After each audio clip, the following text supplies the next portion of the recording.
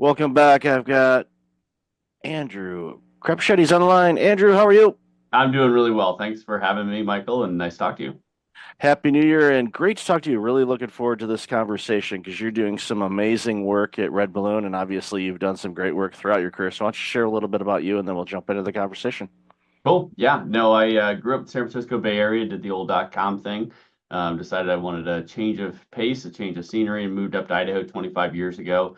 Was blessed to start a bunch of different businesses. I've started businesses as small as a couple of employees and ran a $50 million business and I think I've had six successful exits over the years, ranging from, $100,000 to half a billion. So been kind of in the business world for a long time and really focused on labor market data and job creation primarily. So that's kind of my background. Then I've got five kids and live in beautiful Idaho on 60 acres, 10 minutes from the office, which is hard to beat.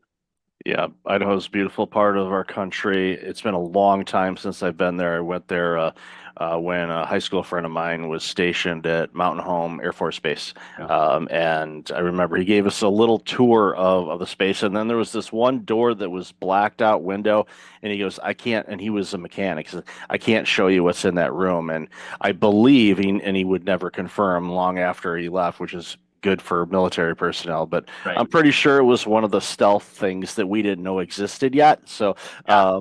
he got to play with all the cool toys. But That's and, amazing. That's really cool. yeah, Idaho is just a wonderful part of our country for sure. And the job market, and that's one of those top of mind subjects that Yeah. gets talked about monthly at least because they'll say, okay, the jobs report will get reported, or you'll hear stories like we talked about in the pre-show where Wall Street Journal's had a couple articles in the past 2 weeks on the job market. One of them was about how for people that are unemployed, it's harder for them to find work. And I think back to not that long ago, during the pandemic and a couple of years after it first happened, where organizations were having a really challenging time finding people to now people are having a really challenging time finding things. And you've been in this space for quite a while, and what are some insights that you want to share for not only for candidates but for businesses as well, because I think it's important for organizations to recognize that there's a better way to go about this and finding talent and for talent to find organizations. So I'd love to hear your thoughts on that. Yeah, no, it's the labor market's I don't know. I've always found it fascinating. And at the end of the day, it's people, right? And I think a lot of people forget that when you read those reports by economists, like we created 264,000 jobs. Well, that means that 264,000 individuals now have a career that they're, pursuing, they're trying to do well at. Right. And it's very easy when you have very large numbers, particularly you look at the US labor market and economy, to forget those are people involved, right? But the reality is that a job is a very defining feature of your life. It's not the only defining feature, but it's one of the major defining features. When you meet someone new, you ask them, what do you do? And you're asking them what their job is, but that question betrays that a job is more than just a 9 to 5 hobby. It's a defining feature. It's how you bless customers. It's how you build a community. It's how you build an economy. It's how you take care of your family. And so I guess I always like to well, let's remember there's humans involved. It's not just big job numbers. And the labor market has changed quite a bit. If you look over the last 10 years, the JOLTS report, which is the jobs and labor turnover report, basically how many open jobs are in the economy. We used to have 3 to maybe 4 million open jobs, and these are job postings out in the economy that are not being filled right now or are being filled, but then new ones are backfilling them. So 3 to 4 million open jobs. We went through the COVID massive disruption to the labor market and then came out of that. And we actually started peaking out at over 10 million open jobs in the labor market. So you had this weird kind of dynamic that happened in the labor market in the economy where people were receiving, whether it was COVID checks or they were afraid to go back to work or whatever reason, they didn't want to jump back into the labor market after being displaced. I think a lot of them lost faith in the labor market. They lost faith in the businesses. They felt like they didn't have any loyalty with the businesses that were hiring them or used to employ them and laid them off. So all of a sudden, the businesses were desperate to fill jobs. And I remember talking to a lot of businesses during that time period, and they really had to shift their mindset from, look, the labor market is not a vending machine. You can't just put in a quarter and get out a great employee. You need to be building an employment brand. You need to be building a talent network. You need to have a strategy around building the talent that you need for your business to be successful. And so businesses, I think, are starting to come to grips with that. But then, even though the unemployment rate continues to be very low in the, barely over 4%, people are having trouble finding jobs a lot more than they did even a year ago, which is really interesting to me because this economy has been dealing with the headwinds of inflation, of taxes and regulation, and honestly, the economy has been dealing with a lot of unknowns of what's going to happen with the election, what's going to happen with different state policies, natural disasters, et cetera. So all these things are coming in to play for these businesses, and they're starting to come to grips with this. But then the economy is kind of slowing down right now, and people are struggling to find a job. It's taking them longer. The average time to find a job in America is pushing 4 months right now. And you think about like, well, okay, what's 4 months? Well, if you're not getting a paycheck for 4 months, um, you really feel that and your family really feels that. And it's not just the money side, although that's a big part of it. It's the stress and anxiety of the job search process. And speaking of the job search process, I would say in a lot of ways it's really broken right now because, put yourself in the shoes of a job seeker. You are applying for a job and you're saying, "Hey, I think that my skill set would be a good fit for your business." And then most businesses aren't even responding to you. They're just ghosting you. They're not even giving you the compliment of a response. And those who do respond to you are saying, no, you're not a good fit because of a variety of factors. And you're not even given the opportunity to say, hey, wait, let me explain why I think I was a good fit for that job.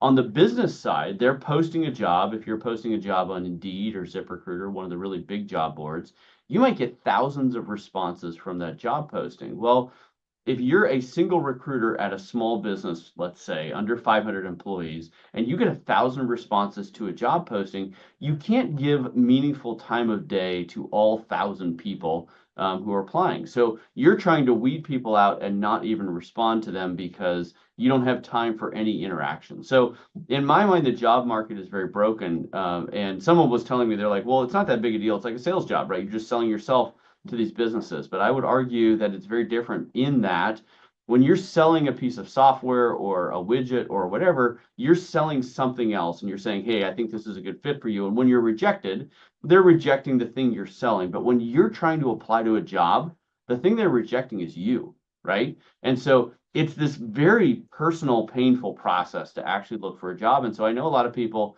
who don't even want to jump in and then they find out that they need to grind for 4 months and it's not as easy as they thought it would be. So anyway, now I painted this horrible picture of what the job market is today, but unfortunately that's a reality. And that's what people are dealing with. Businesses are overwhelmed with applicants who aren't a good fit, and applicants are ghosted or not given the time of day or given the opportunity to fight and say, no, I really could do this job. Give me a chance. And so all those factors are playing into a very difficult labor market right now. Yeah, and I've seen it, and we know, split time between San Diego and Toronto, completely different things, and the dynamic of the 51st state, I find quite entertaining, and that's a completely different subject for another day, because Yes, right. I'm a dual citizen, and I can vote and screw up two countries, and I take that very, very seriously. But the job markets are very similar, where in that it's very difficult for people to find opportunities. It's taking them longer. Yeah, There's the fake job posts and all of that, which is annoying. It's like, don't, if it doesn't exist, don't play. Come on. It's like you're right. wasting time by doing that.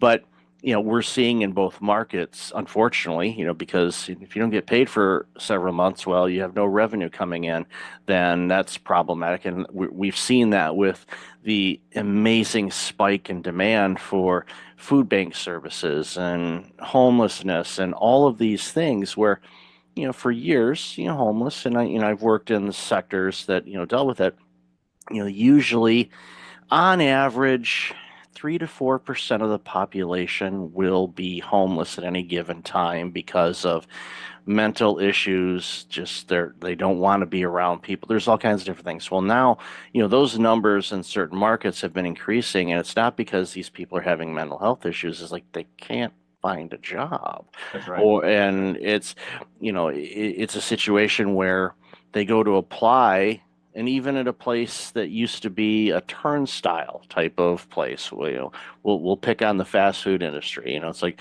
that's just a constant turnstile of teenagers, and that's how the system has been. You could argue that's broken as well, but Right. to the point where someone says, "Okay, I want to apply for that," and they'll look at you and they'll go, "Okay, you're in your mid 30s or early 40s," and they're like, "You're a flight risk. You're only taking this until you go. I don't want to bother with training you." So here's somebody that's willing, able to work, wants to work, and they're not even getting a sniff. And it gets to the point where people are like, you know what? Screw it. I'd rather sleep in a tent and deal with the food bank than have to navigate all that stuff. And what that does to society is it robs society of great people that could do great things for these companies, but they don't want to get into that nonsense of what the job search and job market has been. And I think that's, Right. one of the things that jumps out for me, and this is not a commercial by any stretch, of, the work that you're doing at Red Balloon. I get the emails, I see what the types of posts are and the jobs and all of that. And they're real posts. There's Right. real people behind it. They might be using ATS, but in the conversations that I've had, with other people that I've like, hey, go check them out. It's like, yeah, I got a call from a real person, and they looked at it, and it was like, Right. wow, Yes. it's like the olden days when it's like, oh, people working with people. What a weird concept. But because it's frustrating. I've looked for work before, and I've been Yeah. on all sides of the fence. Either hiring people or being somebody looking for work as well, and it's it's a lot like buying a car. Now, some people love buying cars. I despise it. Yeah. Most I people don't. Yeah, it's like no, it's like the haggling and negotiation. Some people are all in on that, and like I'm gonna get my best deal. Where I'm like, just set a price. I'll pick the vehicle that I can afford. I'll buy it. Make the Right. transaction easy. It doesn't have to be complicated. It's like here's the job. Do you have those skill sets? Yes. Okay. Let's talk about your personality. Yeah. What's And culture important to fit. you. And Yeah. Those culture things. is a huge thing. And Yeah. Yeah. For and sure. I've shared this story before. I ran multi-site medical care clinics for several years, and I was looking for a receptionist, and I got 900 resumes, and I'm like, okay, how do I go about this? Well, I took the time to look at them, and it took time, but A I'm like, lot. I am going to look at these. And I got one, and it jumped out all over the others, and the doctors thought I was absolutely bonkers for doing this. But, the receptionist that we hired had no medical experience. I turned down other people that had medical experience. She didn't have medical experience. So the doctors are like, "Are you out of your mind? Why are you hiring somebody that doesn't know the industry?" It's like, well, one day somebody hired me as the executive, and I wasn't in healthcare, so Right. work with me on this. The reason why I hired her, one was personality. She was outgoing, could handle everything.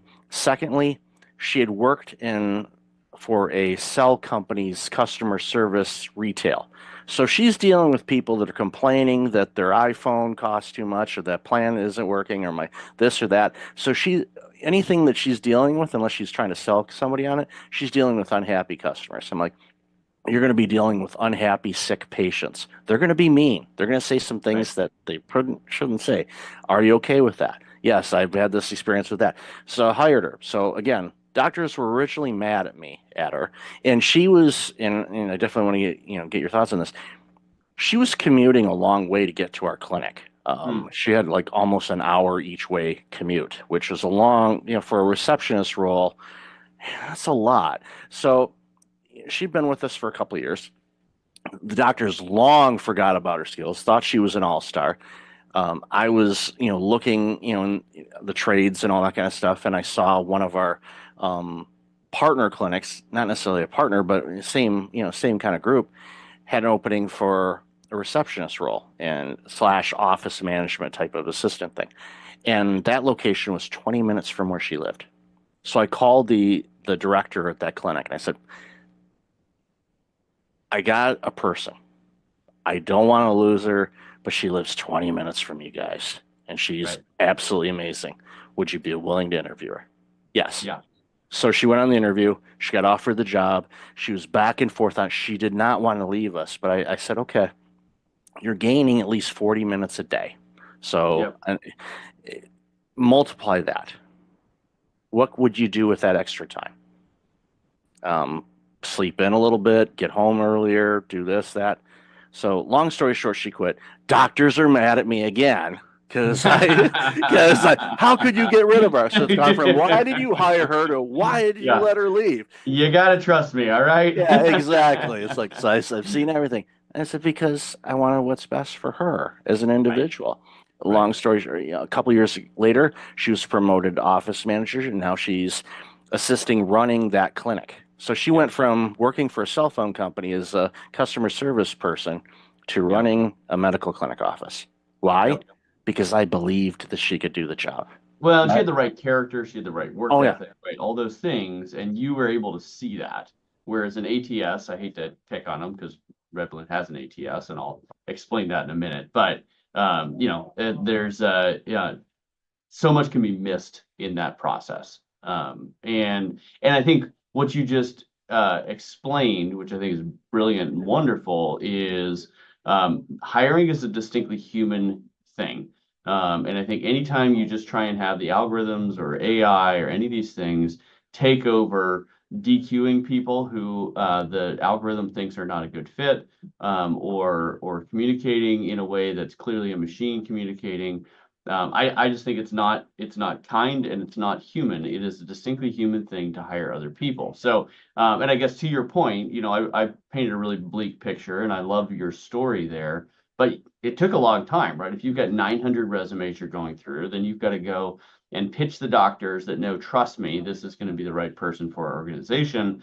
That's an enormous amount of time commitment. And if you're hiring 20 people, and you want to make sure that they actually work, well, multiply that by 20, and all of a sudden you are a full-time person just trying to hire people, and you're not getting any other work done. So I sympathize with the employers who are like, I need algorithms, I need AI, I need an applicant tracking system to do something, because there is just this hard, reality of amount of hours. So this is what Red Balloon's doing to solve it, because I don't like to paint bleak pictures and say that everything's terrible and then not say what we're doing to solve it, because we think there are ways to solve this. So there's a couple things we're doing right now. So if you're a job seeker, instead of applying to jobs, and you can apply to jobs on Red Balloon if you think you're a good fit, and I will tell you, our employers are different because we coach them up and say, look, your employment brand is really important. And that person who you might not think is a good fit right now might either know someone who is a good fit, or they might be a good fit for you at some point in the future.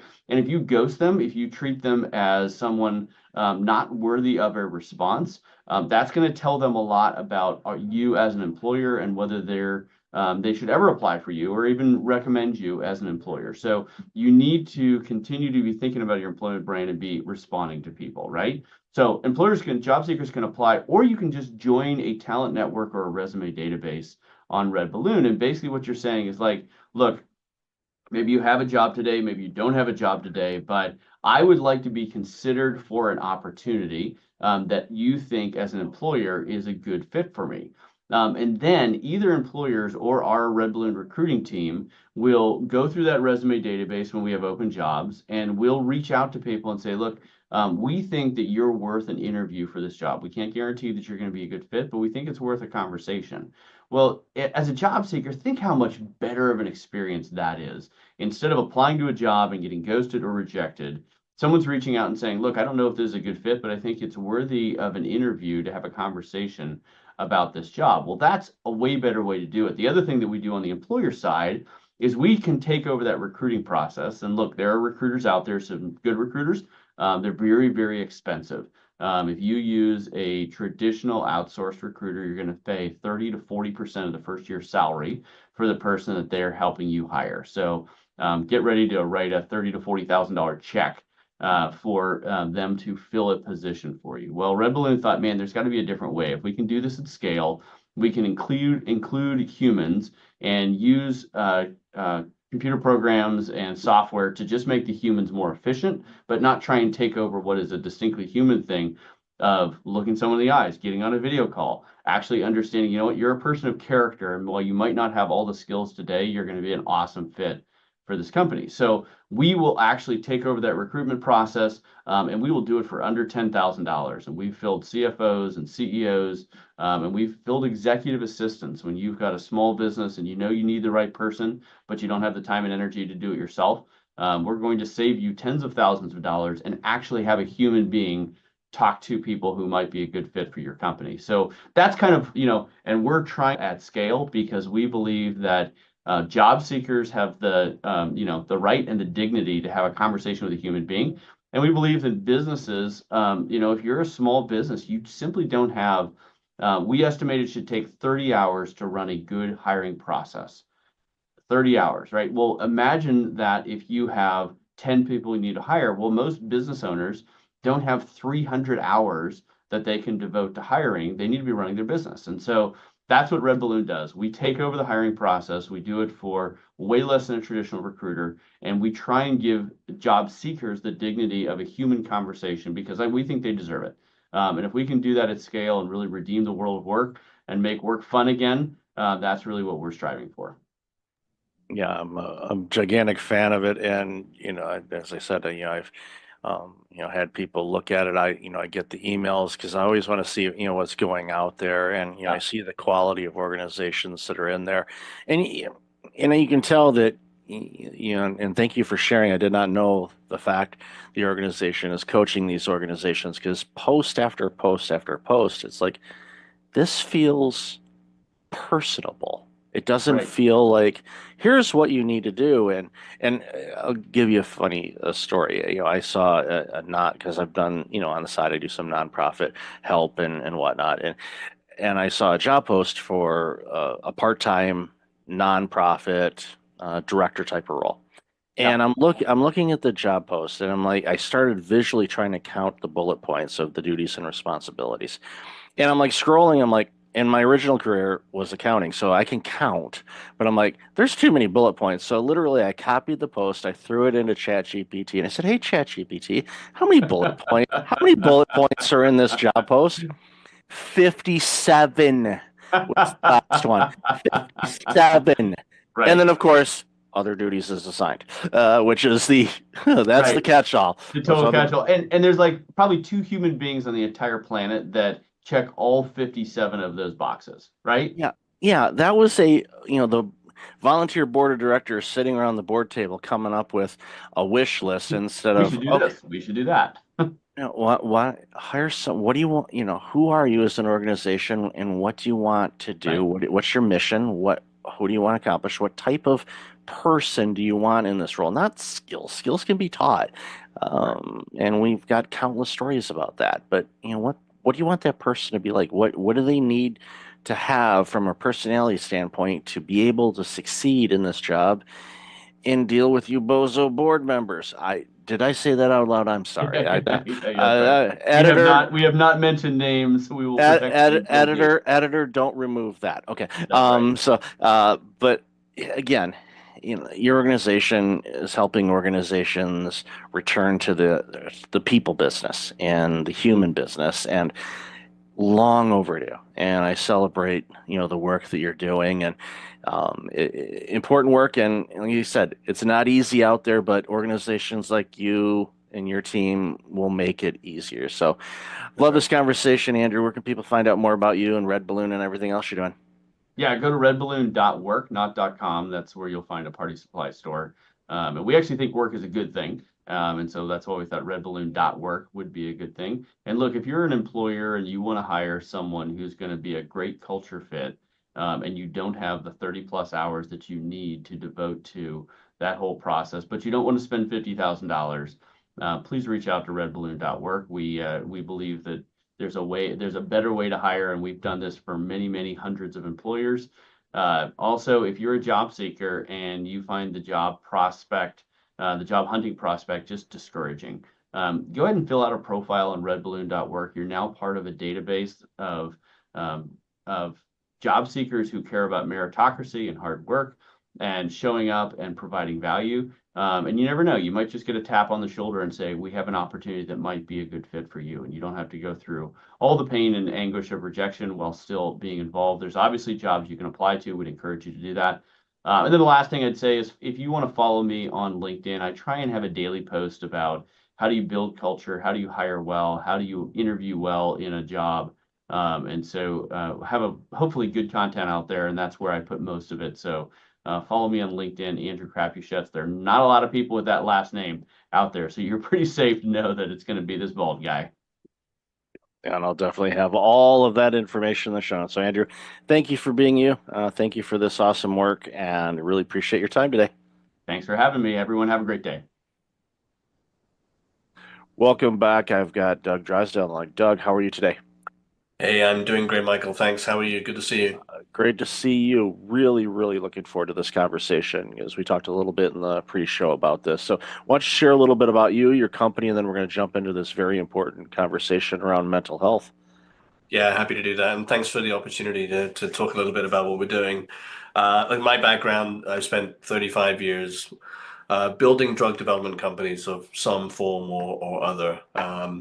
In the first half, largely through kind of R&D licensing, partnerships, co-developments, those kind of things. And then later through larger transactions, lots of M&A. I've acquired 15, 17 companies, something like that. So building companies organically. But the most rewarding, I think, for the last sort of 16 years or so, I've been the CEO of four different pharma companies, different types of companies, from a generics company I co-founded, a spec pharma company, a CDMO, a contract manufacturer, Cybin, now a biotech company. Two of those were startups and two of those were turnarounds. Two of them were public and two of them were private. So it's a real kind of mix of things. But definitely, I can say that the most rewarding has been the opportunity to grow teams and pull those teams together to deliver things like we're doing at Cybin. And I think that in all of my career in drug development, um, for the most part, it's inevitable that drug development is incremental. We make incremental steps. Science is incremental. We learn a little bit more. Each new product is a little bit better than the one before. But I think for the first time in my career with Cybin, we have something that has the potential to be a real paradigm shift, a massive leap forward, moving away from daily treatment of the signs and symptoms of, say, depression to a more of an interventional treatment that has the potential to rapidly fix depression, remove depressive symptoms. And after just a couple of doses, most patients are seeing benefits lasting at least a year so far in our studies. So a real paradigm shift in the treatment landscape, which is obviously kind of a once in a career type opportunity. Oh, absolutely. And as I shared with you during the pre-show, and I've shared this on interviews before. I don't know if I've mentioned it on my show though. I'll have to mention it. But I've dealt with burnout in my life and also clinical depression, and was on depression medication for about a year, and was able to successfully wean myself off of that through help with my physician and with therapy and whatnot. But that was a year of my life, and on average, you only get so many runs around the circle, and for me to have to deal with something like this over a year, and I know many people that suffer with depression. It's been a lifelong battle to see the results that you're seeing is I get excited about just thinking about it, because I know what depression did to me. I know what it does to people. It robs them of themselves, and of course that always passes through to where they work, their families, their friends, relationships, every aspect of it. In society suffers from that. When people lose great people because they're depressed and they're not themselves and they're not able to contribute the way that they want to or used to, society suffers from that. So, that's why, it's so important for us to get you on the show, because I want to talk about, this. And obviously, I don't want to I don't want to ignore the fact of, your career, and a question that came to mind as you were, walking us through what you've done all these years is, I don't want to guess that you've seen it all, but you've seen enough, I think, as you're navigating through the landscape of getting approvals and, investors and all these other things, that you can kind of sense what the next question is going to be, the next step's going to be in order to get things approved or clinical trials or anything like that. So I'd love to hear your thoughts on that. Yeah, no, first of all, I'm glad you managed to work your way through that challenging time. In some ways, you're lucky that it lasted only a year. Many patients, as you know, find themselves having to turn to antidepressants because the depression needs some help. And then once they're on those antidepressants, struggle to get off of them. Not necessarily that they're addictive, but that they become dependent. It's like a crutch, if you like. And so, and people, as you said, rightly so, people end up spending many years on these treatments, and they were never designed for that. So, and then the other aspect is not just patients, but when we talk to psychiatrists in our studies, it's incredible to see these 20, 30-year psychiatrists who had kind of gotten to a point where they resigned to the fact they had nothing that they could help their patients. So suddenly they're seeing them motivated and energized because suddenly they have new tools that can actually change the course of disease and not just mask the signs and symptoms. Yeah, look, drug development drug development is challenging. Drug development is complex, more complex than most retail investors appreciate. Clinical trials are complex. Our first phase 3 study, 40 sites in a dozen countries, and that brings a huge amount of complexity, as you can imagine. And all of that goes on behind the scenes, and the public just sees the outcomes of it. So we're very fortunate to have a really strong team that has developed 60 plus INDs with FDA, many mental health treatments. The team's had something like 37 exits between them. So that means, I think that's a good sign. It shows that they're able to create value for themselves and for investors. But more than anything, this is a cause that really motivates people. So I think pretty much everyone on the team is here because of a personal motivation, a friend, a family, a loved one that has dealt with one of these challenges. So there's that personal motivation, but we're also quite competitive people. It's interesting to me, always interesting to me, that drug development seems like it's glacial and really slow, but actually it's kind of like swan management. Smooth on the surface and paddling like hell underneath. And we're frantically working around the clock to keep things on track. And it's a very competitive group, kind of like a competitive sports team, each contributing their all and also each supporting each other. So we're very fortunate to have the group, and I think the collective insight helps us anticipate what's coming next. As you rightly say, that's the critical in any kind of business, is anticipating what could happen next on the positive side and the negative, and then planning for the next milestones. How do you move the company forward with each of the next steps? Well, it's important. And as you were talking to, I started thinking about, all of the regulatory things. Of course, you've got the FDA. That's just talking about the U.S. This is a global product, so you've got all the different variances on that. And even in the states, you've got 50 different states, and and licensing and testing and all these other things. It's a situation. It's like, we're just trying to create a treatment, but you end up spending more time on the administrative side of things. To your point, that the modern investor doesn't necessarily understand that. It's like, you're making this new drug or medicine to solve a problem. Okay, they just have visions of labs and scientists. Like, no, well, the mountains and mountains of paperwork to submit that have to be reviewed, working with legal and navigating all of that and translation. And it's a big monster. But it's having said that, you're not letting that get in the way. You're like, okay, we know that's part of the game. We have to do that, but it's important for us to do that because even what you said a moment ago about psychiatrists who have been basically there's a crease in their chair that they've been sitting in because they haven't had to move much because there's only so much that they could do.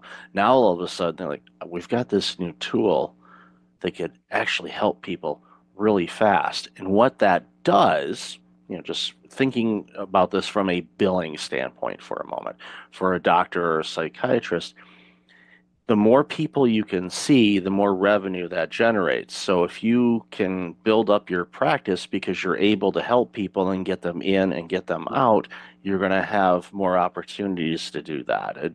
That's just one little side effect of it. I mean, that's not your primary goal for your organization, but that is one of those positive side effects is Oh we're yeah. helping people. This treatment has the potential not just to help patients, but to help the entire mental health care system. Um, Depressed patients are quite a high touch, 6 or 9 visits a year to their physician. As you'd expect, they're trying to tweak the dose of the medication, or maybe they're switching to a different one because they can't tolerate the previous one, or they're dealing with side effects like insomnia and they want something for that. Um, or they're more likely to have increased blood pressure, more likely to have diabetes, for example. So there's lots of comorbidities and lots of system interaction. Um, the other aspect is that we have a pretty limited number of psychiatrists in the US and in pretty much everywhere, actually. And only about 18% of psychiatrists are available to see new patients because these patients take so much time. Um, and an average wait time for a new visit is something like 40 to 70 days, depending whether you want a virtual visit or an in-person one. So when you think about what we're trying to develop here is an opportunity to dose patients once or twice and then keep them out of the system for at least a year so far, we're seeing in the data. That means no going back for dose adjustments because patients aren't taking any daily meds. No going back for side effect tolerance because they're not taking daily meds. No going back for comorbidities because they're not taking daily meds. And so keeping them out of the system frees up all these other resources for new patients. I mean, even in the interventional psychiatry space, where we see treatments like ECT, TMS, esketamine, Spravato, in these interventional psychiatry centers, those are high frequency treatments. Esketamine is dosed 26 times a year, so patients are coming in every 2 weeks. That's pretty tough on these centers that have very limited space. So if we can reduce 26 visits to 2, these sites can see a lot more patients. We can deal with the problem a lot more efficiently. Agreed. And we know the stats of, people that are really struggling, just, case in point, I saw a stat the other day, it's, we're just at the time of this recording, we're just ending, the holiday season. So there's a lot of people that'll be getting their credit card bills in the next week or so. And there's financial stress, and the stress causes depression because they feel bad about overspending, or they feel bad that they can't, make the payments on time. And of course, that can get you down a rabbit hole of depression and anxiety and self-doubt and all of these things. And a lot of this, I mean, a lot of people, especially when I was going through it, you realize that a lot of that is just your brain chemical challenges and whatever that's adding fuel to the fire type of situation. And to be able to take that and not quote unquote mask it with the pills that I was taking for a year, but to actually have something that can adjust things and correct it where, like you said, a visit or two, and all of a sudden I'm good for a year so far, because it changes things. And again, it opens up the door because, again, I see so many people just in my daily walk of life where I could tell people are having a tough go of it. And I don't know necessarily what the reasons are.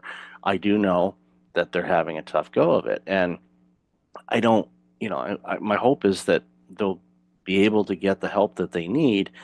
But as you said, there's a long wait list to talk with a mental health specialist, even with the advent of remote therapies and whatnot. There's still a wait period. And then, of course, there's cost involved and all of that, where, you know, the work that your team is doing and the innovative work that it's been doing is creating an opportunity for people to get this help a lot faster, a lot healthier.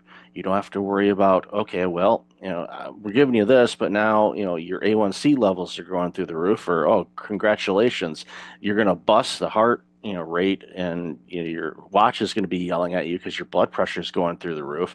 You won't have that. And I used to work in primary care as an executive, so I see the patients coming in, and I know the challenges they're having, and a lot of it is basically playing whack-a-mole. And that's tough on a doctor because they have to figure out, all right, what are all these different combinations of things? And to be able to use, what your team has come up with, again, it excites me. I'm thrilled that, the work that you've done, and obviously you're leveraging all the experience you've had, but I'm thrilled for this because I know what this means for humanity. If we can get people away from being depressed and help reduce anxiety and other mental health challenges, people will be happier and healthier. And what a world will that be when we can get there? Yeah, no question. And obviously there's a big link between metabolic health and mental health.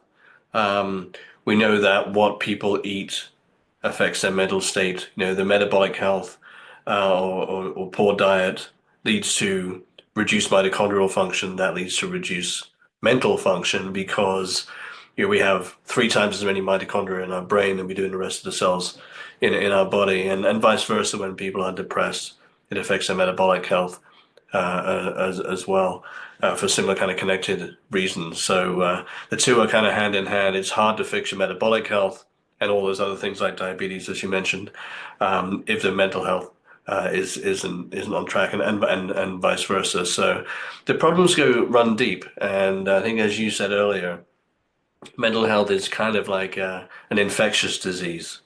It doesn't just affect that individual, but the loved ones, the carers, their colleagues, their friends. It's very hard to know how to help someone that is suffering. There's really nothing much that we can do, and certainly the old kind of snap out of it attitude, clearly it doesn't work.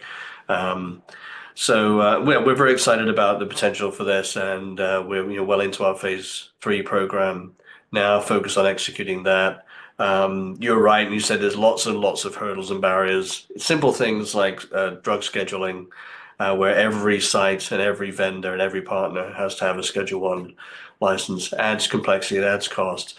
But we have a team of professionals, and we've been dealing with that for the last 4 or 5 years now, and we're just powering on through. Yeah, that kind of leads into a question I was going to ask to towards wrap up is, you know, and I already kind of know the answer to this, but what's the long-term vision on this?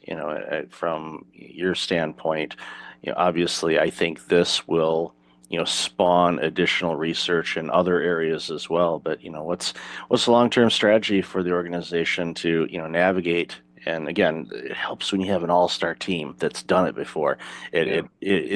It's not a case where nothing surprises you. It's like, okay, we know how to deal with this, and they do it. And I love seeing organizations that are made up that way because it strengthens the opportunity to quote unquote get things right. So love to hear your long-term strategy. Look, I mean, we're fortunate in that depression studies can be quite challenging, typically, in that when you're dosing patients every day with a psychiatric condition, and then you're comparing that to a dose of placebo, those placebo patients are getting some kind of positive input, if you like, or, so they're taking this placebo, some reinforcement, if you like, and so the placebo effect can be quite large in these studies, and then you get a failure to separate the active treatment from placebo, typically normally because these treatments have fairly small effects historically. We've got two things working in our favor here. One is we're seeing much, much larger effects, 8 to 10 times larger than with traditional standard of care, and we're not dosing every day in our studies, nor with placebo. So the separation risk is gone. We've seen just tremendous results in phase 2, 70+% remission rate, at 12 months, 100% response rate at 12 months after 2 doses. So going into phase 3, we've removed a lot of the risk. So now it's all about execution. When we think about the long term, this is just the beginning of a platform. So we know that these treatments very likely will be successful in depression, anxiety disorders, but there's plenty of anecdotal and academic evidence to show that there are many other conditions that these could be helpful for as well. Bipolar disorder, OCD, postpartum depression, cluster headache, migraine, neuropathic pain, substance use, opioid use, alcohol use. I mean, these are conditions that collectively affect in the US alone maybe a couple of 100 million people. So we're not talking about niche applications here. We're talking about mainstream applications on the scale of, the GLP-1s, Wegovy, etc. Ultimately, once we look a few years down the road. So our hope is to focus on this phase 3 approval in depression, and then leverage off of that experience and the impact we can have on the depressed patient community, and leverage that to help many more people with a lot of other conditions. And really try to change the mindset to move away from daily chronic dosing of pills every day to something that's more interventional. You mentioned whack-a-mole. I think it's exactly right. It doesn't matter what condition you're treating, if it's depression or a cardiovascular disease or whatever. As soon as patients start getting polypharmacy, multiple pills, then it's about, okay, well, this one's causing this side effect, this one's interacting with this one's causing another side effect, and you're adding in more treatments to deal with the treatments that are trying to attack the underlying condition. So, one major benefit of all this is maybe let's break the cycle of relying on a pill every day. Patients have to come in and do a bit of work and have a couple of visits and take these treatments, but 2 visits could perhaps last patients for an entire year, free from all those medications. So I mean that's the vision, to create a platform, and we're very very excited about the opportunity to help not just depressed patients but all those other groups I mentioned as well. Yeah, I look forward to people throwing away their pill dispensers because they don't need them anymore. So I applaud your work and celebrate it, and I'm looking forward to seeing all the great things that comes from all of this. So, Doug, love this conversation. Where can people find out more about you and all this amazing work you're doing? Yeah, look, thanks for having me on, Michael. Enjoyed the conversation. You can always find us at cybin.com. That's CYBIN.com. And if you happen to be an investor, we're also traded on the New York Stock Exchange at CYBN as the ticker symbol. And I'll definitely have all that information in the show notes. So, Doug, thank you and your entire team for your part in helping people get better. I applaud you and I really appreciate your time today. Great. Thanks, Michael. Welcome back. I've got Rico Nasal on the line. Rico, how are you? I'm good. Good. How are you this morning? I am doing really well. Been looking forward to this conversation. We lined this up as we were joking in the pre-show. Feels like 2015, which would be impressive because I didn't start the show till 2017, but here we are. So for those that don't know you, why don't you share a little bit about you and then we'll dive into the conversation. Yeah, absolutely. So I'm Rico Nasol. I've been a creative executive for the last 20 years. I spent most of my time at Zappos and Netflix. At Zappos, I was employee number 40. And I had to scale, and I founded the creative and content team there. It was, I guess, a theme in my career because at Netflix, I was there for 9 years, did the same thing. I founded and headed their Netflix creative studio. And so what I do now is I started leaning into the coaching and leadership aspects of that because I had to scale to 200 people, 7 countries. And in doing that, I had to build my own leadership teams. And so I found myself leaning more into building more leaders around me. And so I decided to leave Netflix in 2021 and start my leadership coaching business. So now I focus on training the leaders of tomorrow and building them up and helping them build the confidence, clarity, and culture they need to be successful. I love that you recognize that by building up leaders as part of your team, it probably, not that you didn't have enough work to do, but it probably made it just a little bit easier because you've empowered your people to lead and take charge of things, because that's how you can scale organizations to multiple countries and rapid growth. And the fact that you were employee number 40 at Zappos, and we know what that company is, and of course doing the same thing at Netflix, we certainly know who they are. And you'd have to just completely avoid media not to understand what Netflix does. But the fact that you were in both of those organizations in the early days, and obviously watch it grow and expand to, household names and, just gigantic companies making a huge impact on people. It's got to be gratifying for you. And also, just another thing to commend you on too, and I want to hear your thoughts on this is, the fact that you did all these things and then you said, you know what, I can do that at Netflix too, because you picked up tools along the way. So what was that process like as you were building things up and recognizing, okay, I need to make my leaders leaders and, to scale this thing to where we need it to get? Yeah, great question. I had a lot of mistakes along the way, and that's where I built this course, right? Because there's no perfect way to be a leader, and I would say I'm a product of my environment. I think that's how all of us are. So I was the drum major in my marching band, which like I was the number one band geek. I played a lot of sports, and then I was lucky enough to work with Tony Shea, the late Tony Shea, who really was the embodiment of like empowering others. So it was good because my first experience was in an environment that true autonomy, true empowerment, and in between, I didn't mention the stops in between because that's where I learned what toxic environments were like. So taking the good that I found at Zappos, it took me a while to find Netflix because Zappos was in Las Vegas. I was married. We wanted to live back in California, and I found a few bumpy spots along the way.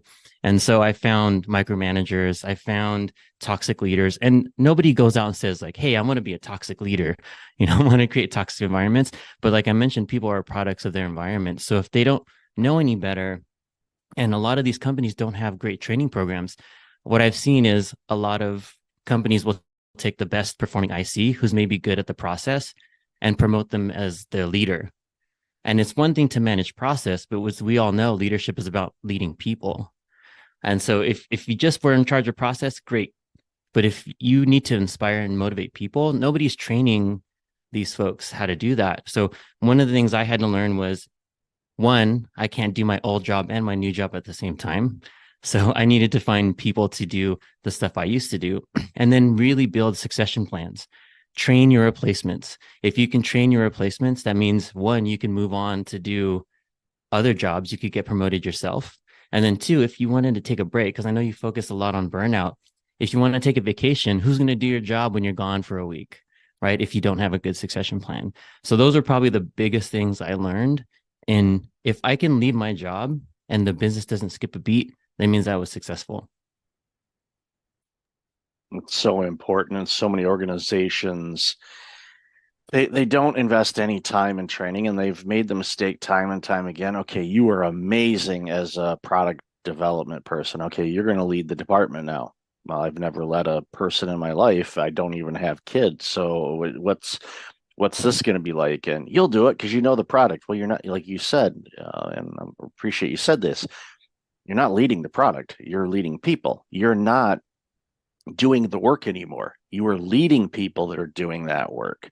And often there's the inner struggle of, no, it should be done this way. And there's multiple ways to get to an end result. So the great leaders that I've encountered, once they become great leaders, some are, I don't want to say some are born, but some have some attributes that make them gravitate to be better at leaders than others. Doesn't mean people that don't have that can, they can be a great leader. It's something they have to learn and study from the greats and research and, don't be a follower, as Jim Rohn has said, make your own decision, so take some ingredients from all the great leaders or the people that you admired or your former bosses and use some of those components in your leadership style, and you'll be amazing at it because it's got some principles of leadership, but it's also got you in there. And that makes it so much easier. But organizations don't invest time in training their leaders. So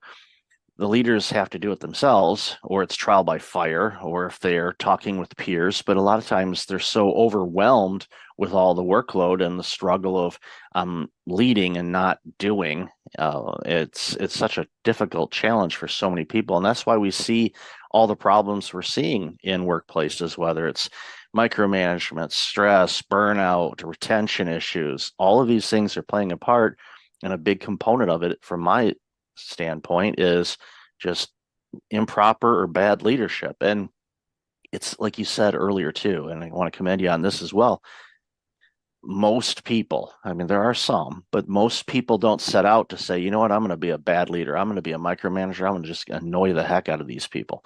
That's not their intent. You know, many of them are internally drowning. You know, they're fear, they're scared. They're, you know, basically putting on a fake face to say, I have to show myself as being a strong leader. It's like, well, you know, you need to be who you are. So you're not fighting this internal battle of trying to pretend to be somebody that you're not. Be you and figure out your leadership style that can help motivate and grow the business. Yeah, I'm so glad you said that because that's one of the things I like to focus on in my coaching practice and in my course is leadership is about authenticity, right? Like you can't be something you're not. And you said something there when, you know, leaders are born. I do believe leaders are born. Some people say like leaders aren't born, leaders are made, but I believe leaders are born because we all have innate skills and strengths. And it's about fostering those strengths and bringing those things out and knowing that they bring value to the organization, the team, and whatever. And the thing that gets a lot of people hung up is we talked about this in the pre-show, whether they have imposter syndrome, they have low self-worth, they don't have confidence in themselves, they don't believe that they have value. And if you start to get into that negative self-talk, that's when you start to make the mistakes as a leader. You start to take on too much, you start to information hoard, you start to do the things that aren't natural, but because we're afraid of failing, we're afraid of making a mistake, we're afraid of the team looking bad. If the team makes a mistake, that means I made a mistake, that means I'm a bad leader. But when you hold on so tightly, that's when we start to fail our teams. It's when you let them tier what you said earlier. You just need to tell them, get from point A to point B. You figure out how you get there. I just want to make sure we get to point B. And when folks have like this fear of failure, they hide behind things like perfectionism. They hide behind things like, oh, I want to add more rigor. And when people say they want to add more rigor, secretly a lot of them are saying, oh, I just need more people so I can make a decision through consensus because they're afraid to make a mistake.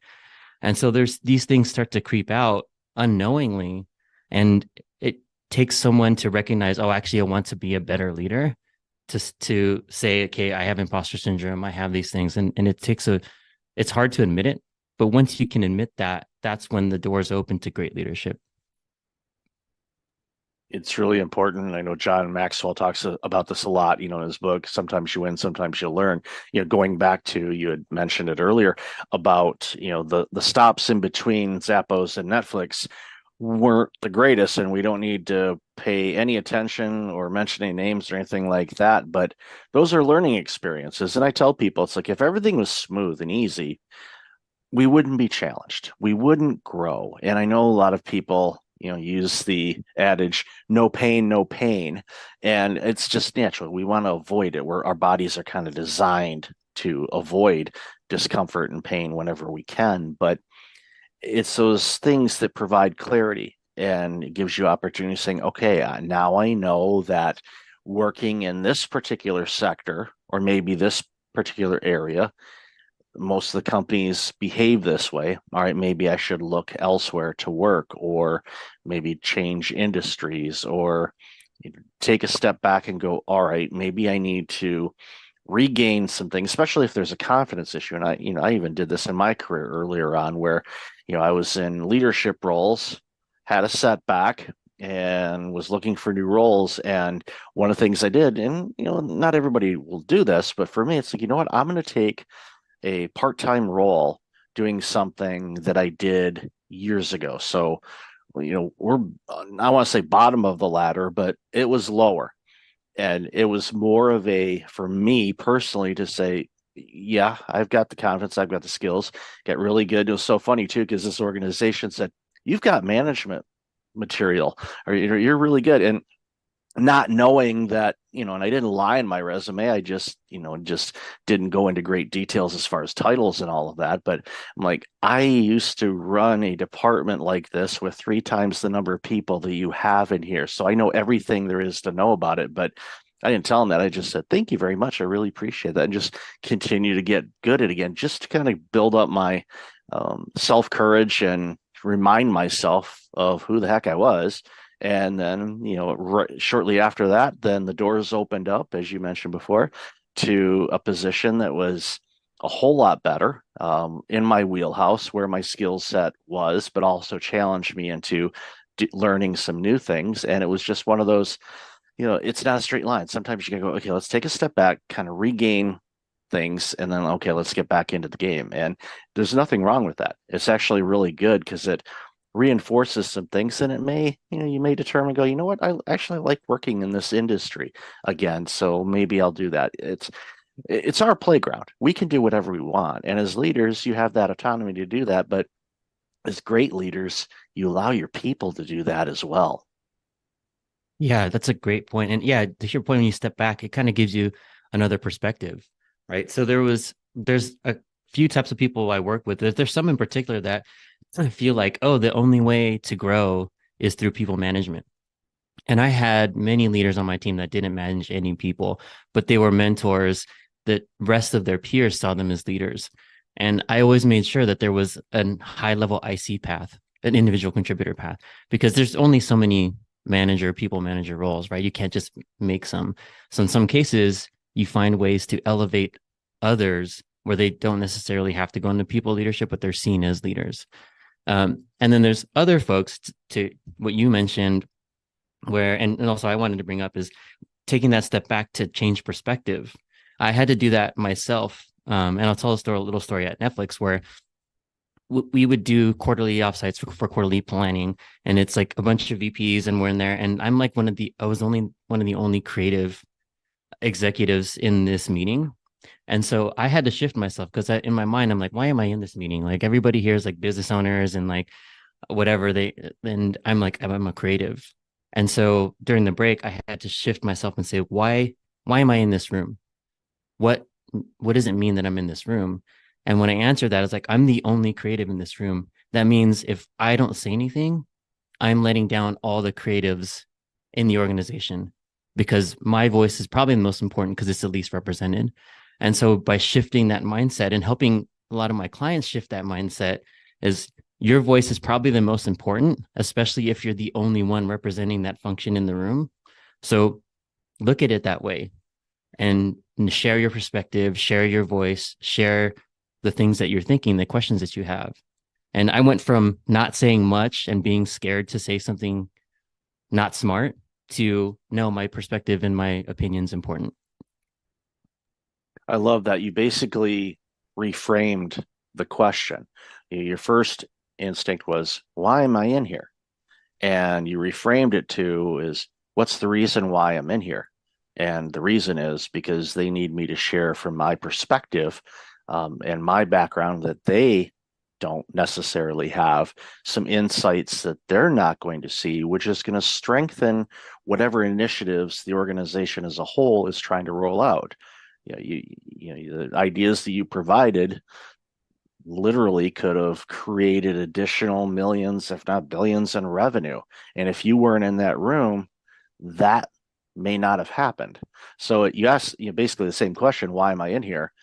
But it's why am I in here is because I can offer this value, not the self-doubt thing. But you caught yourself and you reframed that thing. So you looked at it from a different perspective, and you provided a ton of value. Not taught, I don't know anybody else in that room, but you provided a ton of value, which made a huge impact on that organization. And that's again one of those things when we have that self-doubt and negative talk and imposter syndrome kind of thing. You have to realize, where have I been? Where am I at now? I mean, sure, if you were, and I'm not picking.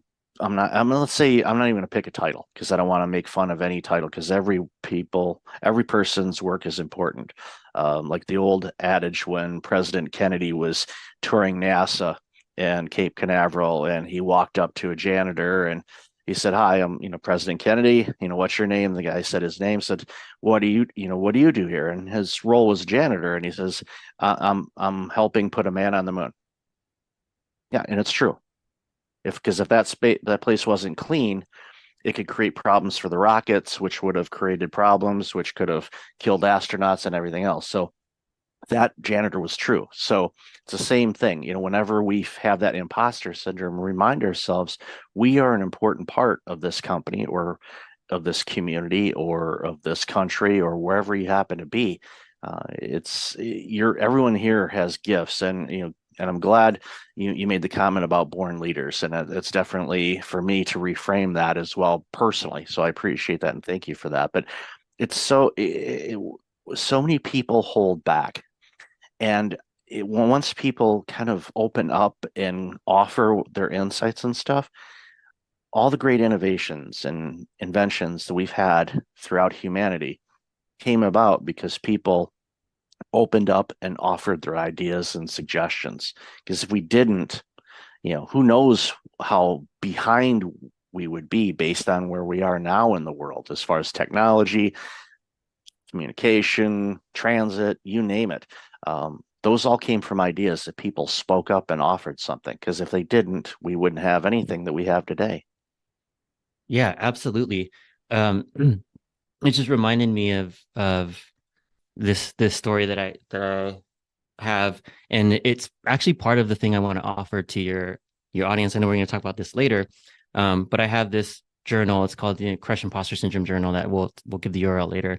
But what it does, it helps you work through those things, because you're right. If people didn't speak up, then one, some things might not have been invented, or some terrible inventions might have been stopped, right? And some of the things that this journal helps you do, it helps you go through what's triggering your feeling, like when you're feeling this imposter syndrome, what is it that you're feeling, and starts to look at hard facts, right? So what evidence do you have? So here's an example, right? So a person might be saying, oh, like my boss hasn't spoken to me in 6 weeks, right?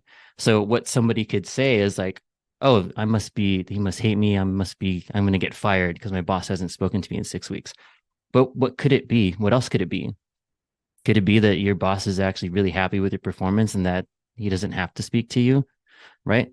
So like, it's all about changing our frame of mind and really understanding what are our triggers and what do we know to be true, right? So if you do speak up in that meeting, what can happen? And the things that I used to be afraid of is speaking up in meetings is like, oh, I'm going to say something dumb.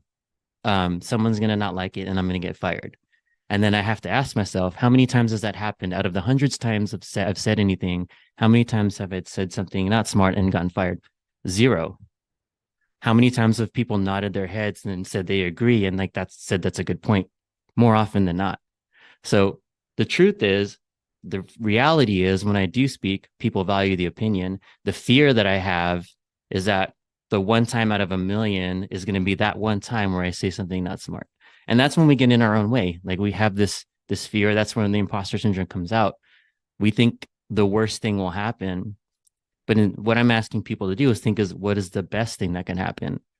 Maybe you save the company $2 million, which is a true story for me. Yeah, it's fun to save money because for all the accountants and bean counters that listen to the show, they get this part because so many businesses, and I've done a ton of work in nonprofits. Nonprofits are always looking for revenue. They're always looking, how can we raise more money? How can we get more donations? All of that, which is, a key component for them to address the needs that their particular nonprofit does. But for me, in my original career was accounting, whenever I helped out those organizations, like, okay, you have your people that are really good at fundraising and all that stuff, let them be. But let me go look at some cost savings. Let's go see what we can find. And, I saved a nonprofit, smaller amount than that, but it was still $250,000 annually on renegotiating some contracts that we were allowed to renegotiate. And by doing that, we were able to launch a new program, hire 3 people to run that program, and provide additional community service in an underserviced area. That's one of those things that, of all the things that I've done in my career, that's one of those things that I am quite proud of. I'm proud of a lot of things and thrilled that I was given the opportunity to be able to do those things. But that's one that sticks out to me a lot because we didn't let anybody go. We didn't fire anybody. We didn't cut programs. We found some savings and then passed that along into bringing on additional people to do jobs that they love doing and impacting the community. And it can be corporate, it can be nonprofit, it can be in your own home. It's just one of those things where when you find opportunities and you speak up and you say things, it creates opportunities. So take those opportunities to find opportunities and grow as a leader. Doesn't matter where you are in an organization. If your organization doesn't invest in leadership, you can. It's never been easier. If you have a commute, there's YouTube University. You can listen to podcasts like this one or the billion others that are out there. You can read book and, a good segue, take your course as well. So why don't you share a bit about your course that you have?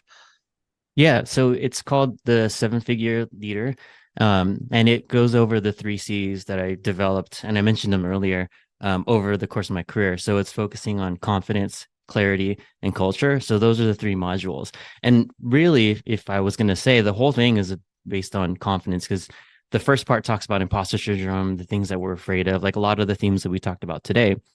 And the second part in clarity, it really talks about how to set a mission, vision, and their values for your team. Because as leaders, we're the ones who set that culture, right? And then the last part is the culture piece, where we talk about how to use coaching, mentorship. It kind of ties all the modules together, right? So it's a 12-week course. You get some one-on-one time with me, and I have folks going through it now. And I used it to place a lot of the leaders that I trained at Netflix went through the same exact program during my time there. So it's tried and true. It's been tested and proven. I've made all the mistakes for you, so you don't have to. You can learn from all the mistakes that I made over the past 20 years. And then there's a book that's going to be coming out. It's in editing now. So maybe when this is out, by the time this is out, people can pick it up.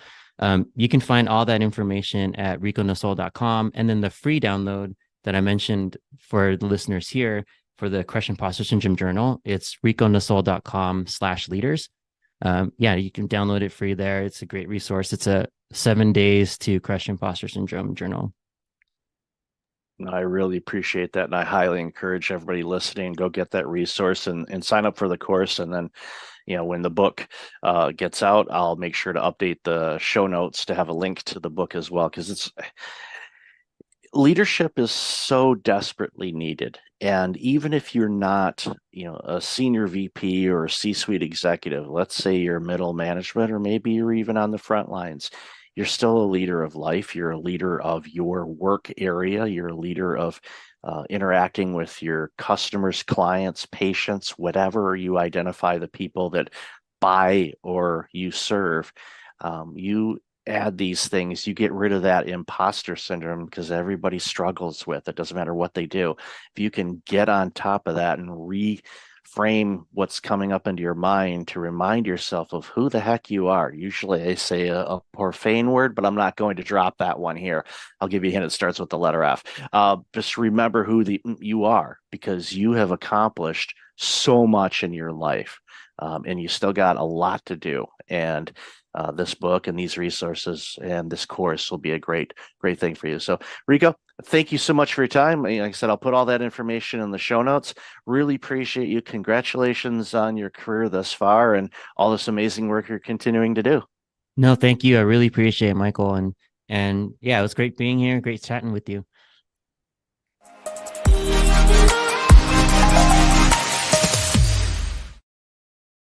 Hey everyone, welcome back to Founder Story.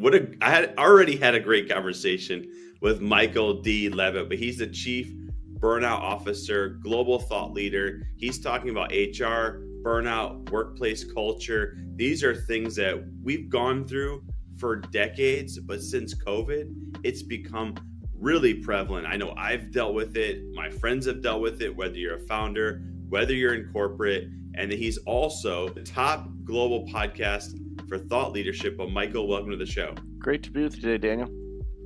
So why did you launch Breakfast Leadership Network? And why are you so passionate about helping people with burnout? I had my own personal burnout journey back in 2009, where over a period of 369 days, so just over a year, I had a heart attack that should have killed me. And then 17 weeks later, I lost my job during the Great Recession. and then my family car was repossessed, and then finally my home was foreclosed. All those things happened to me in about a year, and all those things happened to me because I was burned out. I was making mistakes at work. I wasn't taking care of myself physically or mentally or spiritually. Obviously, when you lose your job, it's kind of hard to make the mortgage and car payments.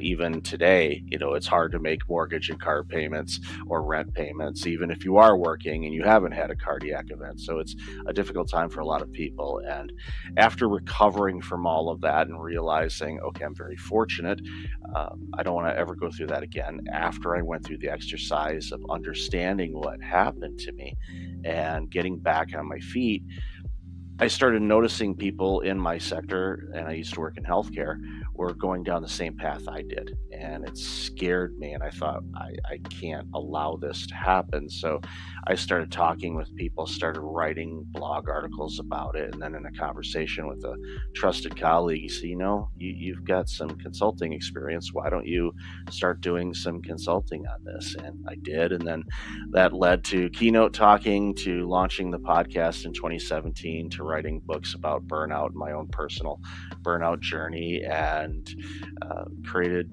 Breakfast Leadership because I was working mostly originally with C-suite executives, and the best time to get a hold of those people early in the morning before they get into the trenches, because once they're in the trenches, good luck. You're not going to get their attention. They're too focused on doing what they're doing. And if you start off the day the right way with some techniques on how to mitigate your stress so it doesn't become prolonged stress, you're going to have a good fighting chance of beating burnout. So it sounds like you've been helping people for many years with burnout. So you've seen the changes going from pre-pandemic, during the pandemic to now. What are some of those changes that you've seen? And is it different? Is it different if it's a founder or person working in the company or an executive? There's different variations of how it impacts, but burnout doesn't really care what type of job you're doing. The World Health Organization, who we've heard from over the last few years, prior to the pandemic, actually issued an ICD code, which is a disease code, for workplace burnout. They didn't classify burnout as a disease, but they called it a workplace phenomenon. And their definition basically says it happens when you have prolonged stress and you're overwhelmed with life and you can't keep up with the demands of life. And if you go into a room of 100 people, I'm going to guess 90 to 95% of the people are going to raise their hand saying, yeah, I'm experiencing that, or I've experienced that recently. And prior to the pandemic, because I started the organization before that, there was a lot of people that are burning out, but they weren't talking about it as much. And unfortunately, there's a mental health component to it, and there's still a stigma about mental health. And if you're a C-suite executive, a Fortune 500 or a publicly traded company, and the word gets out that, oh, the CEO of ABC company is burning out, what's going to happen to their stock? So you have to be really quiet on who you're talking with and who you're working with, and they're afraid to share that kind of information with anybody. So it really becomes a problem. Fast forward to the pandemic. Initially, at least during the first couple months of the pandemic, I thought, okay, I think we may have a solution here where people can take a step back and just kind of reevaluate what they do and reprioritize, because we had to. We had to figure out new ways to work remotely if we hadn't done that before. And hopefully that would break down some silos and simplify some things. And I was gravely mistaken on my assessment that I thought burnout might ease up. It was literally, burnout was a fire, and somebody decided to go to the gas station and buy barrels and barrels of fuel and just dump on the flame. And it's been horrific what we've seen over the last few years. Industries, you name it, education, healthcare, legal, grain elevator farmers, orthodontists, dentists, every industry. People are burning out at alarming rates, and it's happening faster. Health concerns are happening to younger people. The number of millennials that are having cardiac events or heart attacks, under age 40 is skyrocketing, and that scares me because that's a long life if you survive. Hopefully you do, of taking heart medications and all the other things that you got to do. And it's like it's shortening lifespans. It's such a horrible thing. So the pandemic made it worse, and it frustrates me. And what I've been doing with organizations, and why I added the workplace culture and the environment, because it's the environment. If the environment is healthy, there's a fighting chance you're not going to burn out, because the stress will be managed. If you're not managing your stress, either with your teams or yourself as a leader or a founder, you're running the risk of burning out. Yeah, we've had someone on recently, and they were talking around like the amount of death increases from stress, and just how stress causes so many issues in our bodies. And it's like with technology, you think would be living longer, we'd be less stressed, but it seems like we're even more stressed now, which is burnout and all these things. And I remember working in the corporate environment, going through the same thing. When you're trying to move up in the ranks, or when you start a company, you have to work a lot, and you have to go through a lot of stressful events, which I think lead to this burnout. So what are you seeing when it comes to people when they start companies? And obviously when you're in that startup mode, you're working a lot, you're working a ton, and that startup mode could lead for, could be a few years. What are you seeing when people start companies when it comes to burnout? Yeah, real quick, the majority of chronic diseases, and I used to work in healthcare, the majority of chronic diseases, stress is a major factor in them happening. Diabetes, hypertension, high blood pressure, all the things that we see with people that have chronic diseases, stress is a common element. And if you don't know how to manage it, it can be problematic. For founders and new business starts and solopreneurs and all of that, there's an underestimate of how many hours you're going to have to put in. And you say, okay, I'm going to be a consultant for attorneys on this. Okay, great. Doing that in the face-to-face and working with legal and talking with them about whatever you're consulting on is great. However, the running of a business, there's so many different things you have to do. You have to look at branding, online marketing, websites, hiring if you have enough revenue coming in to bring in people, outsourcing. Even with the new technologies that we're seeing now with AI, everybody's like, oh, it's going to make it simpler. And to your point, technology, and I think in many ways, has made things more complex instead of making it easier, because one, and especially with AI right now, we're overwhelmed with options and choices. We don't know where to even start. And if you subscribe to 2 or 3 AI newsletters, they're going to throw at you maybe 50 or 100 AI tools. So you're going to get overwhelmed, and you're going to stress out just by the choices, the multiple choices. And a lot of entrepreneurs, unfortunately, try to do everything. And if you try to do everything, you're going to do nothing. You're not going to accomplish anything. So understand it is a marathon and not a sprint. I know in many cases when people launch businesses, they're doing it out of financial necessity. Maybe they were laid off, or they're tired of working where they work, and they're starting this on the side, basically. And sometimes people are like, I got to get this job going and running fast and making a bunch of money right away. The odds are against you in making a lot of money initially, unless you find something that is spot on what the market needs right now and there's high demand. If you find that, congratulations. That is rare. But you can make money in the long run, but you have to prepare and kind of get set up in a way where you can be successful along the way. You have to learn how to say no, and that's really hard, especially when you're trying to get customers. Those first few, you're going to say yes to everything under the sun because you need the revenue, you need the money to build the company and all of that. And that's a common thing I see with people, is they make decisions that seem like good decisions, but they overwhelm themselves. And then it gets to the point where they're so overwhelmed, you start missing things, you start making mistakes, you're not clear-headed. And when you're running a business, clarity is king. If you don't have that, you don't have an idea of where you're going and how to pivot or adjust when things like, I don't know, pandemics and inflation hit, you're going to be in deep trouble. Wow. Yeah. It's a lot. It can be, I think it's very overwhelming. Like you had just talked about, just everything is overwhelming. Like you're saying, advancing in technology, and then you have the economy, then you have to make money, and you have to provide for, like, there's so many things that we have to deal with internally, and working on those things can be very challenging. I think most people don't seek help, they just go through it.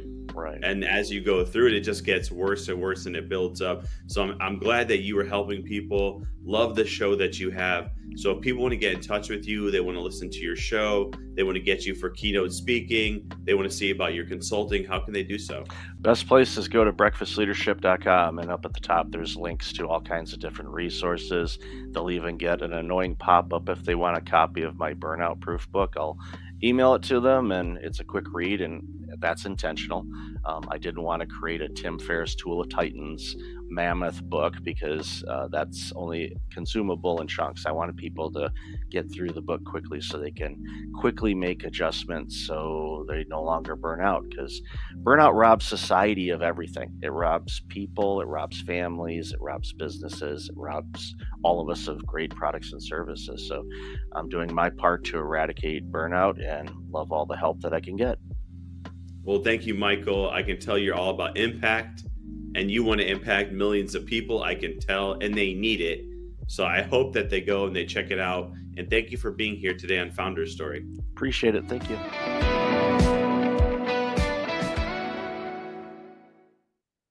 Welcome back. I've got Chuck Wachendorfer on the line. Chuck, how are you?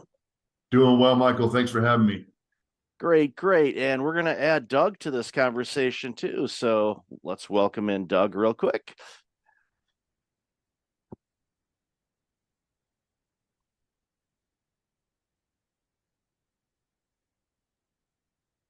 Hello, Doug. Welcome to the show. Hey, thank you. Sorry. Glad to be here. Hello, everybody. Hello, great. We just started, so perfect timing to jump into the show. So, Doug Lennox and Chuck, why don't you introduce yourselves, and then we'll dive into this conversation about this great new book you've released. Sure. My name's Chuck Wachendorfer. Doug and I are partners in a business called Think to Perform. It's a business and sports performance firm. We work with executives, athletes, business owners, doctors and nurses in surgery, the FBI, to improve decision-making under pressure. We're about 21 years old. And then he and I authored a book that we'll be talking about here today called Don't Wait for Somebody Else to Fix It. It was published April 4th by Wiley. Yep, and I'm Doug Lennox, and I, as Chuck mentioned, we've been in business together. We started Think to Perform as a 21-year-old company, and prior to us joining this company, forming this company, both of us had careers in the financial services industry. So we have executive life in financial services for what that's worth. Well, those are skills that definitely pay dividends. Going through my original career was public accounting, and it's amazing how many skills I picked up along the way that I use even today. So it's, having a financial background definitely can help with decisions, and especially, making those difficult decisions that we so run into. So congratulations, organization, is 21, so a legal adult now. So that's good. But, yeah. And, still young, but, it's awesome that you guys have launched this amazing business. And then, of course, you're writing this book. And in the pre-show, when Chuck and I were talking for a couple of minutes, I said the title of the book alone is definitely, you see it on the bookshelf, you're going to grab it and you're like, okay, what's this about? So I'll want you to start with, what motivated you to write the book? We feel, well, first of all, we work our clients, we work with our clients to develop their leadership effectiveness. And as Doug mentioned, we've spent decades in leadership roles ourselves. We have been consulting and coaching executives and business owners around the world to improve their own leadership effectiveness. We've also benefited from our own mentors and people who've come before us, people who've written great books like 7 Habits of Highly Effective People by Stephen Covey. And so we felt a responsibility to extend what we've learned, what has benefited so many of the people that we've worked with into this book. And part of our vision at Think to Perform is to enhance the world by improving the decision making and performance of the individuals and organizations we touch. And so we've been working for the last 21 years to enhance the world, and people can't always hire Doug or myself or other people in our company. So we try and provide the tools and the content in different ways. So we have a YouTube channel, we have an audio library, we have workbooks, we have values cards, but then we wanted to put everything that we think is timeless that can help anybody anywhere improve their lives or the lives of people that they care about. And so that's kind of the genesis of the book. We wanted to put all of this in one place. We identified these 8 essentials, and we wanted to make it a workbook so people can not only read the book and learn about the tools, but apply them. And that's really where you're going to get the results, is in the application. If I don't use what I've learned, it really doesn't benefit me that much. And so it is a book meant to be used. Doug, anything you'd add there?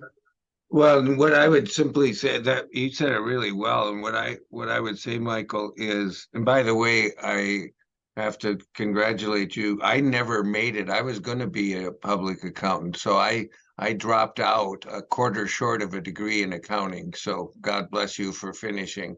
I didn't. I did eventually graduate from college, but not with a degree in accounting. But I would say what Chuck said is pretty much on. So I don't think I have a lot to add there. I did want to comment on your CPA-ness and the value of that, because it's clearly valuable.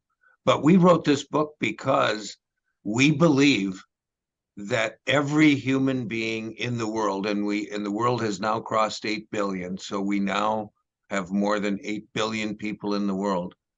We think that everybody in the world influences the people around them.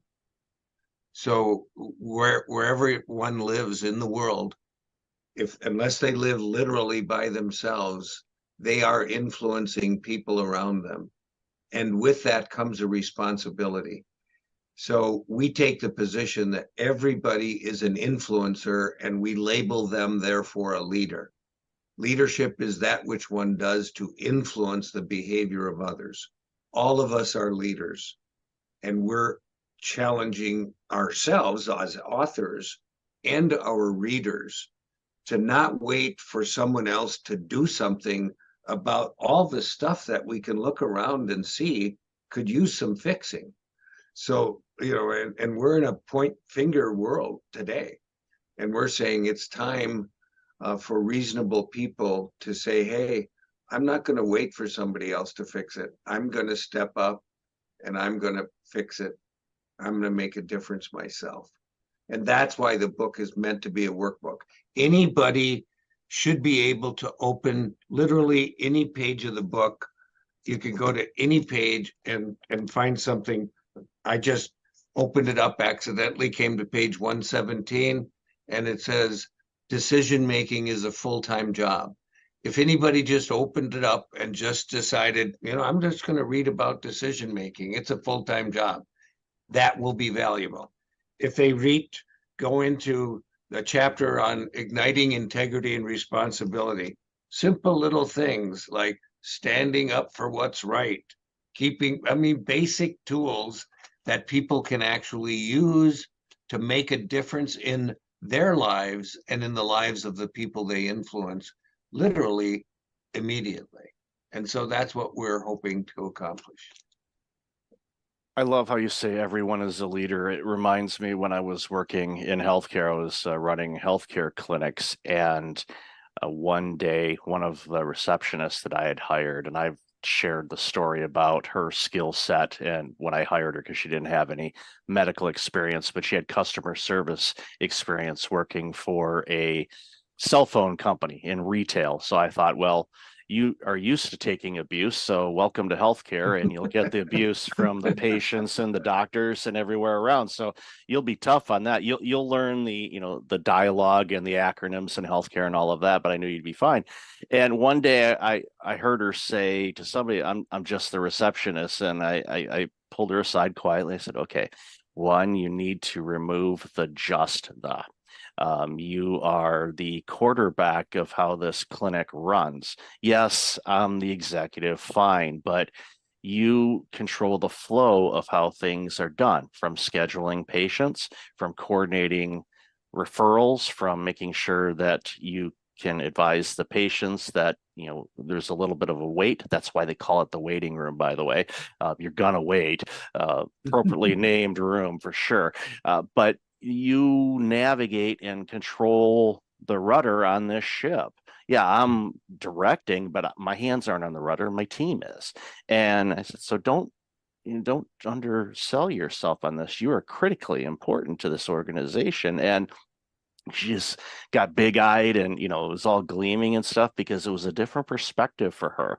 She thought, well, I'm just a receptionist. Oh, no, no, no, no, no. You are critically important to this organization. And without you, it would just be nonstop chaos. So reminding people of that they are the leader, and giving them hopefully the autonomy to be able to notice things and do something about it instead of waiting for the boss or the boss's boss to give approval on it.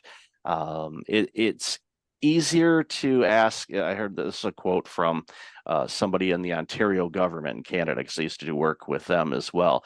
And, you know, one of the phrases in when they were working with, you know, healthcare and all that kind of stuff was that it's easier to ask for forgiveness than permission. And I kind of said that to them. I said, I'd much rather you try something and maybe be wrong than to just stay frozen and not try to fix anything at all. So, you know, I love that you guys talk about that. And that's, you know, kind of the basis of the book. So when compiling this book, and obviously it takes a lot of time, but you obviously utilized all your experiences that you've gained throughout your career and poured it into this workbook. And I like how you frame that too, as a workbook, because I'm with you. You know, I pick up a book and I'm reading it and all of that. If it's a physical book, then, you know, I'm either taking notes, or if it's a book that I'm going to keep and not, you know, resell to somebody or loan to somebody, you know, I don't try to highlight it. But if it's a book I know it's like, I'm keeping this book forever, then yeah, it's going to be dog-eared. There's going to be little notes on it and all that kind of stuff. But if it's a digital book, it's the same thing. You can highlight it. But what's important is, okay, you read this thing. What are you going to apply from it? Otherwise, if you don't, then you might as well just stick to fiction, because you're not going to apply anything other than be entertained. So I'd love to hear your thoughts on that. And that's the point that Doug was making earlier, is you don't have to use all these 8 essentials to see an impact in your life. But if you use something from the book, anything in the book, it will begin to make an impact in your life. And we have this leadership logic chain, which is, if I want to be more effective with other people, it begins with me doing a better job of managing myself. And by the way, managing my own behavior is the only person's behavior I can control is my own. Managing my own behavior involves me making better decisions. And we make about 35,000 decisions a day.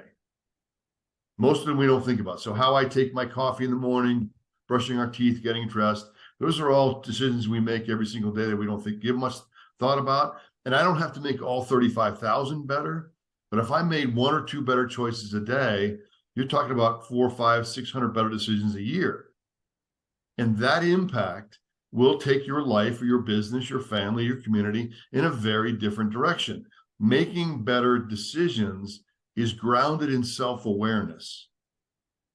So it's me paying attention to myself, my behavior. What am I thinking? What am I feeling? What am I doing? Has a big impact on how I influence other people. So it's almost counterintuitive that for me to build a better relationship with you, the person I have to pay the most attention to is me. And the thing about self-awareness is none of us is 100% self-aware 100% of the time. And so we talk about in the book how to improve self-awareness. So knowing my real self involves me paying attention to myself more often. And we talk about an exercise called the freeze. The freeze is, what am I thinking? How am I feeling? What am I doing? And sometimes what I notice is I'm not paying attention. I'm watching TV or I'm reading a book and I read 10 pages. I have no idea what I read. That's me not paying attention to myself. Well, if I notice I'm not paying attention, Then the last question is, could I be doing something different? Should I go put the book down and do something else, or should I pay attention to what I'm reading? But that requires the self-awareness to make that decision. Yeah, and so the bottoms up, if you take that logic chain, we go bottoms up, it's self-awareness first. And, which is problematic because it's, we jokingly say, but it's funny because it's true. People who lack self-awareness, of course, don't know. Because if they knew, then they would be self-aware. So it's very problematic. And so most people overestimate their level of self-awareness. And Chuck said it really well. We read a book, we read a number of pages, and then we go, oh, what did I read? We didn't realize we were reading to ourselves and not paying attention. And so this freeze game is designed to help people make paying attention to themselves a habit. And anybody, by the way, we give freeze reminders, thousands of them go out every day. They're free. They're just little notes that we go out, a little deal, ping somebody on their email or their text, and it asks them the question, what are you thinking? How are you feeling? What are you doing? Don't judge yourself, just learn to pay attention. What will happen is the process of paying attention to yourself will result in you improving on those 35,000 decisions you make every day. You'll start making a couple of them better. You don't have to make 35,000 better. But if I pay attention to what I'm thinking and what I'm doing, and I keep asking myself, could I be doing something better? You're going to make a couple of better choices. And as a result of that, your life is going to be more fulfilled.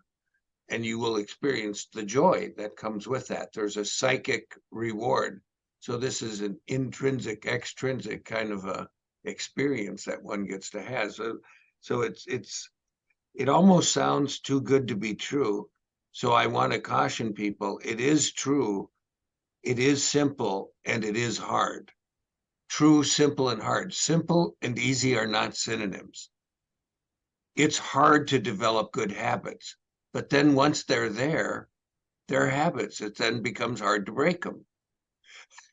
And so that's what we're trying to do, is help people develop good habits to improve their lives so that they in turn can have great relationships with everybody in their life. So it's self-awareness first, it's decision-making after that. So now that I'm self-aware, I can make some of those decisions better. And when I'm making those decisions better, I'm managing myself better. And when I'm managing myself better, I'm relating to other people better. I'm leading, I'm influencing. Everything is better. So that's the whole chain. And I appreciate, Chuck, that you brought that up. I think that's an important point for our listeners. Yeah, it's really important. And it's also, it reminds me of one of the many things that Jim Rohn said, things like this, it's easy to do, but it's also easy not to do. And I think that's when people are frozen, not the freeze.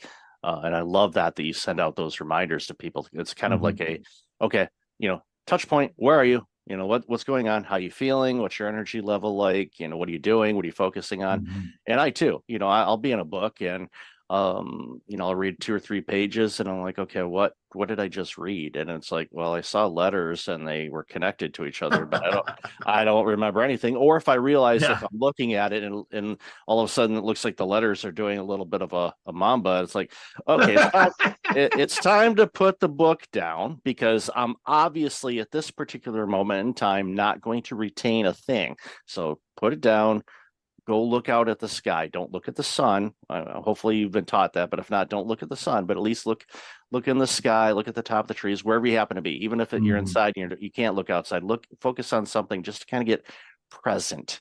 And then you can go back to it, or you do something else. That's where your daily to-do list comes in, where you get to check off a couple things. And that in itself is a motivating and discipline factor. It's like, okay, I'm going to work on this. And, like Brian Tracy tells us, like, eat that frog first. It's like, okay, sometimes there are things you want to get done. And I don't want to say 100% of the time, but it's a high percentage for me. If there's something on my to-do list, and I'm like, I don't want to do that. I'll wake up the next day and say, I'm doing that. And I get it done. And of course, I get it done quicker than I thought it would take because I focused and disciplined myself to get it done. And all of a sudden, you're like, you feel this resilience and energy boost of, wow, that was good. I feel good about that. Okay, what's next? And you want to take on the world. And, it's again, just keeping things in check. But once you start improving your self-awareness, and I love how you guys have said this, a couple better decisions a day. That's, over 700 best or better decisions. Right. Anybody does that. Anybody, their life will be improved. Guaranteed. If you make better decisions, because that creates opportunity, clarity. I'm a huge fan of clarity because when you have clarity and you can see things, you're going to make better decisions. And from there, it's just going to improve where you work, your life, relationships, everything. Absolutely. Yeah, we were talking about this earlier, Doug and I, in an earlier session today. My life today is a product of the decisions I made yesterday. If I want my life to be different tomorrow, it begins with me making better choices today. And we have what's called a 3-bucket theory. Everything in life falls into one of 3 buckets. Bucket number 1 is what I can control. And there's only one thing in that bucket, and that's my behavior. It's my decision making. Bucket number 2 is what I can influence. And there's only 2 things in that bucket: other people and my health. And bucket number 3 is everything else, all the stuff I have no control over: the weather, traffic, the economy, stock market. Successful people focus on bucket number 1, what they can control, which is their behavior. The more we focus on bucket number 1, the more our influence grows in bucket number 2. And so we're talking about with decision making is a bucket 1 activity. And if I want my life to be different, I can't wait for somebody else to fix it. It's up to me. Like, I got to take some personal responsibility. I have to be honest with myself. One of the 8 essentials we talk about is the connection between integrity and responsibility. Integrity is telling the truth and standing up for what's right. And then responsibility is admitting my mistakes and failures. But integrity and responsibility begin at home. I got to be honest with myself and take responsibility for my own choices and where my life is today. Sometimes that's painful. Sometimes there's parts of my life I don't want to take responsibility for and are harder for me to be honest with. But if I want it to get better, it begins there. Go ahead, Doug. I'm sorry. Oh, no, I was just going to say, you mentioned the buckets, and it just reminded me this. I have a picture of this. This is a little girl's version of this. Her dad taught her the 3-bucket theory, and then she came up with this vision of it, and they actually had another artist actually do it. But bucket: in my influence, in my control, no control or influence. And she said, why would you spend any time on that at all? And so here's this little girl, she's like 6 years old. She said, why would you not just disconnect the cord? So if you look at the picture, it's the cord to the no control nor influence is totally disconnected. So here's this little 6-year-old said, why would we spend any time there, Daddy? That's beautiful. That's why a lot of times when I have, because I work with people on burnout and workplace culture and retention and things like that. And one of the exercises that I have them do, especially when they're doing self-reflection or they're looking within, I tell them, don't judge yourself. Don't beat yourself up. The world does a good enough job for you on that. But approach things with a childlike curiosity. And like, why? Why do we do that? Why is that important? And I love that because bucket 3 is one of those things where if you focus on bucket 1 and you really get fine-tuned in that, bucket 2 is going to improve. The items in bucket 2 are going to improve based on your efforts in bucket 1.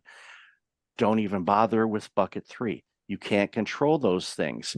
Michael Hyatt had a quote years and years ago, and I think it was during the Great Recession. And he said, I'm going to make my own economy. I'm not going to worry about the recession. I'm not going to worry about that. I'm not ignoring it, but I'm not going to pay any energy towards that. I'm going to focus on what I can do myself to improve my own personal economy, which then helps my family, helps my community, helps society by me being the best version of me. And if we all did that, can you imagine what this world would look like? It would be so dramatically better for everybody involved. You just expressed very well why we wrote the book. We're imagining the world could be better. We want to help. And it's so great to be involved with somebody like yourself who obviously wants to do the same thing. So hadn't met you before, but we certainly are in lockstep and agreement on this. This has been great. Thank you for having us. Well, and to the example that you mentioned, Michael, is imagine if everybody worked on improving their own economy. I mean, just think about that. What that impact would be on the world. It'd be unbelievable. And I think that's really what we're trying to, point people's attention to, is focus on what you can control. And these 8 essentials are things that you can control, and they will have a big impact on your life and those that you care about.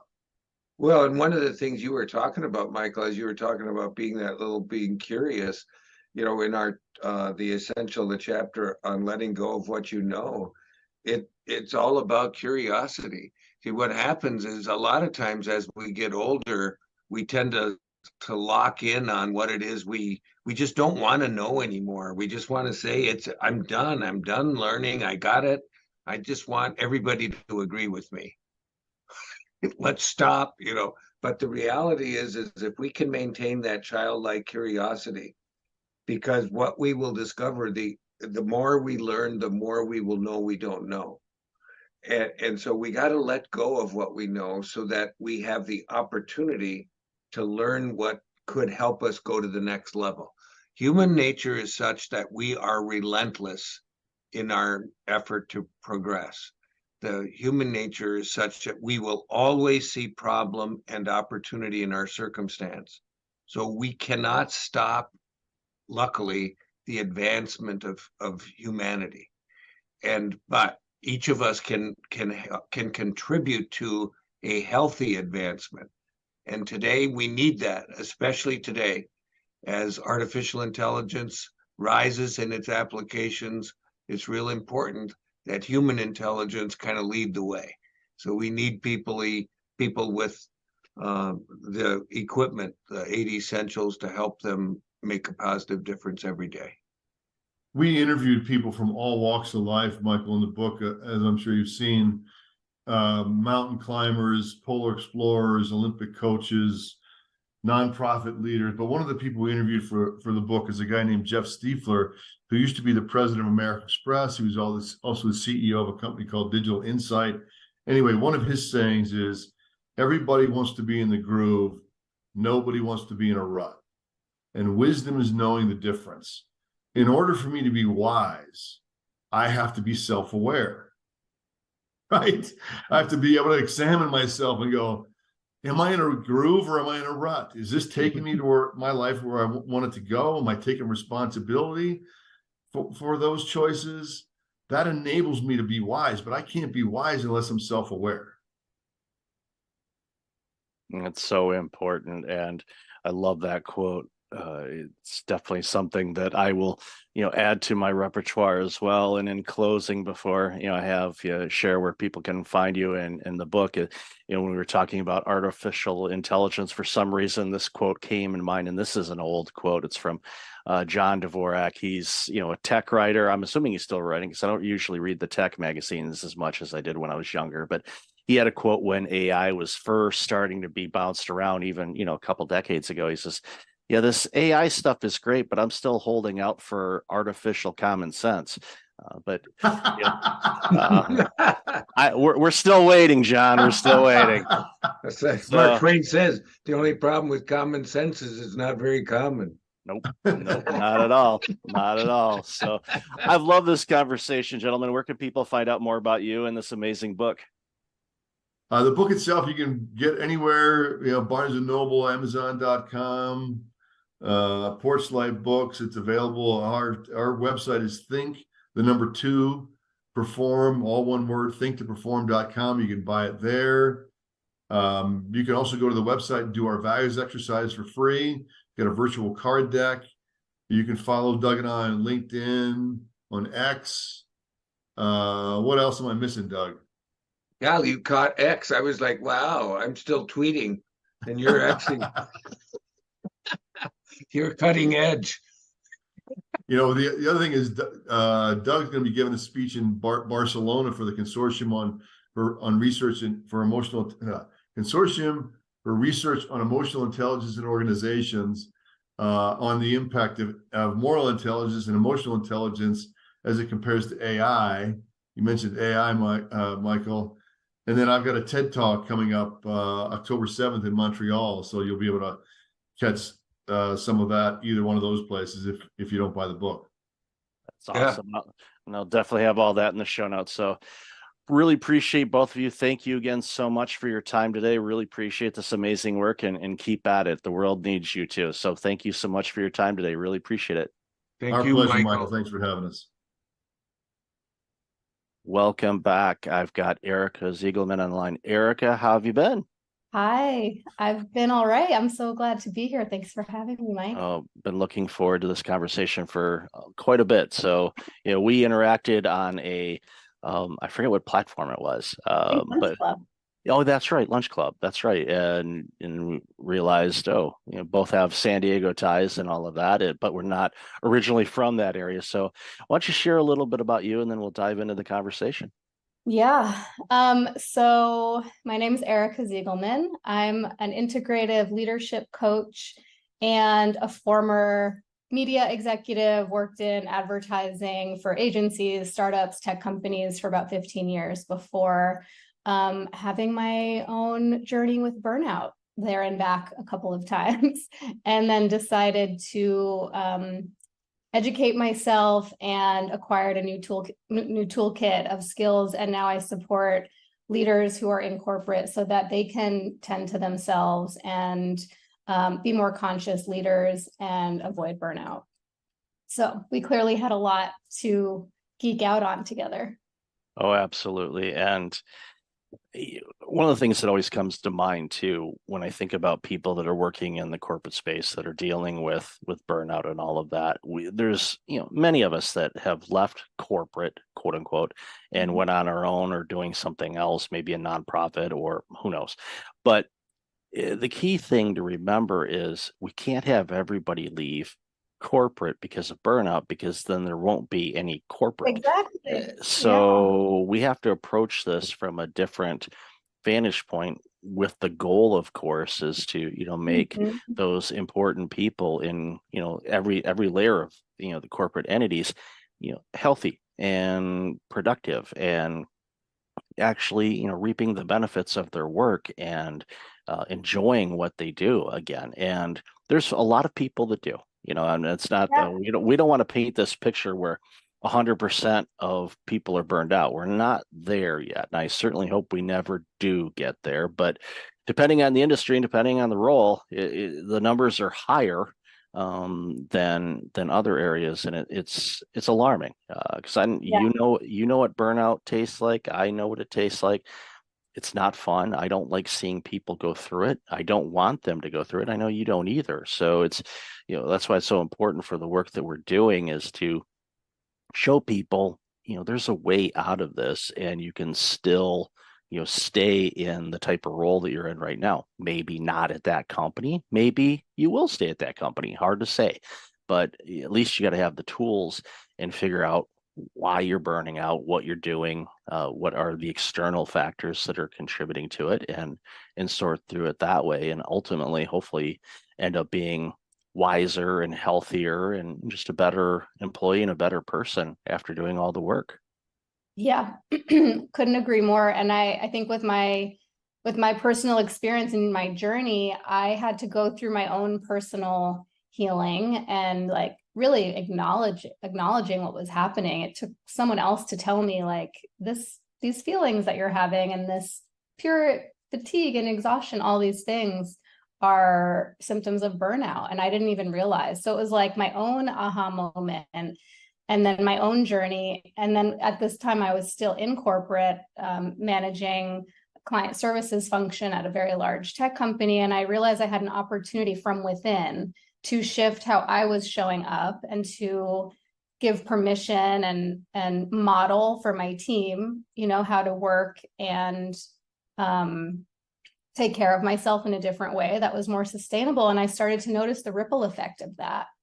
And ultimately, I decided to remove myself from the corporate environment, but I reach back in now from, you know, with an outside perspective to help educate and uplift and transform those leaders so that they can have a ripple effect. And that's really where I see the impact. You know, when we start with the leaders, they are modeling it for the generations, the rising leaders that will follow them. And we can have that be a toxic model, or we can have it be a healthy, sustainable model. We just need to teach them and guide them how. And that's the key thing, is just teaching them, because the way that they learned was probably a combination of the leaders or executives that they've worked with in the past, and they kind of borrowed some habits, some good, some maybe not so good, and that's just how they do it. And they can't approach things in a different way. And having somebody like yourself that has obviously the corporate background, you know, they'll listen to you because you've been in the trenches. You know what it's like, and you can say, yeah, there's this and this, and here's a different way to approach it. And if you do this, then you will get better performance out of yourself, and you'll get better performance out of your team because they're mimicking you. And you know, that's the thing that a lot of executives don't really notice, is that their team is behaving the way that their executive is. So if they're working 18-hour days, sending emails, you know, 11 p.m. on a Saturday night and doing all this work, your employees are thinking, well, that's what's expected of me. And many executives would say, if you ask them, do you expect your employees to work at Saturday night, 11 o'clock on a non-urgent matter? And they'd say, no. So, well, you're sending them emails, and they think that you need to respond that. Now, you know, they're out, you know, they might be at the club or out to dinner or a concert or something like that. And all of a sudden they get this Slack message of, need to update this presentation. And all of a sudden that's the only thing that's on that employee's mind right now. It could be completely removed from wherever they're at. And it's like, I always tell people, as hard as it is, like, just put your phone on do not disturb, or I know it does have an off button. I found that on my iBinky not too long ago. I'm like, this thing turns off? Wow, I didn't know that. I knew it'd die if it ran out of battery, but you could actually choose to shut this thing off. Wow. That must have been a new feature. I don't remember that before, but I'm kidding. But most people won't. Exactly. And the percentage of time, I mean, depends on the industry and the field that you're in. If you're in healthcare, this might be very different than you work in media, but it's very rarely a true emergency, right? A true business emergency that needs to be attended to in that minute. But like you said, it hijacks your attention. So even if there's nothing you can do about it, or it's not necessary for you to take an action, you're now taken out of the present moment and having a parallel experience to what you're actually doing, and which also means that we don't have that time to recover. So I think staying in that constant state of vigilance and like always waiting for that next Slack to come in or email to come in, or, you know, urgent request from your boss or your client, like keeps us in this elevated, activated state with adrenaline and cortisol constantly running. And then when you have time off, you can't really unplug. We're like addicted to that. So I know I'm preaching to the choir, but you know, that's what happens. And if leaders aren't aware that they're contributing to that, you know, that's a huge opportunity to inform them and to shift these behaviors from the top down. Yeah, I'll give you an example of that.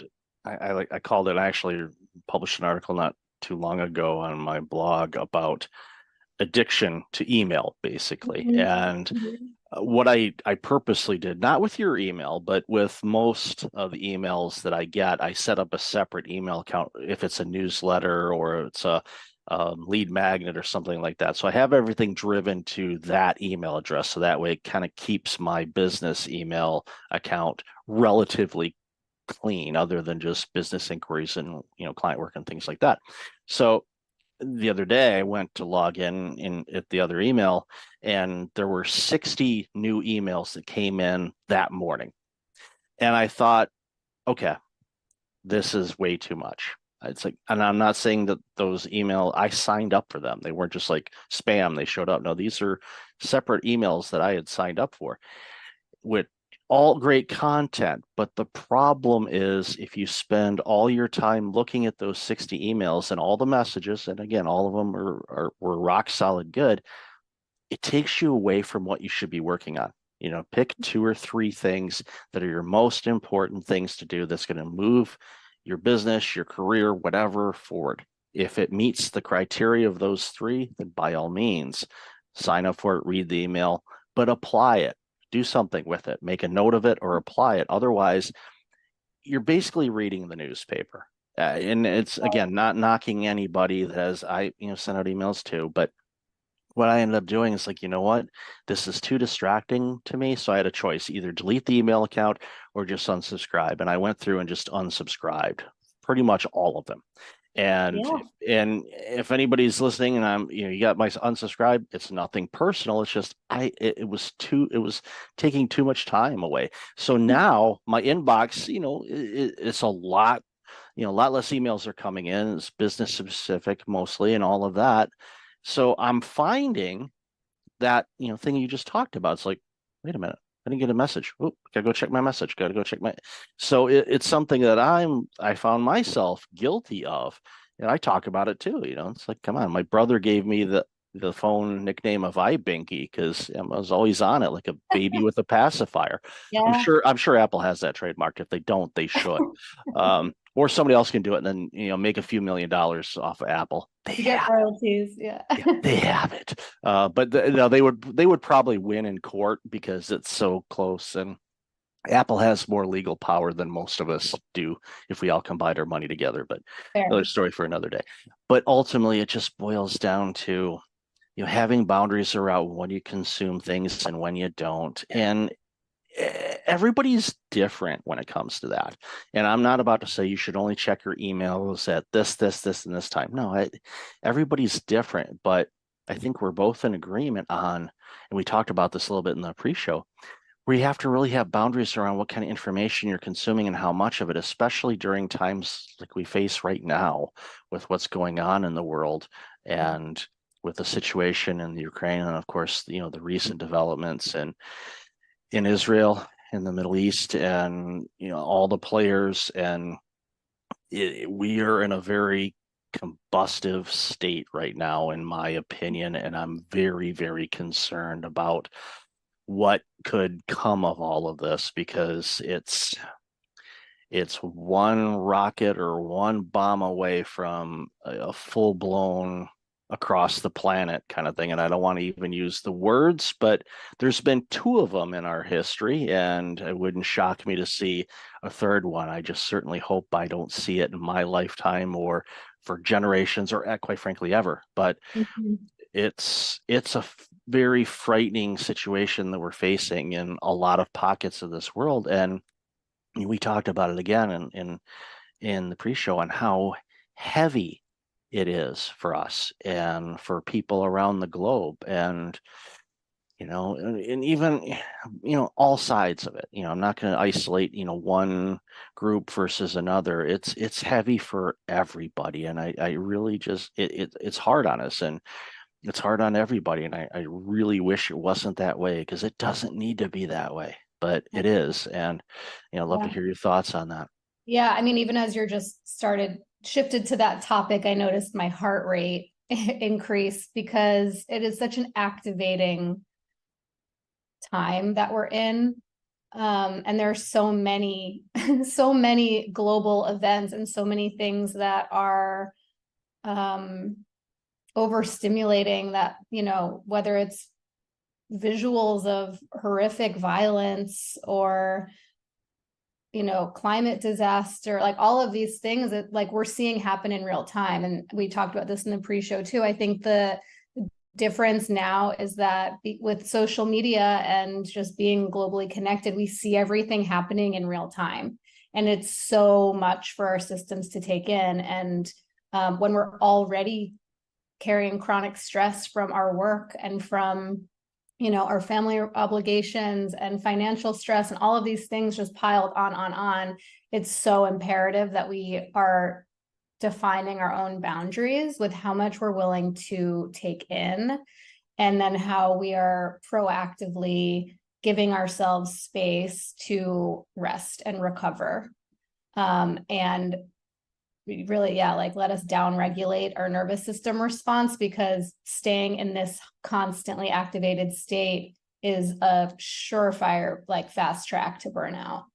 And so I'm, noticing for myself what those boundaries need to be. And I was talking about just taking social media off my phone, because the thing with social media is I might go because I want to like soothe myself with like a kitten video, but you don't get to choose what you're served. So you might see something that you do not want to see, and you're kind of bombarded by that image. And before you even have a chance to scroll past it, like it's too late. You've already seen it and you can't unsee it. So yeah, I think this is a really important time for us to be turning inward and regulating, for ourselves, but also co-regulating with the people around us, with our animals, with pets. That's another great way to calm the nervous system, but just like finding those tools and practices that help us stay grounded when we're constantly being reactivated. Yeah, and you make a great point, compared to, previous times of war and strife where, the information would come to us through news channels, cable news or broadcast news and whatnot. And you, of course, working in the media, you're well aware of this. There's a review of what we can put on the air and what we can't. And sometimes they'll say, there's a warning, this is pretty graphic, but there's certain things that they will not put on. The thing with TikTok or Instagram or any other service where you can actually go live and show exactly what's going on in the world, not just from, your balcony in Tel Aviv and seeing things, bombs and all of that, but even the people that are taking hostages and some of the things that we've been, I thankfully have somehow avoided seeing most of that, because I just, but you hit it right on the head. You launch Instagram, you want to see some cat videos or the memes of the cat driving, leaving work. One of my favorites was, can't find a parking spot at work, I'm going home, they have enough people. I just found that so hysterically funny, and just this white cat driving a car.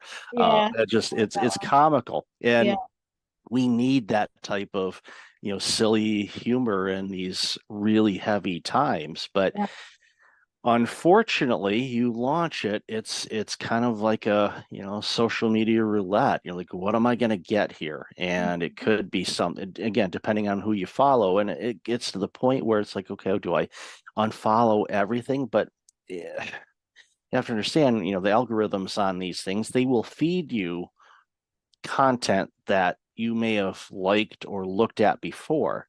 So even though you may not be following, let's say, a news agency, it's like, you've liked something from a similar organization before. Would you like to see this? And you're like, no, I don't want to see that right now. And there's a lot of work that needs to be done around that from the social media standpoint. I am not one for censorship. But there has to be some humanity, and we're not going to show graphic things that are going to be harming to the psyche of people that could consume it. I mean, you could traumatize somebody. from that. That's what it is. It's vicarious traumatization, where we are being traumatized by seeing these visuals and hearing stories, especially when it's like, I'm considering almost like non-consensual when it happens in social media. And I realize it's my choice to open an app, but yeah, we can be traumatized. We are being traumatized by seeing this and hearing the sounds and the stories. And I'm not advocating for putting our heads in the sand either and not being informed, because I think it's really important to be educated and to understand the situations that are happening. Just from a political perspective, we are like all connected, a humanitarian perspective more than anything, but to do it in a way where like it's at a time where we choose, where we feel resourced to do it, where it's not, going to just like take you out of your day when it's just a lot. It's been very, to me, it's been very kind of all consuming this week. So trying to figure this, how to walk this line for myself.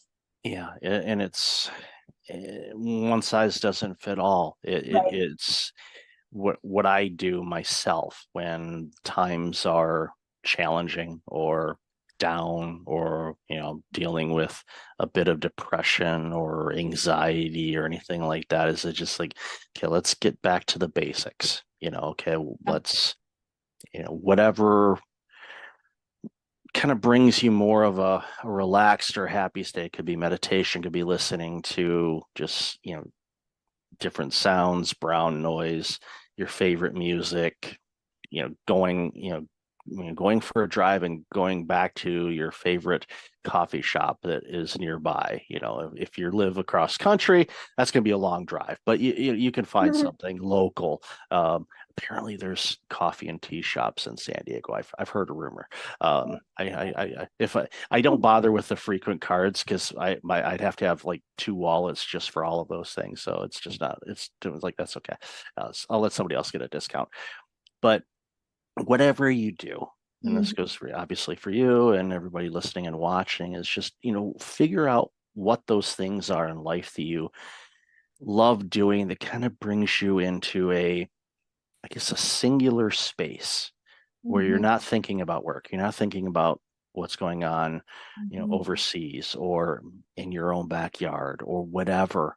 Just, get to, find that, whatever it is. And sometimes it could be a physical object that you touch to remind yourself, okay, it's going to be okay. Right? I mean, right now we're in the midst of a storm, I forgot who said it. It was, I think Churchill, if you're going through hell, keep going. A lot of people have said that, don't stop, just keep going, through it, get through the storm and you'll be fine. In situations like what we're seeing right now, there's so many of us that feel powerless, but I think I want to flip the switch on that and saying, if you take care of yourself and you protect your energy and you protect your well-being and you get to a happy, loving state of yourself, making sure that you truly love yourself and you're taking care of yourself the best that you can, that emits an energy that people recognize, and hopefully they will pick up on it and they will do the same thing. So we can get to more of a harmonious state, because we are one planet. Yes, there's these borders that were man-made, and a variety of other factors involved. I don't want to simplify things. It's complex, especially, since, some of these battles and things like that have been going on for a very, very long time. And it's to the point where I often say, do they even remember what they're fighting about? It's, again, that's a simplification of the dynamics of everything that's going on over in Israel and Palestine, the Gaza Strip, and all of that. But it shouldn't require harming people. It should. Let's talk about it. Let's figure out, because come on, people shouldn't be dying about this, but they are. And it's tough. But again, going back to, what we talked about originally, these type of things, can cause prolonged stress, which prolonged stress turns into burnout. So you have to be really careful about Yeah. this. And I love what you said. Don't put your head in the sand, but you have to have some regulation and some boundaries around what you consume and how much you consume. I think back to my parents, my dad passed a few years ago, but they'd put on the news, at 3 o'clock, 4 o'clock, and that thing would run until 7 o'clock. So they were constantly getting gaslit with all the negativity that's going on in the world. Didn't matter which flavor of the news they were watching. It's got, unfortunately, there's a lot of negative things that the news agencies highlight because that's what gets ratings, unfortunately. Yeah. Yeah. Yeah. Fear. Yeah. It's a lot of fear.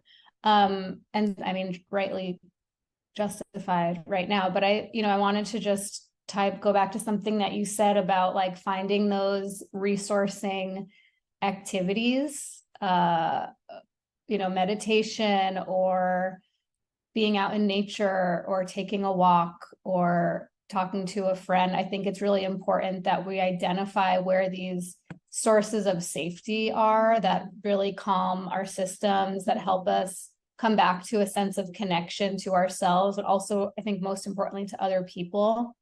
It's really important that we're checking in with each other, with our friends, our family, our loved ones, our colleagues, because everyone's experiencing this time in a different way, but it's pretty hard to not be affected by it. And so I think, just being really mindful of like, we're having our own personal experiences, but the people around us are as well. And so we have an opportunity to, as we've been talking about, like set an example of how to stay connected and how to stay present and how to take care of ourselves and each other. And that can look differently for everyone, but it's really whatever makes you feel safe and calm and connected, I would say, are like really the three main things. And that applies to working in corporate as well.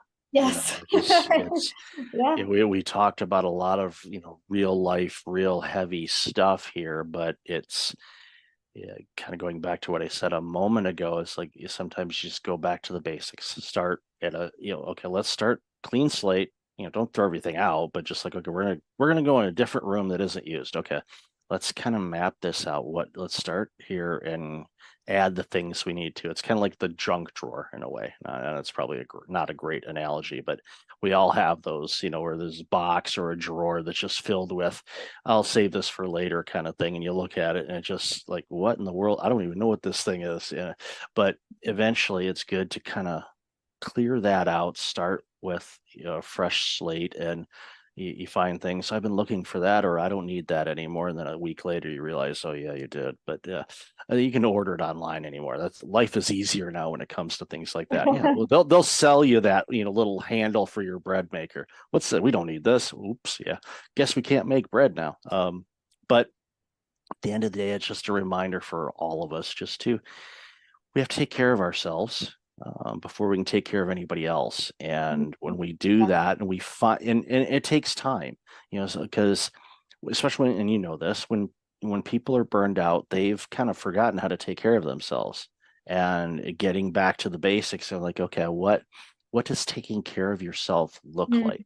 Describe that and give them the permission to do that again. Let's just start one little step at a time. And when you do that, and it becomes a habit, and it sticks around, then you start seeing other areas of your life improve. And then from there, all of a sudden you're like, wow, you know what? Yeah, the stress from work is still there, but it's not impacting me the same way anymore. And I'm clearer now on what I need to do and what I don't. And it turns around leaders, which turns around teams, which turns around groups and companies. And it's so simple to do, but it's really hard for people to do. And I think that's where we come in and we say, look, you can do this. You just got to approach it, a little bit differently than you have in the past. And you'll see big returns just by getting real crystal clear on what you want to do and what you don't. Exactly. So well said. I think, I've found that often the people who experience burnout are the ones who consider themselves to be helpers and to have really big hearts and to want to make sure that everyone else is taken care of, right? So as a leader, you put your team first, you put the business first, you put your clients first, and then you put your family and your friends first. And like, but before you know it, we have finite time, energy, and resources, and we ourselves are at the bottom of the list, and then we run out of juice to serve anybody else. So yeah, this isn't about like us doing anything wrong, but it's about turning some of that love and care and tending towards ourselves first, so that we can then continue to serve, right? To do it in a sustainable way, and continue to take care of our people. You identify as a reformed people pleaser. Yeah, same. There's a book, you're probably familiar with it. If not, definitely pick it up. It's called Disease to Please. It was by Harriet Breaker. It came out in 2000, I believe. And every couple years, it's my holiday present to myself to read that book again. It's got 21 days of exercises in it. It identifies all types of people pleasing. I thought I was a certain type of people pleaser, but after reading the book, I realized I was something else. And it was an aha moment for me when I finished that book, and it alarmed me and it also gave me insights as to why, one of the components why I burned out, because I was putting everybody else before me. I was like, I wouldn't delegate because they got too much work to do. I'll just go ahead and do it. And yeah. So if you don't take care of yourself first, you're not going to take care of anybody. So, and when you do take care of people, they're getting a much better version of you. And that's one of those hurdles that a lot of people have to get over. Once they figure that out, they go, wow, I'm actually the best I can be. So I can be the best when I do give. So it's that's the thing. It's also modeling how to take care of ourselves. Like when we sometimes think, oh, I need to demonstrate to my team how to work hard and how to deliver results. And of course that's important, but there's one of the most impactful things that I saw an old manager of mine do, and this was probably 12 years into my career, and was the first time I saw a manager take all of her paid time off during the year. Didn't roll over days. She used all of her time. She went to every one of her kids' recitals and school conferences, and she showed up for her personal life in a way I had never seen modeled before. And then it gave me permission to use my paid time off, and to recharge. That's why we have it. But I hadn't seen it before because I had only had the example of managers who are like, oh, I work through my vacations and I only take 2 weekends off a year. And like, there was some badge of honor in that. And I had to see it modeled in my own leader to realize like, oh, wow, that empowers me to do the same. And when I do it, it empowers my team to do the same. And this is how we prevent burnout. So, yeah. Yeah, I had that badge of honor. Then it was turned into a badge of stents in my left anterior descending artery. So I don't want to do that again. That was not fun. But at the end of the day, it's important for us to take care of ourselves, because when we do that, we're actually taking care of others as well. So, Erica, I've loved this conversation. We could talk for hours, know that.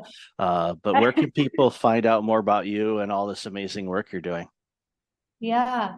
Well, you can follow me on LinkedIn or Instagram once I go back on there. I am on LinkedIn regularly at Erica Ziegelman, or my website, ericaziegelman.com. I would love to connect with any listeners or viewers of the show. I offer one-on-one coaching and group coaching and work with corporate teams on conscious leadership, burnout prevention, all of the topics we talked about. And yeah, it's been such a pleasure, and love, being able to share our experience and empower others with this knowledge. No, thank you. And I'll definitely have all that information in the show notes. So Erica, always good to talk with you. Thank you so much for your time today. Really appreciate it. Likewise. Thank you so much. Welcome back. I've got John Rossman on the line. John, how are you? Doing great, Michael. Nice to see you. Likewise. You've got a really creative and interesting career. So for those that aren't aware of your background, why don't you share a little bit about you, and then we'll dive into this conversation. Yeah, so John Rossman, and I'm an author. I've written 3 books and have a 4th one coming out early next year. But I'm really a problem solver. I'm a strategist, and I work with my clients on kind of solving the really hard problems in their business, like how do we compete? How do we create distinctive value propositions? I was an early Amazon executive and got to launch the marketplace business at Amazon. And that story has impacted me in so many ways. And that was really the basis of kind of my books and all the work that I get to do. Yeah, that was a pretty big deal, from just starting off and selling books, and then all of a sudden the marketplace. Now everybody has those boxes in their houses because, well, they've ordered so much. And of course, we all know what happened during the pandemic as well. But it's been an organization that has done extremely well. So, what were those early days like? I just well, they weren't the successes that you were referencing, and I think that's what people forget. So I was at Amazon early 2002 through 2005, so 4 years. I got to launch the marketplace business. So that's the business, third-party selling at Amazon.com, and that's almost 60% of all units shipped and sold today.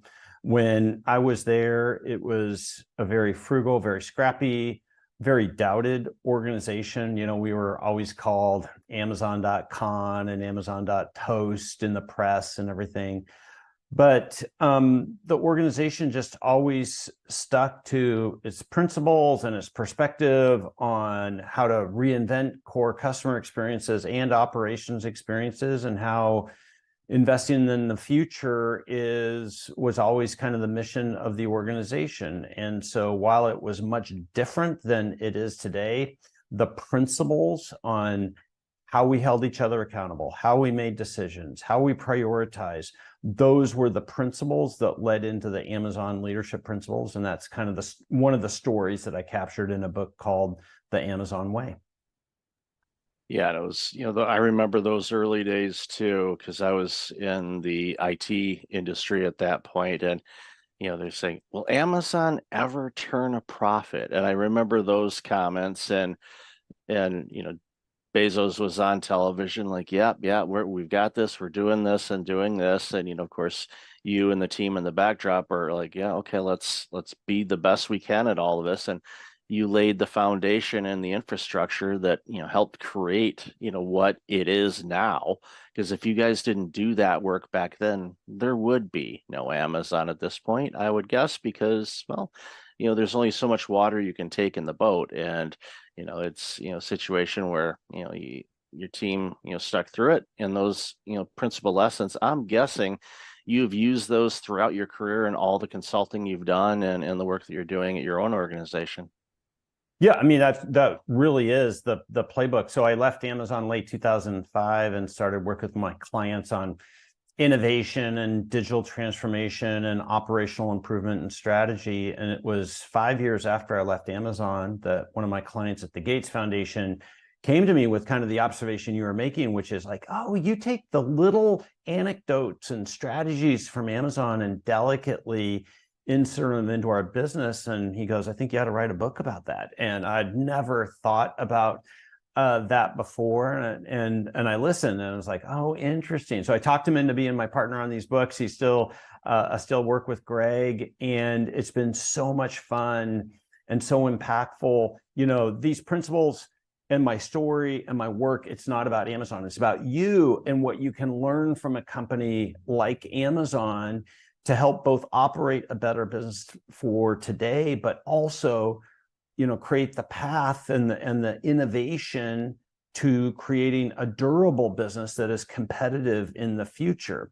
One of the things people forget about all these stories of Amazon was that, even the marketplace business, that was the third attempt. In 2002, that was the third attempt at some type of third-party selling approach at Amazon. And there was all these naysayers, especially internal advisors and the board and leaders who are like, I don't think we're ever going to beat eBay at this game. And I just don't think this is the way for us to go. But Jeff was, he always said, be committed to your strategy, flexible on your tactics.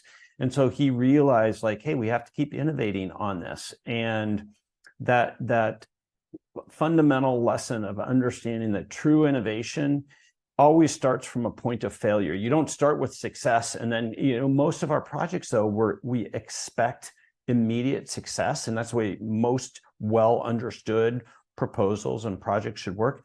Innovation is experimentation, and experimentation is based on, going from failure and iterating your way to success. So the key to that is, how do you do it in as cheap and fast and efficient approach as possible so that you can afford those iterations? And that's really the core work that I do with my clients and advise executives on kind of both their individual role in that, as well as the processes and the approaches that need to go into organizations. And the thing I'm completely committed, I know this for a fact, which is mid-sized companies have more opportunity to innovate and compete than big companies. And everybody likes to have their excuse. Either it's the industry or the size of company. It's like, those are excuses. Everybody can innovate. And it really is just figuring out what your playbook is. And that's what I work with my clients on, is building their playbook and their leadership model for how they innovate. That's so important. And I'm glad you said that about the mid-sized companies, because all the big companies didn't used to be big companies. They were all really small. And, I'm often reminded of the fail fast type of mentality. It's like, when you're trying something, you're doing something, innovating, experimenting, things like that, find those failures, because then that way you're just narrowing down to the point where you'll find the right formula or ingredients or the right setup or the right components to a marketplace to be able to take on and blow past eBay and everybody else, for that matter, where people just, naturally gravitate and go, and, it's almost like it's a verb, to the point.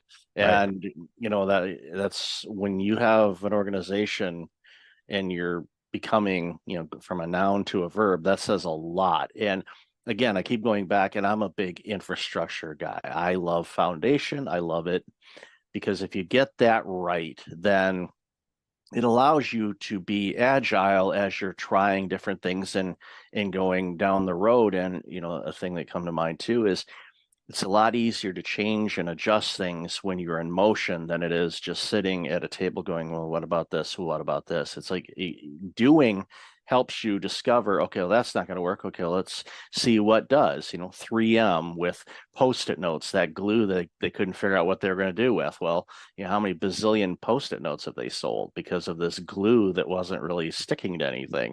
And like, what do we do with this? Oh, let's make these little notes. And well, every office has them. So it's just, that's, one of those things where like those side effects sometimes can create other opportunities as well. Yeah. Where, everybody philosophically, they'll kind of agree with everything you just said, and it's true. But then it's like, well, how do we do that? Right. And that's where I try to really fill in with some mechanisms. One of the underlying secrets from Amazon is this approach of writing. And so by writing out in narratives, in a term called a future press release, and FAQs, frequently asked questions, and debating those, like, we have a concept, forcing yourself to write those things out and then debate them. That's the cheapest and best way to experiment. So that's how we afford experiments, is by being disciplined enough to actually write them out. PowerPoint or just talking about things is not refined enough for the subtle differences of, what your new product, what your new service, what your new improvement might be. And so if you can pick up these habits of writing out these concepts, it's an absolute superpower, and it scales.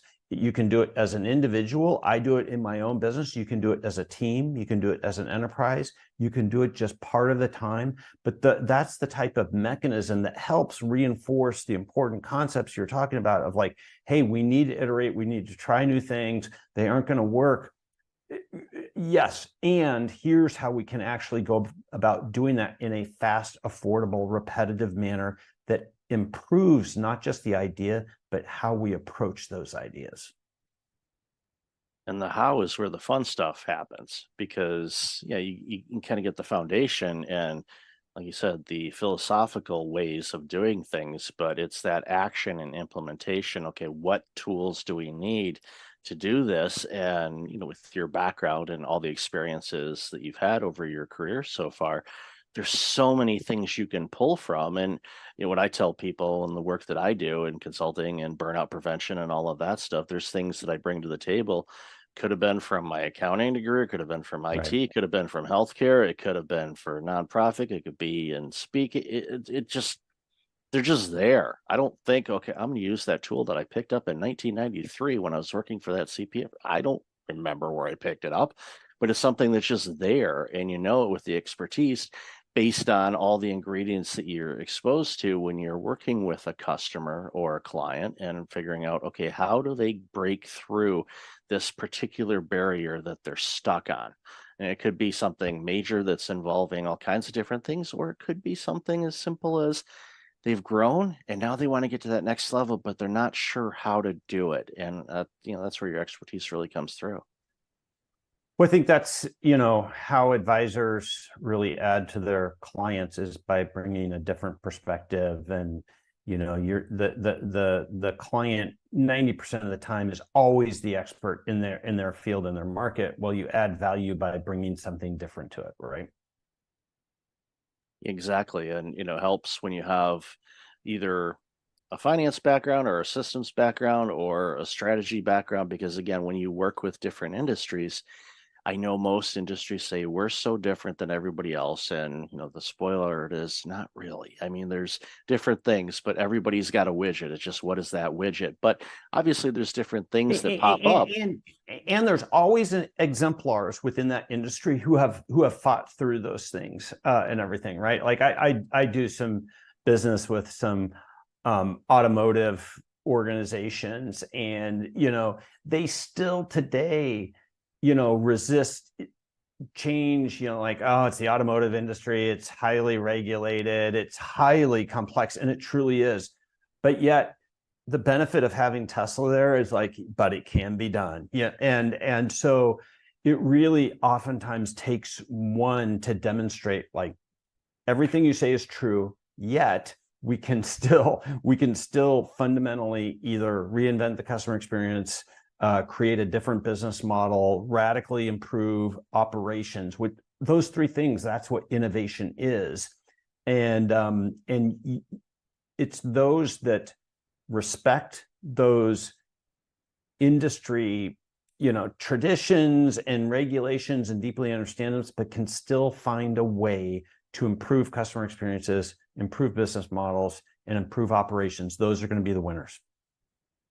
Yeah, I grew up in Detroit, so I know all about the auto sector and their, let me use the right word here. I don't want to say rigid. I really want to say rigid, but I'm not going to say rigid.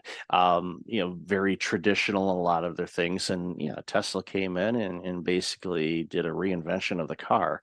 And the others are now catching up, and, we'll see how market share and all that plays out down the road. But, it kind of goes back in an ironic kind of way back to when Henry Ford was getting ready to roll out the first cars, and everybody just said, no, we want a faster horse. We don't need this buggy that's motorized. Why do we need that? And well, obviously it demonstrated a lot that we needed in order to do what we do today. It's in a world without cars would be kind of weird, but we may see that. It might be see something else. It's just evolving, but again, understanding the tradition, but also tapping into the future. And what will our future look like? Well, start planting the seeds today so your future will look like the way you want it to look. Absolutely. So in your book that's coming up in a few months, tell us a little bit about that, and then we'll wrap it up from there and have people find out where you can get it and all that good stuff. But what's the book? Super. And I've got what's hopefully a compelling offer to the listener. So the name of the book is Big Bet Leadership, Your Transformation Playbook for Winning in the Hyper Digital Era. And everybody knows that, digital transformations, most strategies, most innovation programs, they have 85% or higher failure. Well, why? Right? And what do you do about it? So this book attacks the specific failure points of big bets and gives an anecdote or a technique in order to help solve for or avoid it without having to put in a whole new methodology or things like that. And I have a co-author. My co-author, Kevin McCaffrey, was my client at T-Mobile. We stood up a new business incubation practice there. We took many of the concepts from the Amazon way and Think Like Amazon, and we broadened them out and incorporated them into an organization that didn't come from that heritage. And then a bunch of other tricks to really help give a practical set of techniques to executives to help win at these major transformations.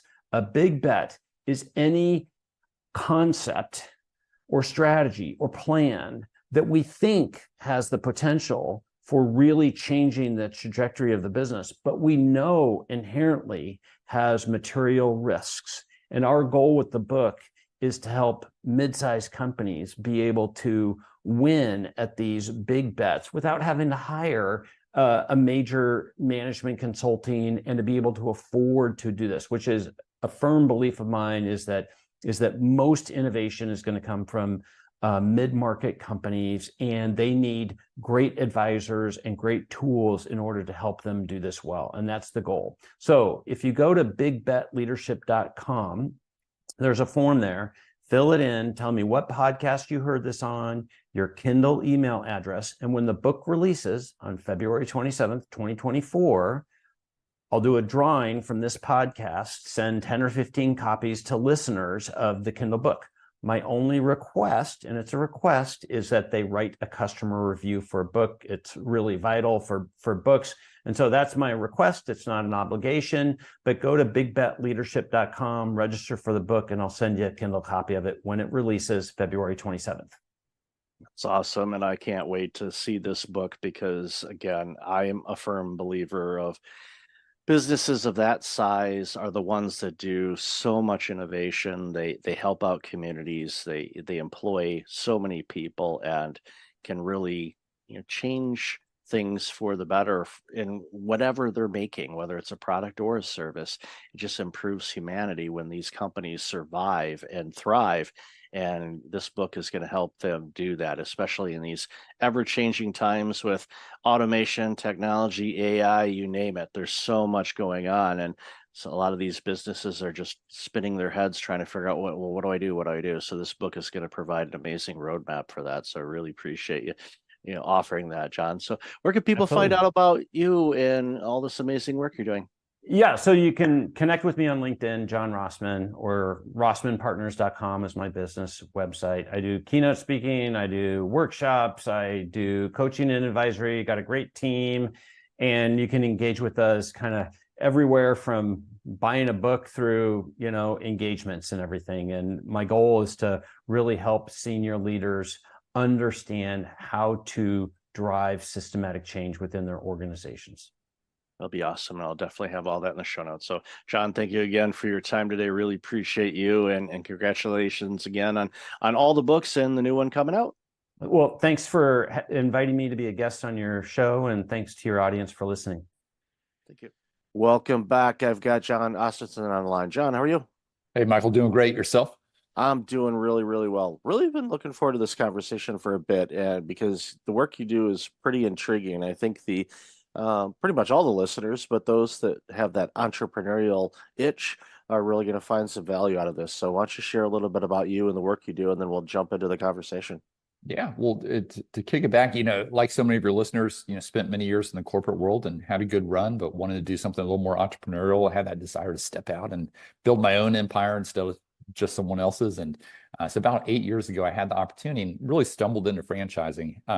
Stepped in as president of Shelf Genie, which is a large franchise system all across North America, and ran the day-to-day operations, supporting all of our owners across North America. And for me, that was the light bulb moment to this model of franchising, where so many people with different backgrounds could step into a new industry for them, take some transferable skill sets with them, and be successful in building their own business. So really fell in love with it.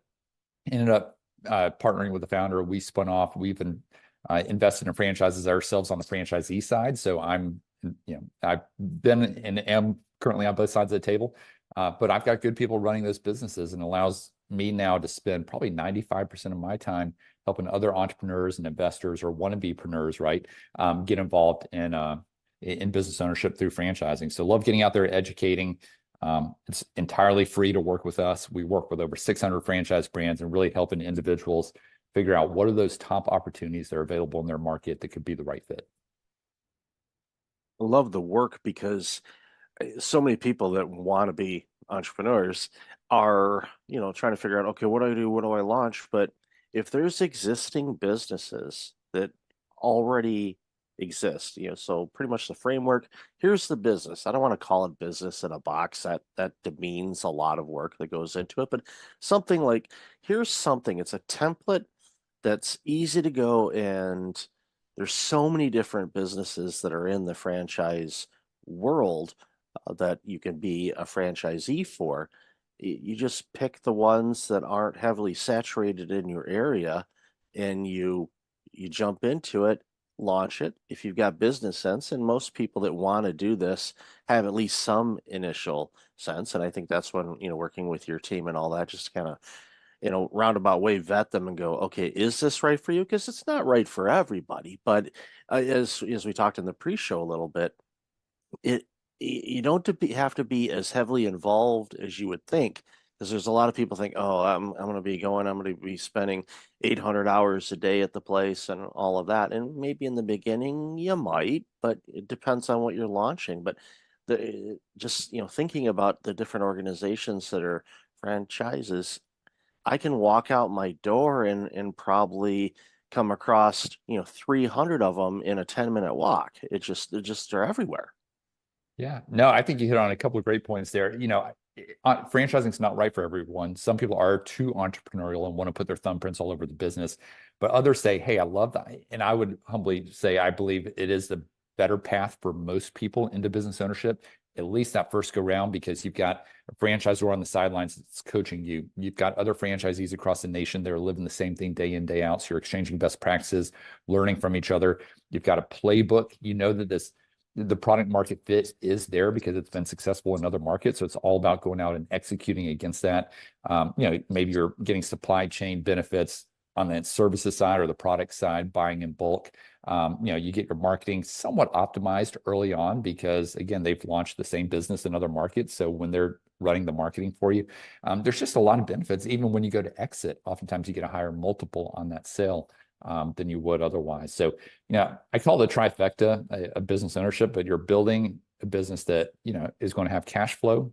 If you run it halfway decent, it's going to provide an exit value down the road. So you're building an asset. And then third, you get tax benefits that oftentimes people forget about. They compare their W-2 salary with, with business ownership. And, it takes work in the early days. You may not be making a ton of money, but you're also able to write off a ton of expenses. So from a net standpoint, there's some benefits there. And I've got all sorts of creative tax strategies around that. But, you also hit on the industry side. I wrote a book called Non-Food Franchising, which I'm happy to share with all of your listeners. We'll pass out a free copy. We'll talk more about it later. But, I've got nothing against the food guys. We need them. We support them. But my humble belief is there are easier ways to make money in business ownership and through franchising in all these other industries that oftentimes people don't think about. Yeah, it's critical. There's, everybody kind of thinks franchise. I think they just naturally gravitate to, fast food restaurants and restaurant chains and all of that. And it's like, yeah, they're there. A good buddy of mine, his parents ran a construction company. They might still do. I think they're retired now, but I don't. They may still own the business. I'm not sure. I haven't talked to them about it lately. But they basically were contracted with one of the major fast food restaurants. I won't mention a name because they don't sponsor my show, but I'll give you a hint. Their logo is gold and it looks like an M. So I'll let you do deductive reasoning on that. But they were contracted to build locations in the Chicagoland area. So they had the system down. They had the template from McDonald's, on how to build them. And they would literally have a plot of land, and next thing you know, boom, here's a McDonald's, as I just spoiled the name. Here's the McDonald's, right, within weeks, which is great for, a franchisee to be able to have something launched so quickly. Because as a business owner, when you launch a business, it takes time. It's not for majority of people, it's not an overnight thing. But here's something where it's something that's well established. And I think one of the big things too is name recognition. Okay, my organization, I launched it back in 2016. It took time to grab some attention and all of that, and now it's doing good. But if you're a franchisee and you open up a well-known name brand, people already know somewhat what you're about before you even open the doors, and that is a huge, huge advantage for people that are just starting a business. Yeah, and I would say oftentimes people think the brand is a big benefit, like you're saying. I would say if you're in food, if you're in hotels, two areas that we don't focus as much energy on, then brand is extremely important. What's interesting is some of the categories our clients are getting involved in, things like home and property services. Think about insulation. Insulation is a $52 billion a year business in the US. Most people I talk to can't name a company within the insulation space. So I'd say brand in that case is probably less important. And some of these other attributes, what kind of support system are you getting? What's the technology stack? How do you differentiate in your lead generation from other clients? But I'll just kind of piggyback on that thought. Some of the things that people are getting into, and we're seeing more interest than we've ever seen before, it's categories like home and property services, non-sexy, cash flowing, understandable businesses that aren't trendy. They're not going out of style anytime. So it's things like insulation, gutters, flooring, dumpsters. But then people also have an interest in health and wellness. Everything from mental health to men's health to maybe a little bit of fitness. It's categories that people will always spend on regardless of the economy, somewhat recession resilient. So think about kids, pets, seniors. You're always going to spend on those categories, right? The things you care about. So I'd say that's the general theme that we're seeing out there right now. But with record levels of cash on the sideline, a lot of real estate investors are also coming our direction because they're saying, hey, there aren't that many good real estate deals to be had, scarcity of inventory and such. And so they're jumping into franchising because it's another, tax advantaged alternative investment within their portfolios, how they see it.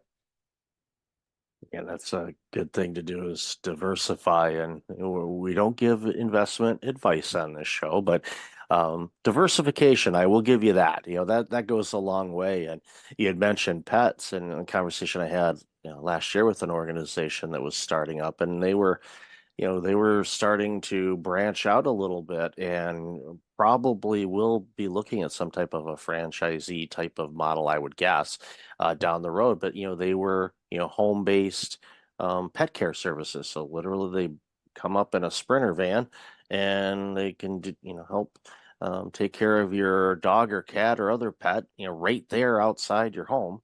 So you don't have to book an appointment to go get your dog nails cut or a groomer or things like that. They're at your front door.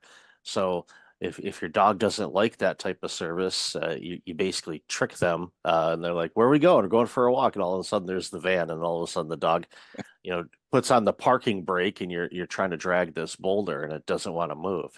Not that I would know anything about that, as my dog's in the other room. It's like when 20 pounds becomes 200 pounds is if I'm taking him to the groomer. He puts that parking brake on hard, but thankfully I just pick him up and like, all right, well, we'll go this way then. Your appointment's on the 27th, Henry. You enjoy. Yeah, good thing. Good thing he doesn't know calendars. But again, that's just one service out of countless different things. And I love how you mentioned, a lot of the services are recession proof. It doesn't matter what's going on in the economy. People still need to have certain things done, whether it's insulation or, they need to have their flooring repaired, or plumbing, or legal, or you name it, that all the apps that are out there now, it's like, well, that could be a franchise model as far as coaching, or, even, professional development coaching can be a franchise. We see it, there's all kinds of different coaches out there that have basically a franchise system, where you get access to all of their resources that they've created over the years, and you can, coach on those things. And it shortens the time, from my perspective, of building something out, because you've got a reservoir of stuff that has been tested and proved. And like you mentioned before too, which is, I think, really important for a lot of entrepreneurs, the phrase solo entrepreneur comes in, and it has a couple meanings. One, it's you yourself doing it, but sometimes you feel like you're on an island and you don't have any peers that are also launching a business, which you do, but you don't really have that network. But in a franchisee type of situation, there's a network of people that did the same thing or doing the same thing as you, and to have those mentors available is huge. Yeah, no, definitely. It allows you, just to be cliche here, you're in business for yourself, but not by yourself. And you really are starting on third base because you're not having to reinvent the wheel. And so, that gives a lot of people comfort. And I have a lot of clients that will do what I call franchise stacking. That may be where they come back 6 to 12 months after launching their first one and buying another one. Oftentimes they'll buy multiples within that same brand, but oftentimes they're also buying additional brands that may either complement or diversify from that core business. So there's a lot of strategy that can go around this. We touched on this just slightly earlier, but I'd say about half of our clients are owner operators. They're looking to make the jump and run the business themselves, oftentimes with the eye on eventually replacing themselves and putting a manager in place and moving on to the next thing.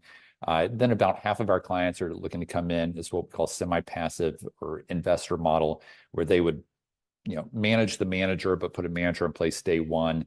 And, again, I don't want to sugarcoat it. There's still work that goes involved. It's not easy to stand up a business. But when you've got that support structure on the sidelines and you've got a franchisor that can carry a lot of that support water day in, day out in supporting your manager, it takes a lot of the burden off of you as the owner, and it makes it doable.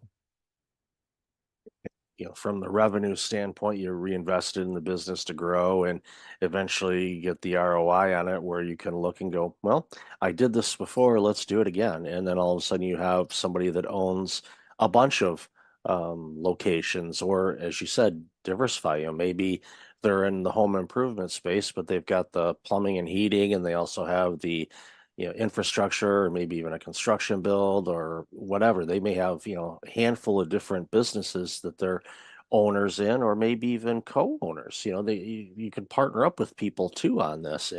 And what that does is it just gives you a diversification. And as different tides of things happens, because sometimes the home renovation, although it really hasn't had much of a drop off in recent years, it just seems like, okay, the homes are selling like crazy, okay, the market's doing great, okay, there's a lot of home renovations going on, oh, the market's going down on the sales. Well, people are renovating because they're not going to move, but they want to improve where they're living. So it's I'm not trying to say that that's one industry that continues to do well, but it continues to do well. And there's people, there's side businesses from that benefit from that. If you're not one that's crafty and want to, put in your own flooring yourself, there's ways to, look at organizations that are out there. And again, you look at areas that are booming and growing and, all of that. If you're looking for opportunities to launch a business that would benefit from that area, that's a great way to go about it too. Yeah. And our biggest challenge right now is that good opportunities move incredibly fast in good markets. And so we're constantly working our relationships with the franchisors. I mean, I personally do more placements than anybody else in the country. And so it allows me firsthand visibility into not only what's resonating, but also in working my relationships with the franchisors to try to get my candidates bumped up in the pipeline to get first dibs on that territory.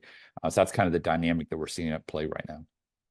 Oh yeah, definitely. In South and the Southwest has been booming. I know Atlanta's been crazy.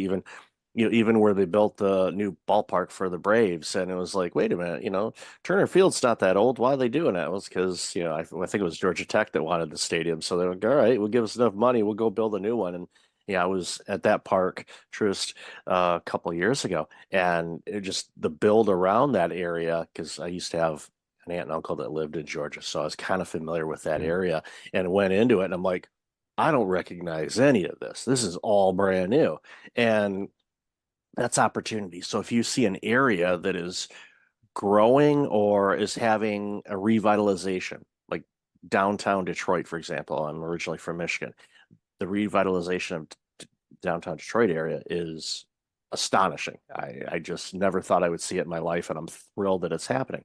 Again, opportunities there, and people are moving back downtown. That means they're going to need food, and they're going to need clothing stores. They're going to need things repaired. So just pay attention. I think that's the ultimate goal. And I definitely want to talk about the book in a moment, but pay attention where things are going. And there's many ways to do that. But if you see something in your area, it's like, oh, wow, there seems to be a resurgence there. Okay, what services do you think they'll need that aren't there now? There's an opportunity. We got the aging population. They call it the silver tsunami. You know, we've been talking about 10,000 people turning 65 every day for, I don't know, probably the past decade. And so now they're in their mid 70s, right? And, you know, that in-home healthcare, I mean, we had 13 clients buy into that last year, into that space. But then we have people keep having babies. And so youth soccer has been one that a lot of our clients have done very well with. And so, yeah, it's all these niches, again, that are not top of mind until you see the opportunities in front of you. And then you say, wait a minute, I never thought about this. And we get that feedback from our clients all the time. Probably 90% of them end up purchasing something that was never on their radar, that they'd never considered that industry. And so that's a lot of fun for us, is, you know, to see those light bulb moments take place in real time. Absolutely. So as we wrap up, you know, tell us about the book. And, you know, I always ask authors, you know, why in the world would you give up so much of your existence to write a book? Because it's not something you can do on a weekend. I mean, a PDF book, sure, I've done that, but an actual book, it takes time. So tell us a little bit about the book. No, a lot of early mornings before the kids would wake up, right? So, no, really proud of it. It came out about a year and a half ago, non-food franchising. Like I said, happy to share a free digital copy with all of your listeners if they come out to our website, franbridgeconsulting.com. But it's a fairly easy read. I mean, I packed a lot of great content into about 95 pages. So it's awesome. It's done everything I hoped it would do. You know, all of the profits go to a great nonprofit, Hope International, that we support. So it wasn't intended to be a moneymaker, but it was really for educating and, again, waking people up to these opportunities that oftentimes are not on their radar. And so it's been such a blessing. So many of our listeners have, or our clients have listened to it or read it prior to even getting on the phone with me. So it just gives us, it allows us to start on third base in our process, if you will. Yeah, as a baseball fan, you start on third base, you're going to be playing in October. And that's a beautiful thing, as spring training is wrapping up at the time of this recording. And I'm like itching. It's like, okay, it's almost ready. Let's go. Another season. And who knows? But, you know, I know the Braves are going to be around for it, and we'll see about other teams as well. But it's always one of my favorite times of year, because especially growing up in the Midwest, it was like, okay, winter's finally going to be ending at some point. Yeah. But it's all good. And we've got the Masters coming up in just a couple of weeks here, which There you go. for us in Georgia, we love that. So. Oh yeah, no, that's an amazing tournament. It's special. It's well, yeah. I mean, there's great tournaments, but there's certain events that are just special. The Masters, Daytona 500, World Series, obviously Super Bowl is another entity in itself, but there's just certain events that happen throughout the year that are just, you know, catch your attention, you know, whether it's the Olympics or anything else. But love this conversation, John. Where can people find out more about you and all this amazing work you're doing?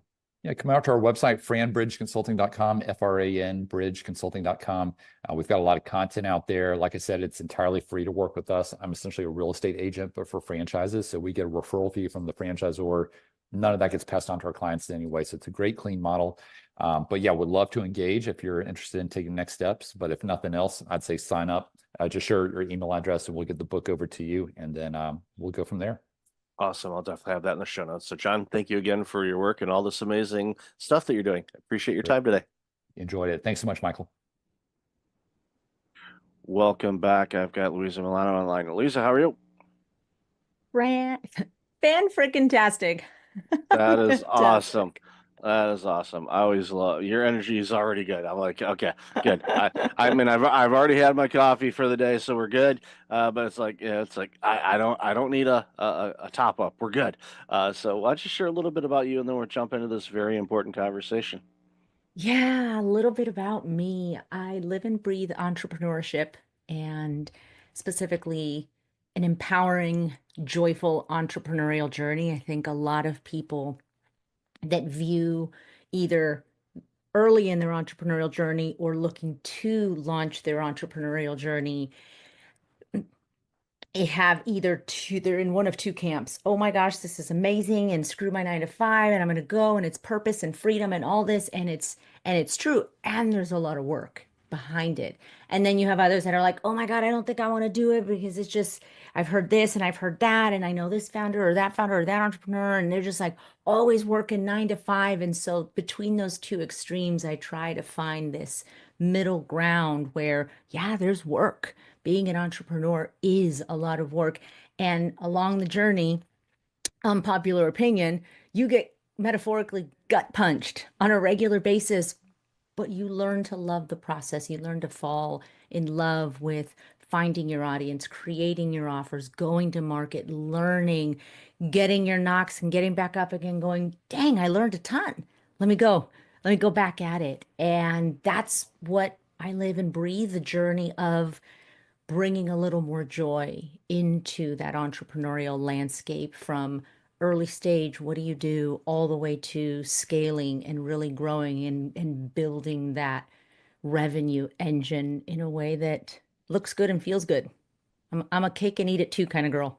There you go. I'm in the same boat. It's like there's more than enough for all of us. We just have to find our way through the bumps and bruises and lessons, and we will reach, whatever journey or destination we want to go to. And it reminds me of, one of the things I love doing is journaling. So I've got notebooks. Actually, I can see them on the other side of this camera. There's some notebooks from the last few years, and some of them are when I launched my organization back in 2016. And I look back at the notes, and it's funny. I look and go, wow, I really didn't know what the heck I was doing, but this is cute. It's like I see the growth and I'm like, okay, wow, that's good. It's like, oh, I guess I'm not going to do that because that's been on a to-do list item since 2017.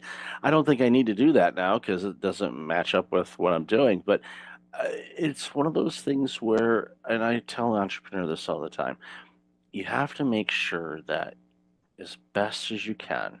And yes, like you said, there's a lot of time and effort and hours that are put in this.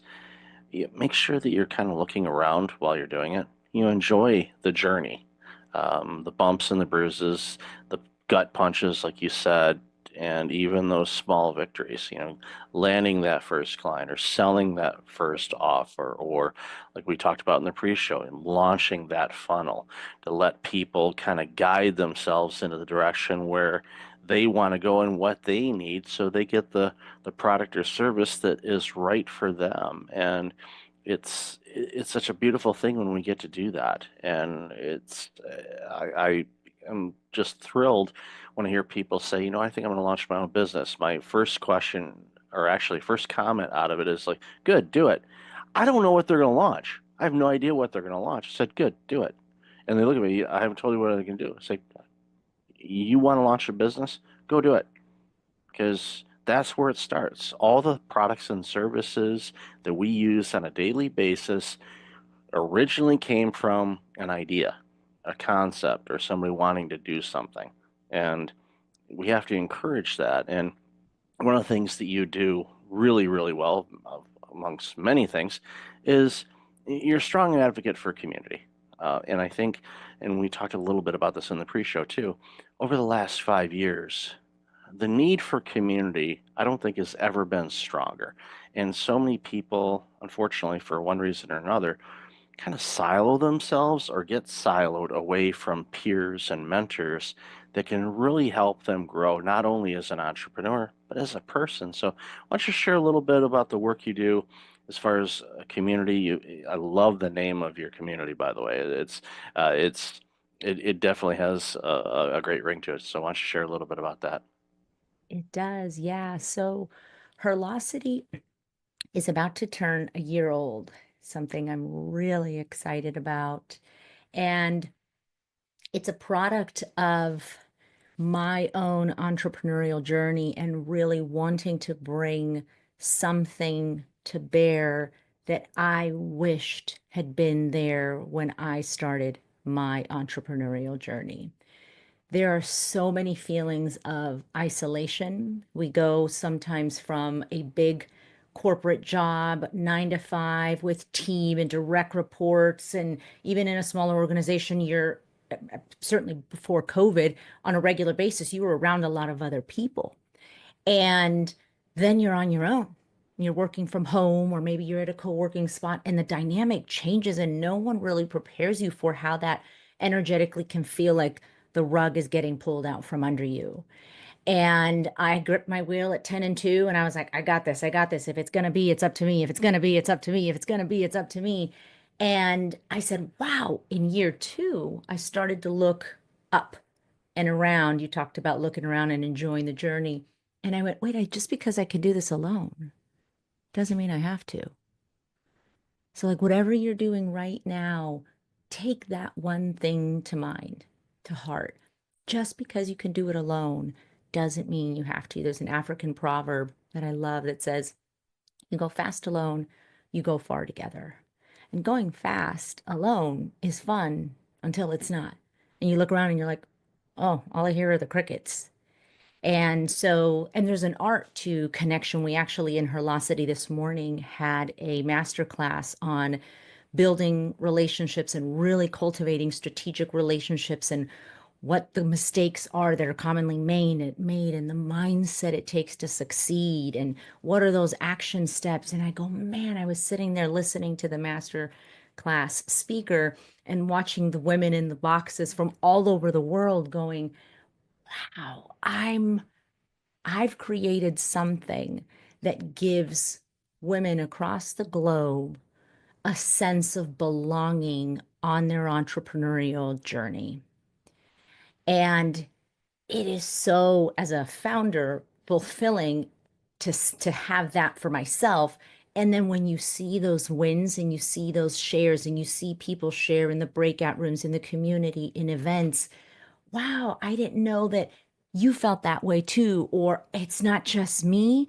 Or, oh my gosh, what you just shared inspired me. And there's almost this synergy that happens where we learn with and from each other, and then we apply that into our business. And in my one-on-one work with clients and in the community, I see that there's so much more creativity, there's more innovation, there's more growth with less effort, because you're building a network where you're 1 or 2 texts away from an introduction, a connection, and it takes time to cultivate that. But if you plant the seeds, you're not guaranteed to have a fruit tree, but you'll never have a fruit tree if you don't plant the seeds. And it starts with community and connection.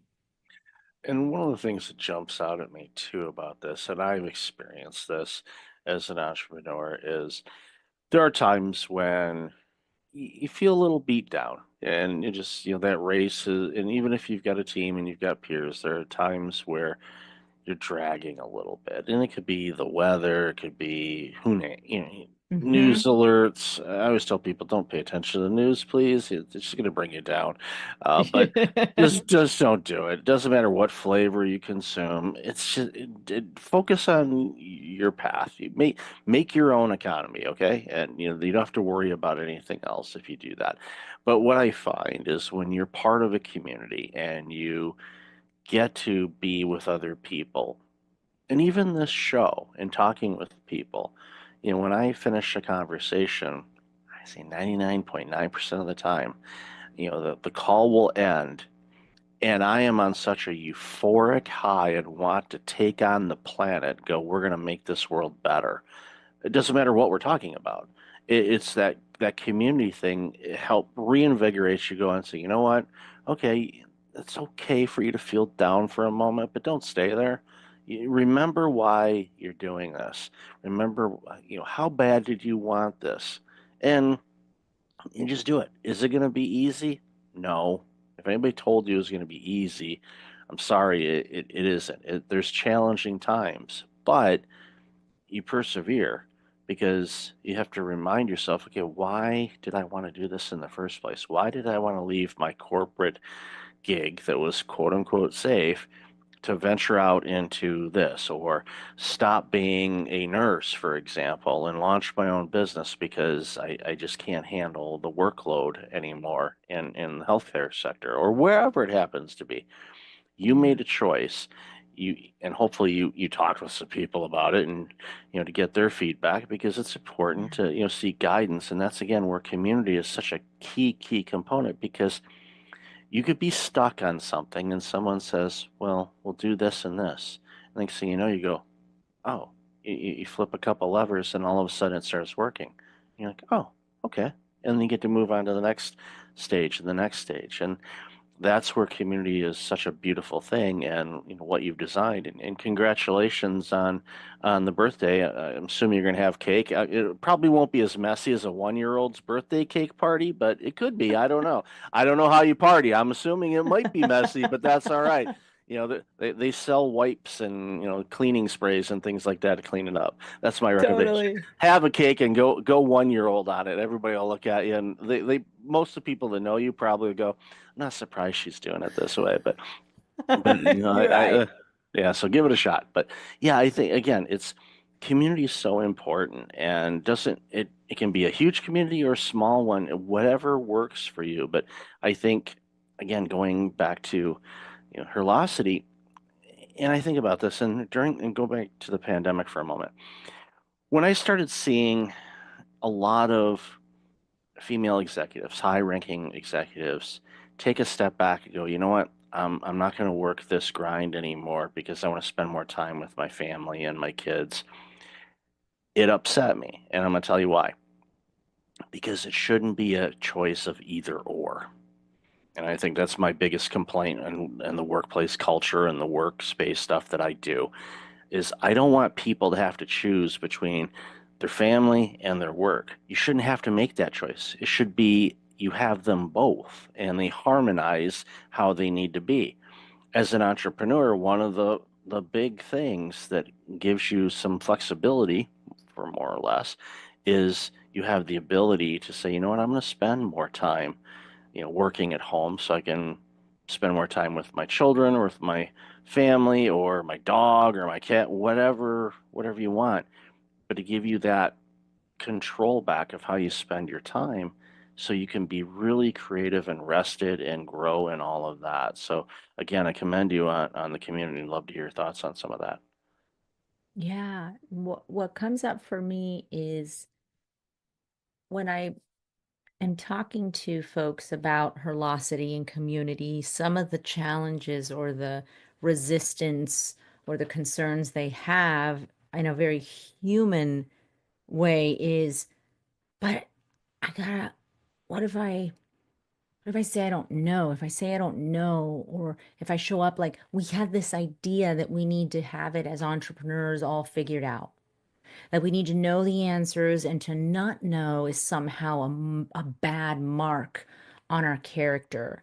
And so I think that keeps folks from stepping into community. And tragically, what it does is it furthers the isolation, and it furthers the depressive tendencies, or I'm not cut out for this, which is one of the most heartbreaking things I hear entrepreneurs is like, I don't know, Louisa, I might have to go back. I mean, it's not beyond me to go back to corporate if I can't make this work. And that breaks my heart, because it breaks my heart and it lights me up. It breaks my heart because that's an experience that they're having. And it lights me up because I go, I'd be willing to bet you're not a part of a community of like-minded individuals.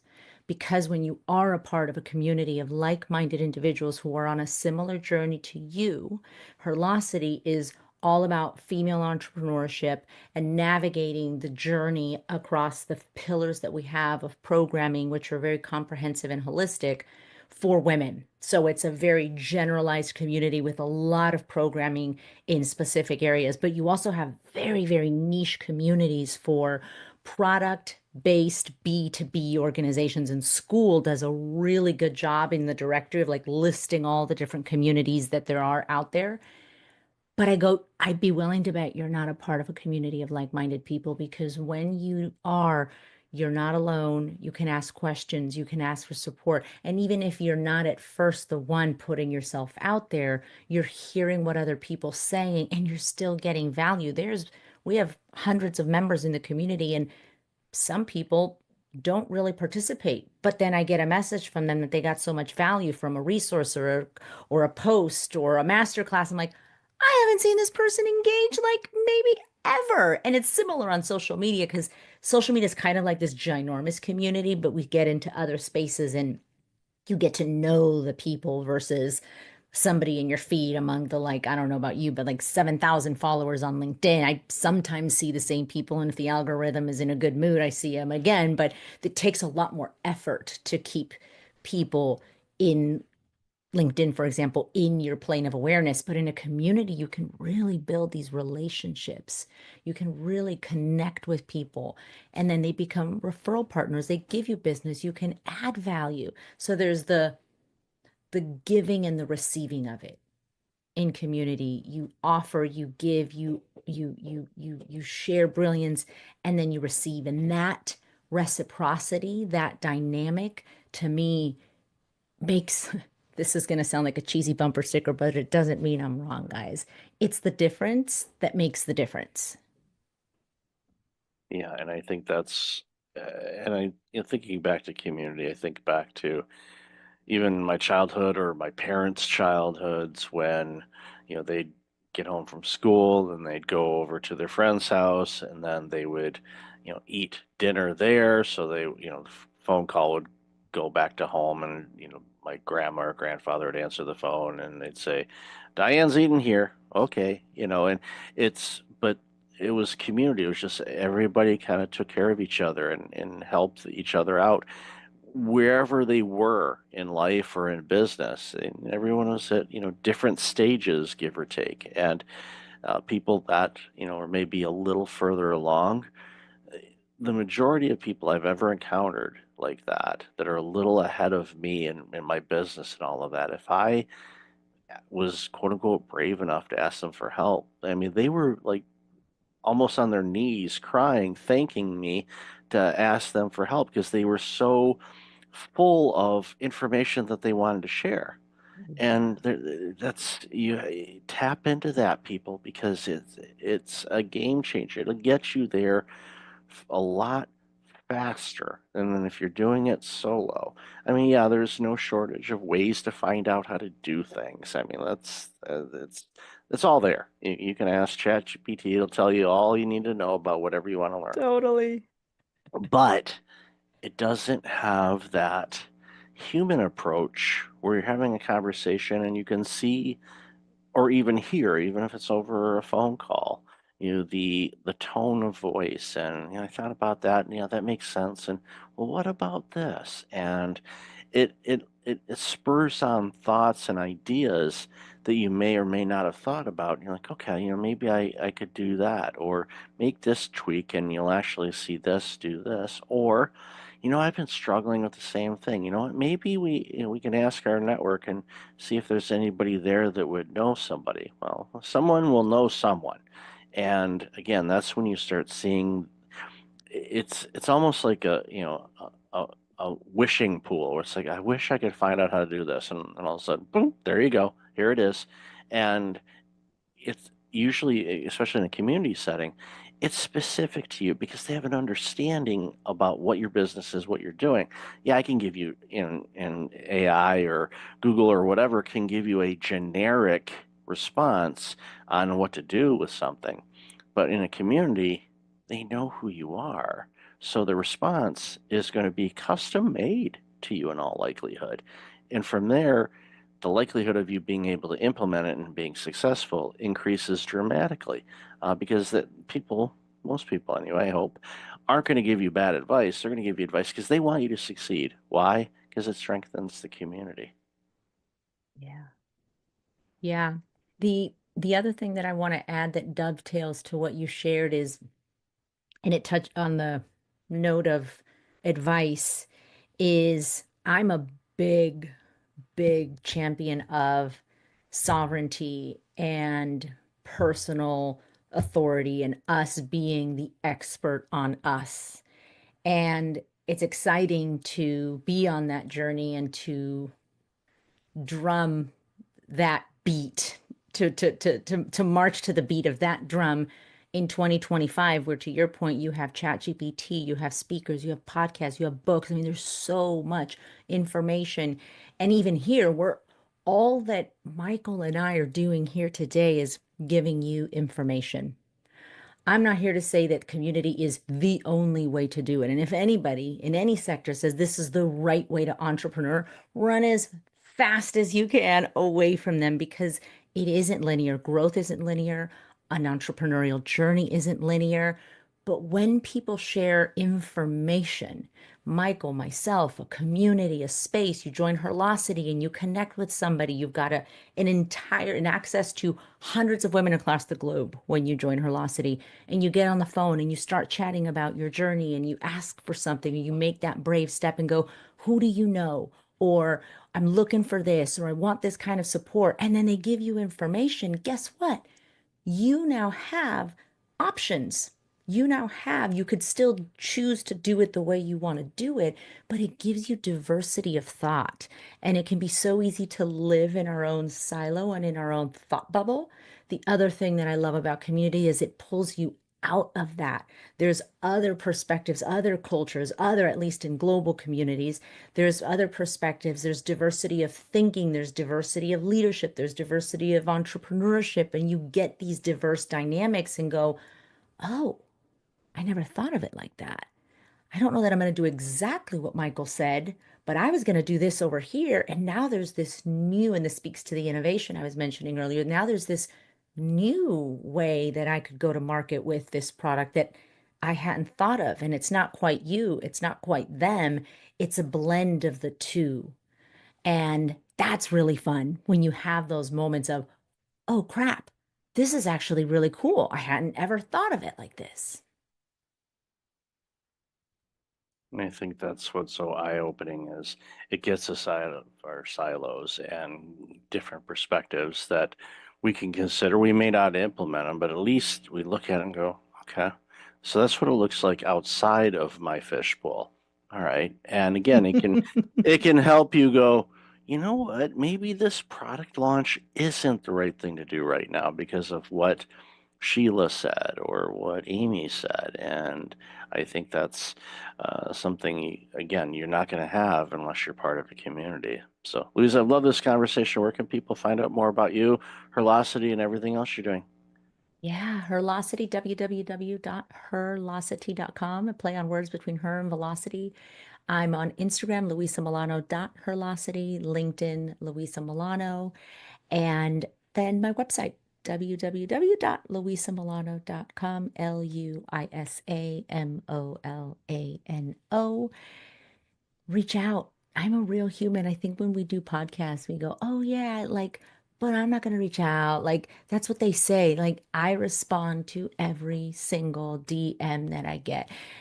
Between you and I, it may take a beat. Sometimes it's a few days, but I always, always respond. To me, somebody reaching out is so appreciated by me, because that's taking that step of, okay, maybe I don't have to do this alone. So maybe this is your brave step that you take, is go, all right, she said I could reach out. I'm going to find her on LinkedIn or on Instagram, and I'm just going to send a message, say, hey, hi, heard you on the Michael Levitt podcast. Just wanted to say hello. That's it. Awesome. Definitely have that in the show notes. So, Louisa, thank you for being you. The world needs more people like you that are crushing it and doing great things to help all of us. So thanks again for your time today. Really appreciate it. Thank you. Welcome back. I've got Bruce Piasecki on the line. Bruce, how are you? Very fine, Michael. Glad that you're here. I'm glad that I'm here, and I'm glad you're here too. You know, we've talked quite a bit in the pre-show, which we'll sprinkle into the episode as well. But you know, you do some amazing work, and you know, you're concerned about a lot of different things that impacts humanity. But you know, one of the things that we discussed in the pre-show was the connection of fear of war and fear of climate change, and how they intersect a lot more than people may think. So would love to hear your thoughts about that. Yeah, like yesterday, I did a podcast with Colonel Robin Phillips, who ran for the national security at the Pentagon, both the Afghanistan desk, the South Asian desk of those 41 nations like India and Pakistan, and also ran for 10 years the desk. They always gave her the hotspots of the former nations of the Soviet Union when it was breaking up. And what Colonel Robbins says, because she's honored me with a great review of my book, Wealth and Climate Competitiveness on Amazon. She's noticed as well that there's this coincidence between the new concerns about war and military resource conflict and climate change. And she reminds all of us in this podcast I did with her that today, for the first time in human history, we have the technology and the information, but we have to choose the right leaders and adapt the right patterns to realize that these are one and the same, that unless you keep national security interests and nation state interests in Somalia or the other nearly failed states, you're going to create serious unrest for the US government and for Canada and for the industrialized nations. So I believe that they're one and the same. So I'd like your listeners to begin to visualize the solution. And I call it the sweet spot between business and society. If you think of two large circles, one is business interests and another is social interests. For the longest time, those two circles only met mildly, peripherally, when they bumped into each other. Now what I'm finding in the new generation, my daughter's a doctor and she's totally there. There is a sweet spot of innovation and wealth creation where the two circles meet, and they meet in 6 ways.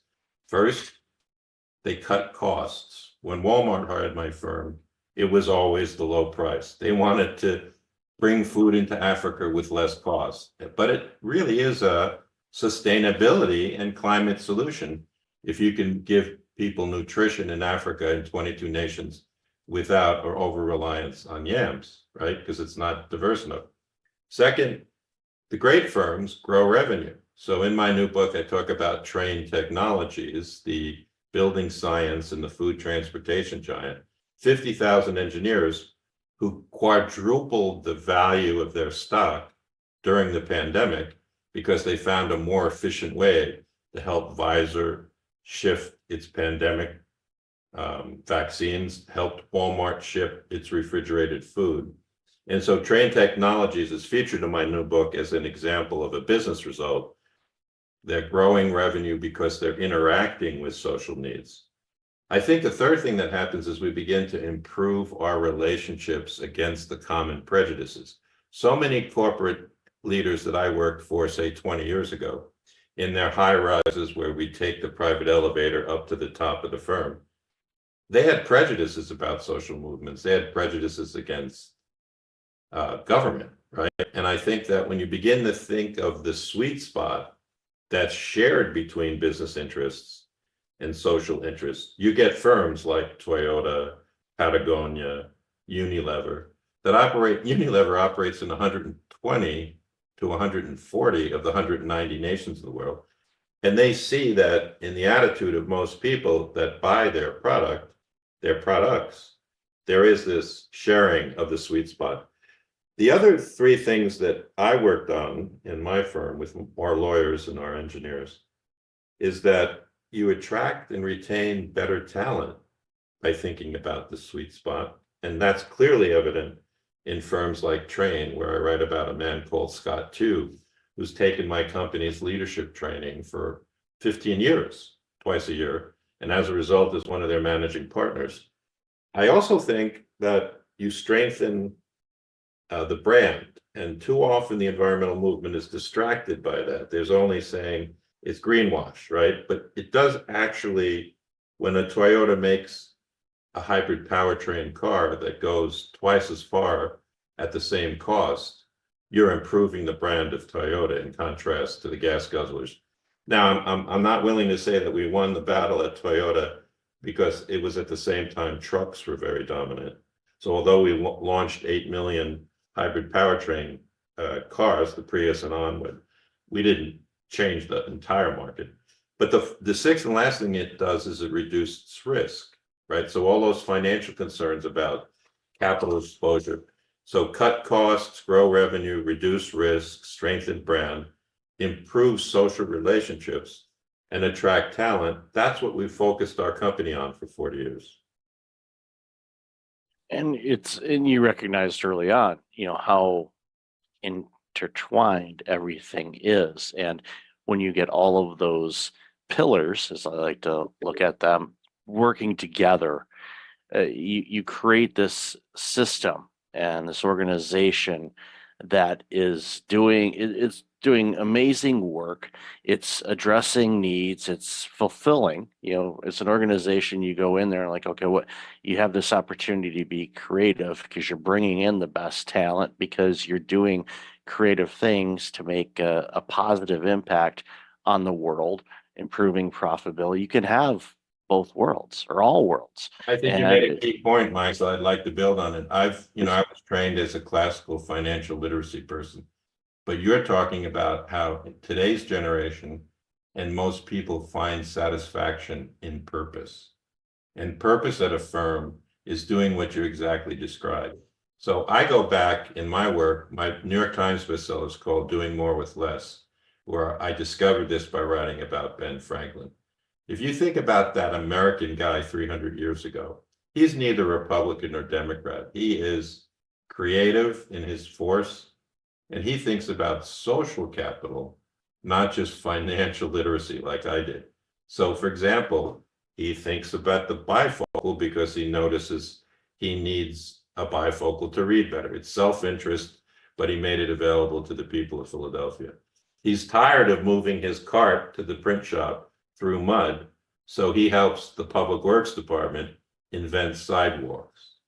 Once again, self-interest, but Philly becomes a mega place in America, early days, because of that. He's curious about lightning because he loves to swim and he's afraid, is this thing going to come down? So he thinks of the lightning rod. He's curious about efficiency, so he invents the Franklin stove, right? So in my work, I'm looking to liberate social capital in these firms, not just financial capital. And it benefits both. And we know when we analyze, and I've talked with people that do this for a living, the different generations and their motivators and what they want to bring to the table. And Gen Z, and we'll see what Gen Alpha comes up with, and the millennials. There's variances, but they want to do amazing work, but they want it to have a meaning to it because they get fulfilled from it. And not, obviously, the financial aspect of being compensated is a component of it. But I learned a long, long time ago, you can give your team raises, but they'll forget about it in a short order. Purpose. Yeah. Yeah. They view so this is really where these new books of mine go. We want to create a competitive spirit in people in their relationship to their family and their friends and their firms, but that it be based on creative force rather than destructive, litigious force. So let me say this, I've come to conclude after running a capitalist organization for 40 years. Now, I'm happy to say, Michael, I could speak more freely about it because after having worked for a fifth of the Fortune 500, I haven't worked for these giants for the last 2 years. It was 41 years and now I'm retired. I do run a leadership workshop that's financed by some of these firms. But the fundamental of my newest book is that capitalism can become social response capitalism if it's about the smart realignment of money, people, and rules. Without a doubt, you made reference just now to how the people in a firm you learned want to be purposeful. So you have to realign for that, right? I use in a new piece I wrote for the American Association of Colleges, my daughter as an example. So my daughter's 28 years old. She's now a doctor in rehabilitation, brain and spinal injury. And I'm very proud of her. So is my wife. I think she's a doctor more because of the diligence of my wife than a bookish person like me. But to make a long story short, when I observed Colette and all of her doctor friends at Upstate Medical and all of the places in the hospitals she's now working at, it's almost they learned about the relationship to business and society osmotically. They didn't have to be told about it in graduate school, or they didn't have to be forced into it by policy. They live in a world in where there's so many people in the population, and they already are discerning that they have to play a role in reducing climate and pollution and making machines more efficient. To them, so I wrote about this in a piece about the beauty of global education, because she learned it osmotically. She didn't learn it by becoming a master's of environmental management.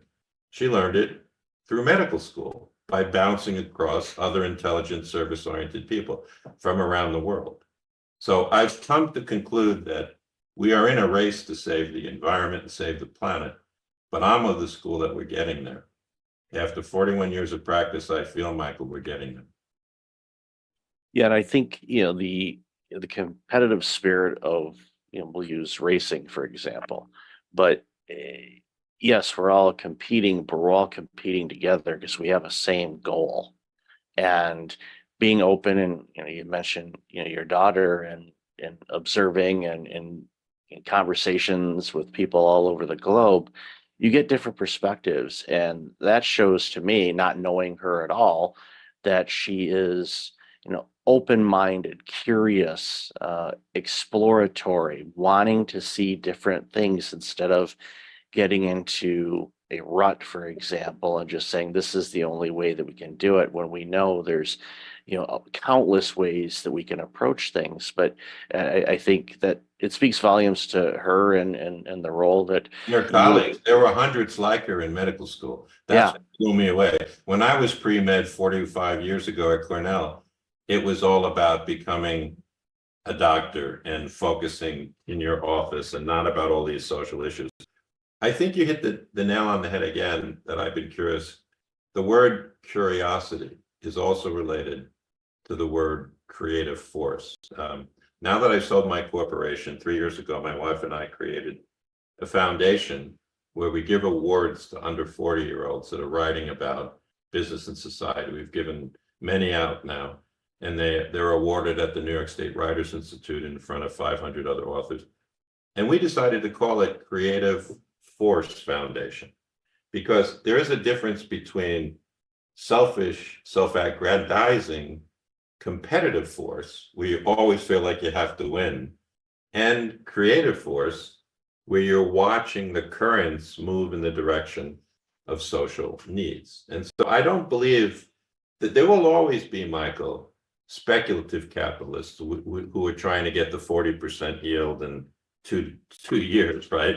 But my work is about the giants and the mid-sized firms and the leaders that are advancing history. They're almost like surfing at the top of the wave, as opposed to falling into the wave. So I do think that my new book, Wealth and Climate Competitiveness, constructs a new narrative that, so I want to talk about one of the concepts in the book as well. I've already mentioned to you, Michael, that money, people, and rules is the way we capitalists organize our staffs and the way we compete, often in a cooperative way, right, through partnerships, right?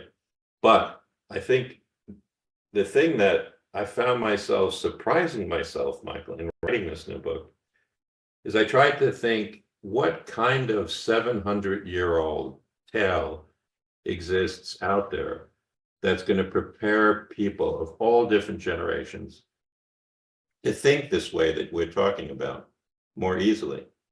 And I decided there's a whole chapter, a whole passage in the end of the book about Robin Hood and redistribution of wealth. Now, if you begin to think about Robin Hood, he's really celebrated in the British tales across the last 700 years as a social hero, as opposed to a criminal. It's taken society a while to accept the notion that a Nelson Mandela was heroic rather than a person in prison in South Africa. And so in the book, I write about why redistribution of wealth is a social good. I'm not talking about overtaxing the rich or draconian rules.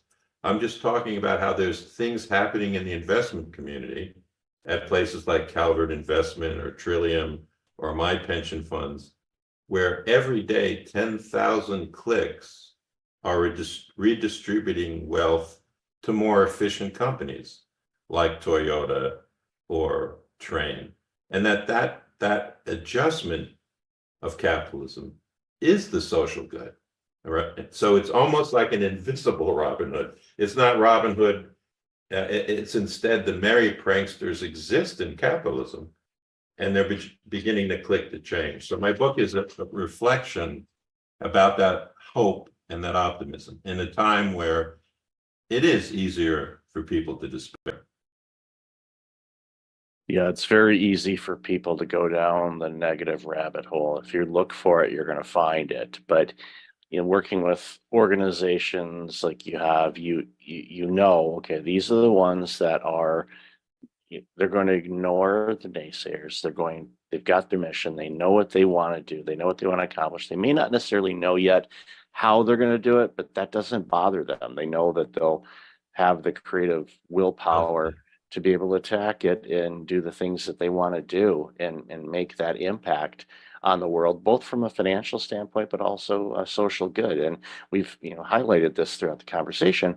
Both of those can coexist. They're not an either or, but I think sometimes people try to pigeonhole them as an either or, and they're not. And the more that we recognize that yes, your organization can actually be more profitable if you do things in a way that benefits humanity and social good and all of that, you'll find efficiencies. I'm a big fan of efficiencies. Believe me, if you can do it in 2 steps and still give out the great quality, by all means, because that frees you up to do other things that can make impact as well. So it makes a ton of sense. I would like to learn a little bit more before we leave about your Breakfast Leadership Network, because Yeah. I'm happy to be on it. So can you tell me a little bit about who you're reaching? Yeah, of course. Our organization, we launched it. Actually, the website was registered 8 years ago on Monday, so it's been around a bit. And the initial premise of the organization was I was working with organizations and C-suite executives on burnout recovery and prevention because I had my own. I noticed that. Yeah. Yeah, I had a pretty bad case of burnout 15 years ago, and cost me nearly everything, including my life. And after recovering from all of that, I determined, well, I don't want to do that again. So what do I need to do? So I started researching burnout and went down that rabbit hole. And this was, 2011, 2012, when I still, I was, diving into it. And it started, as I got more aware to it, I noticed a lot of my peers, and I was working in the healthcare industry at the time, were going down the same road that I did, and it scared the crap out of me. So I thought, okay, what can I do about this? So started writing about it, started talking about it. One thing led to another, started doing keynotes, writing books, doing consulting. You launched the podcast show a little over 7 years ago to talk about that, and then just bring awareness to entrepreneurs and small business owners Good for you. across the globe to share that yes, you can build a great organization. Yes, you can run a great organization, but you don't need to burn out doing it. You just have Well, more power others- to you, because I do think that that's an important lived experience to share. And Yeah.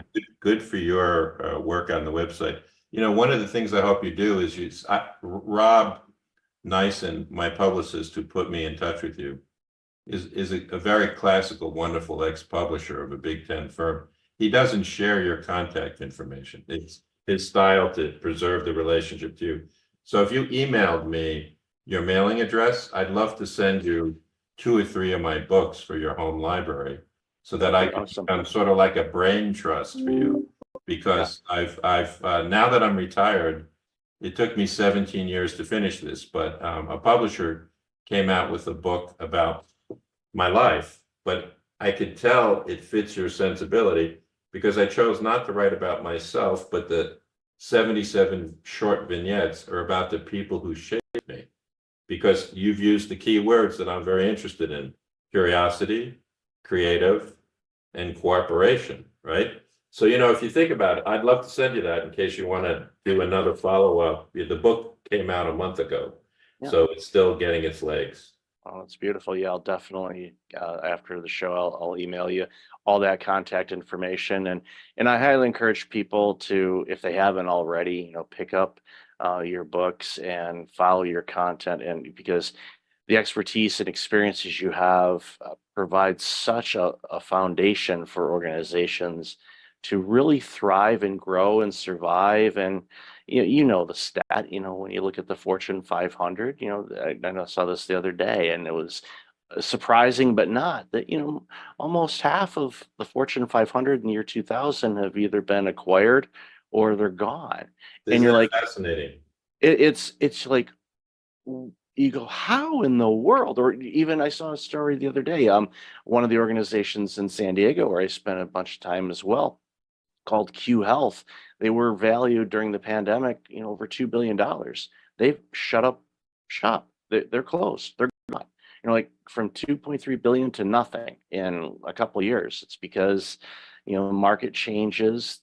There was all kinds of other things that fell into place that created the situations that they were facing. But you can be top of the world and you can be underwater in a blink of an eye. And it's take for example, Enron in their own lifetime. I remember I used to go down to Enron because there were utilities that my firm was working for that wanted to use them as a model. And luckily the lawyer and I that would go down came back and said, there's something that doesn't smell right there. So, you just made the key point that even the global 500 changed. So in my books, I try and emphasize the lasting set of competitive principles that allow them to continue to innovate. Take, for example, Unilever. There are really 300 different small railroad trains on the same road.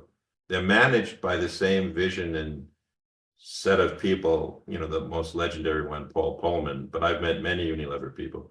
But each car is given a huge amount of innovative, creative freedom. So they buy Ben & Jerry's ice cream, but they have the capability of bringing it to Africa and Australia. And the formula doesn't change of the product or the vision. It's all attached to this huge, that's what the Lever brothers called the Unilever train. And I think there's a real genius to that, allowing innovation within the small units as opposed to homogenizing it all at the top. There's many different models of management success. And as you just mentioned, many examples of management failure, which is what kept my life so interesting, Michael. I bet. So I'll definitely have all your contact information in the show notes. So Bruce, really, really appreciate your time today and love this conversation. We could probably talk for 10 hours straight on this stuff because it's one of the things that, drives it home for me is I want organizations to just crush it and be really well because it benefits all of us when they do. And it's, I love celebrating companies and individuals and teams like yours that just, help these organizations do what's right and make things better for all of us because we all win when that happens. So again, Bruce, thank you so much for being on the show. I'm delighted to be part of your Breakfast Leadership Network. Thank you for your time, Michael.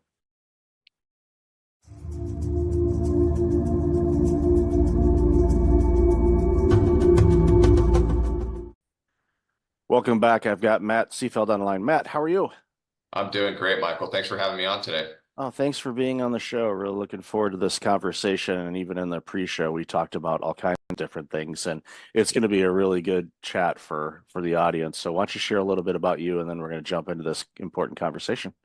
Absolutely, yeah. So Matt Seafeld, live in Del Mar, California, which is just about 20 minutes north of San Diego on the coast. I grew up in the Bay Area, identical twin.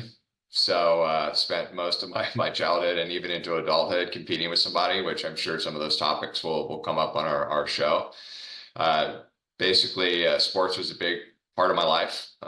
Played sports all through college and continue to coach, as part of giving back and being of service to others and help motivating this next generation of athletes to create I call it the callous minds to be able to take on this world, right? Not let the world take on them. So, a lot of things there on my career. I've been in healthcare my entire career. After undergrad, went right into working for a couple of the big four consulting firms, PwC, Deloitte, trying to fix health systems problems financially.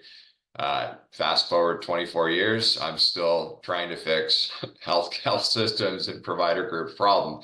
I did start developing software Early in my career, I left Deloitte in 2007 to start a company, healthcare software company. Eventually sold that to a public company, and pretty much have been an entrepreneur ever since, and really do enjoy it. And again, I think we'll talk a little bit about what it takes to be an entrepreneur, what it takes to lead a team, what it takes when you're trying to recruit people, and the types of personalities and the challenges that come apart with it. I would say the last big thing that's really why I'm here talking to you today is I did get sober almost 7 years ago. I'd struggled for many years with alcohol. I was using that as my coping measure for stress, trying to avoid feeling. And when I got out of treatment, I realized there was no easy community out there, virtual community to connect with. And this was pre-COVID, right? And so I built an app. It's free for the world to use. It's called My Life Link, and it's a place where people have a soft entry into recovery, right? They can go in, they can basically be as open and honest about who they are. And we connect them digitally to people like them and people who have gotten sober and are in recovery that can help them with this journey. So it's an amazing experience.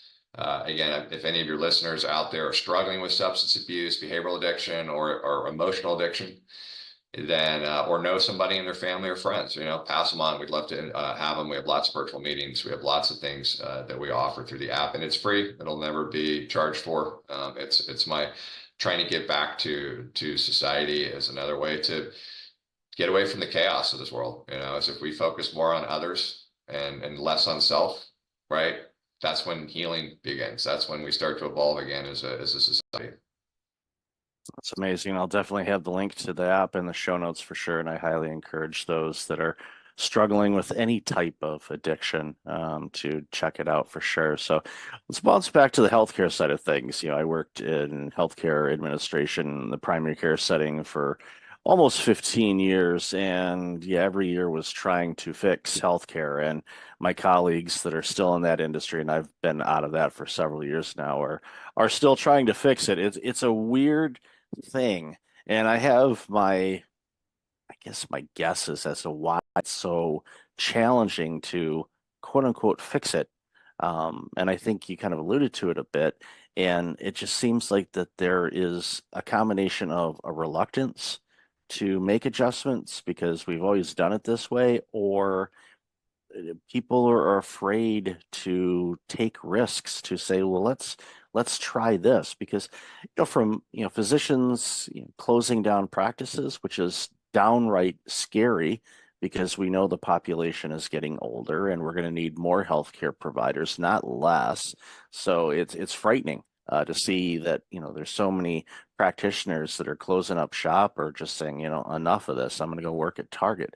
Nothing against working at Target, but when you're a medical provider and you've gone to school for as long as you have, and you're able to help humanity with their healthcare challenges and needs, and all of a sudden you just say, well, can't do it anymore, I'm walking away from it. Society loses on that. So love to hear your thoughts on that. Yeah. I mean, you already touched on two of the big ones, right?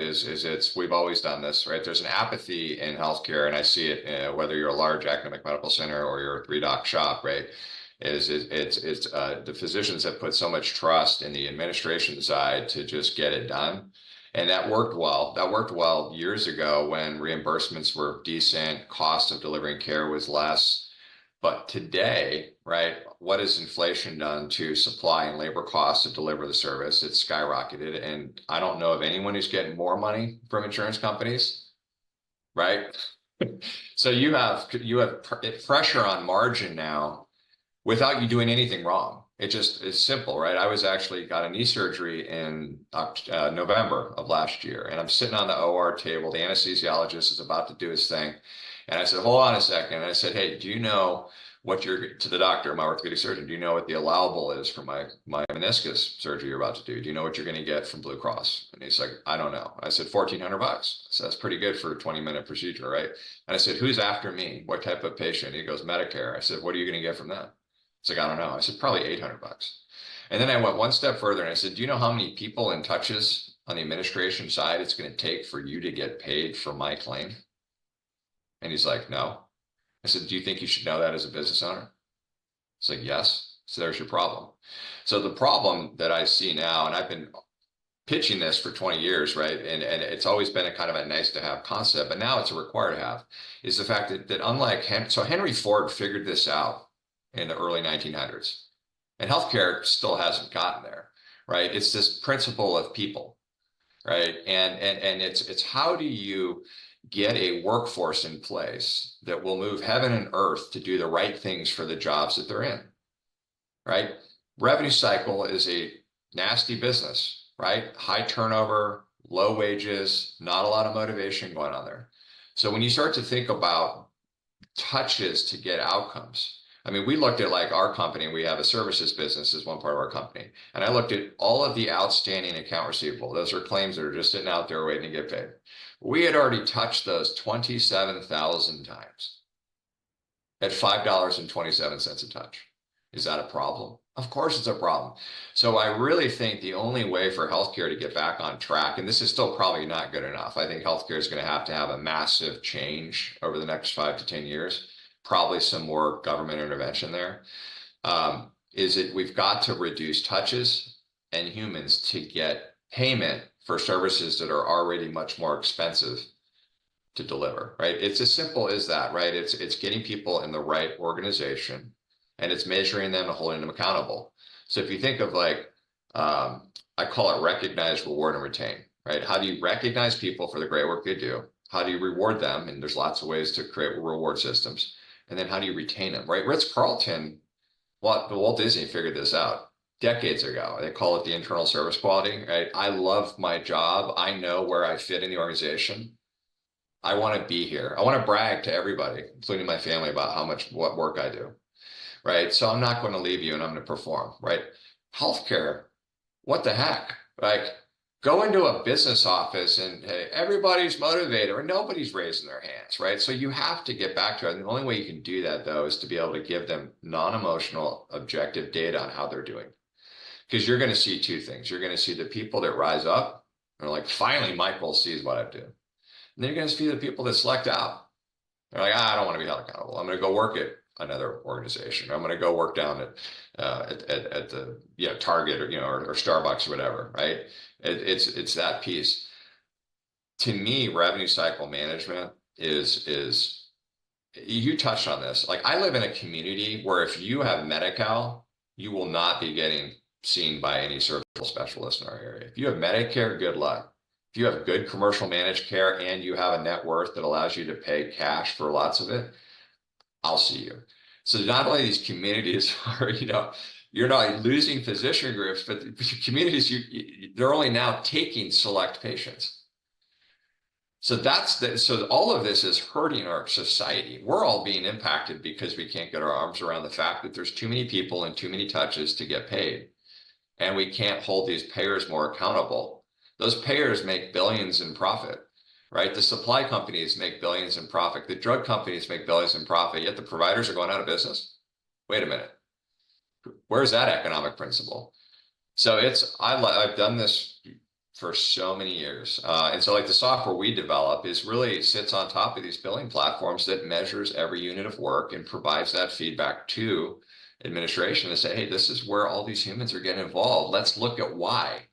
Let's look at the people and the process, and let's look and say, can we change things? AI is great. AI is going to help transform this industry in a lot of ways, but you got to know where people are involved first before you can start making big investments and hope that some sort of an AI technology or machine learning technology is going to fix a problem.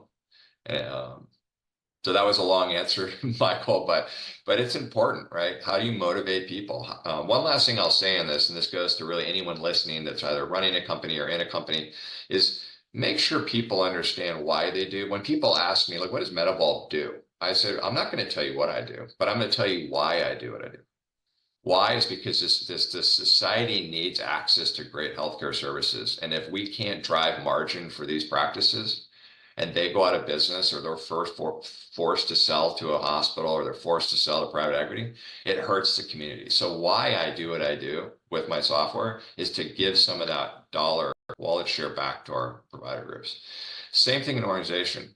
We have about 170 people, and I did a company meeting last Tuesday. And as I'm talking to these folks, I said, ask yourself, do you really know what your role is and why you're in the role and what your role is doing for our overall mission. And do you want to be in that role? See, a lot of times people are upset in the workplace, not because they're an unmotivated individual, because they were never asked those questions. Like they just got hired. Like, oh, I'm going to hire you, and you're a biller, you're a charge entry, you're a coder, you're going to be in call center. But do you want to do that? Right? Do you understand every time you answer a call, you have an opportunity to create a great experience for a patient, right? So we need to be better at leaders to make sure that everyone that works in an organization understands where they fit, why they fit there. And then we got to ask them, is this something that you want to do? Or are there other things that you'd like to do in the organization where you would be more empowered to do these? Yeah, it's important to figure out, and for individuals as well, because there's this theme of blaming the companies for everything, but as employees, we have to take ownership in our own experiences and what we want, and get clear as to what we want. And if it's okay if you don't know, but one of the things that I'm thankful that I did at an early age, wherever I worked, was to get as much of an understanding of how the entire operation worked. One, for opportunities, in case I want to get promoted or work in a different division or department or whatnot, but also to what you said, figure out myself, okay, what's my piece of this puzzle? If I don't do my job, what happens? And it was a work ethic that I had, thank my parents and grandparents and great grandparents for that, type of belief in, when you go to work, it doesn't have to be torture. You can have fun with it, but just have an understanding of what your role does for the greater good. And if you see opportunities to make things better, offer them up, or if you have the autonomy to do so, implement it. And all of a sudden you're making the jobs easier for your colleagues, making a better experience for your customers. And it goes a long way. So don't just depend on the employer to do it, but go to the employer too. This is a two-way street, and you want to make sure that you bring out your best as an individual, because I've said this for years. It's harder to not work than it is to work. And a lot of people are like, what do you mean by that? It's like, if you're not motivated, you're not driven, you're just, punching in and just taking up 8 hours and going out, those are the longest 8 hours of your life. If you're going in and you can gamify what you do, you can have a song bouncing in your head, whatever you need to kind of get you bouncing a little bit and a little bit more motivated and disciplined. You got to be disciplined too. You'll be shocked how quickly that clock goes, because you're in the zone, and you can do that every day. And when you have that mentality about it, I see it time and time again, because I work with people that are burned out, and I'll go into a company and I'll see two people doing the same job, same generation, age, gender, pretty much the same across the board. One of them burned out like you wouldn't believe. The other one is on top of the world and doing the same job, same workload. All the ingredients are the same. And like, okay, what's different here? Well, the individual and how they approach life, their mindset, their energy levels, what they're eating, external factors, and mostly internal factors, their mindset around things. And it impacts so many businesses, because we come to work with a bunch of baggage, and we get mad at our company when it's, in many cases, has nothing to do with the company. But so love your thoughts. Yeah, it's interesting. Yeah, you picked on a couple of themes that I love. And it kind of ties back to Maslow's hierarchy of needs, which I talk a lot about when I speak at healthcare conferences, is that, this, and I don't want to make it about a generational thing, but the newer generations, right? They operate different than the older generations, right? I was born in the 70s, and so kind of my mentality is different than, say, where my sons are, right? I got a 13-year-old and a 9-year-old. But you think about what's being lost, I think, in society is the top of that pyramid, which is self-actualization. I think that we've lost, not everybody, but I think the majority of folks, if you were to ask them, like, do you have a goal that you're willing to become so obsessed with that you'll do everything possible, every action possible to achieve it, knowing that you may not achieve it, but that's a heck of a journey along the way. It's just self-discovery. I think that applies to the workplace, and I think it applies outside of the workplace. Is that if I'm going to invest 8 hours a day going to a job, what do I want to just click a button? I mean, do you really just want to sit there, or do you want to be proud of the work that you do? Again, this goes back to, do I know where I fit in the organization? Is this where I should be? Is this the best use of me? Right? Is that if we can get some more folks back to this principle of self-actualization, and then you hit on discipline, right? Motivation is great, but motivation without discipline doesn't get you anywhere, right? And I love that you brought that up and made that connection, because I think people miss that. Like, I'm so motivated to lose weight. I'm so motivated to be a pro ball player. I'm so motivated to, really? But are you disciplined, meaning that you're going to do everything? You're going to be hyper obsessed with it. Obsession is often a term that people don't like, right? It's like, well, he's obsessed. But obsession is actually what it takes to be an achiever, right? I see that in sports, right? I have coached baseball, right? All these kids, I want to play in the pros. I want to be Manny Machado. I want to, do these. That's great. That's a great outcome. You don't control outcomes in life. Well, what do you mean? I said, well, you control actions. You never control outcomes. That doesn't make sense. No, it does make sense. You can say you want to be something, or you want to achieve something. But again, this goes back to, how obsessed are you willing to be? What actions are you willing to take every day? So you want to play pro ball, you come to practice twice a week, and that's it. You're probably not playing pro ball.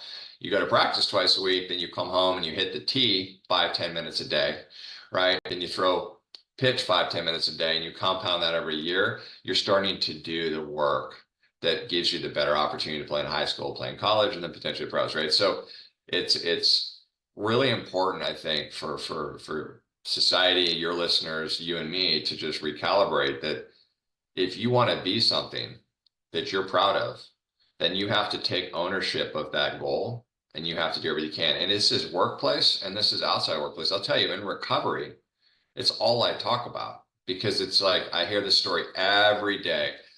Oh, I can't stop drinking. I can't stop taking drugs. I can't stop watching porn. I can't stop having sex. I can't stop, this anxiety that I feel every day. All right. I can't stop this feeling of lack of self-worth, right? I'm not good enough. I don't feel good. Michael doesn't like me, right? All of those things come to me all the time. And I stop for a second and say, well, hold on a minute. Why are you trying to escape from that feeling? What's wrong with it? If Michael doesn't like me, that's on me. That's not on Michael. Michael says something to me, right? Sticks and stones break your bone. I say this to my kids all the time. Somebody says something to you, and you let them, if you take that as truth, then you've lost, right? The only truth comes from within. That's your only truth. It doesn't come from what people say about you or act about you or how things happen. But we as humans, we take that and we create truth out of it. Right. And when we create truth, then we want to disassociate from that feeling. That where the maladaptive behavior comes in, right? It's like, well, Michael doesn't like me. It's making me feel bad about myself. So instead of addressing it, I just want to pick up a drink and numb myself to it.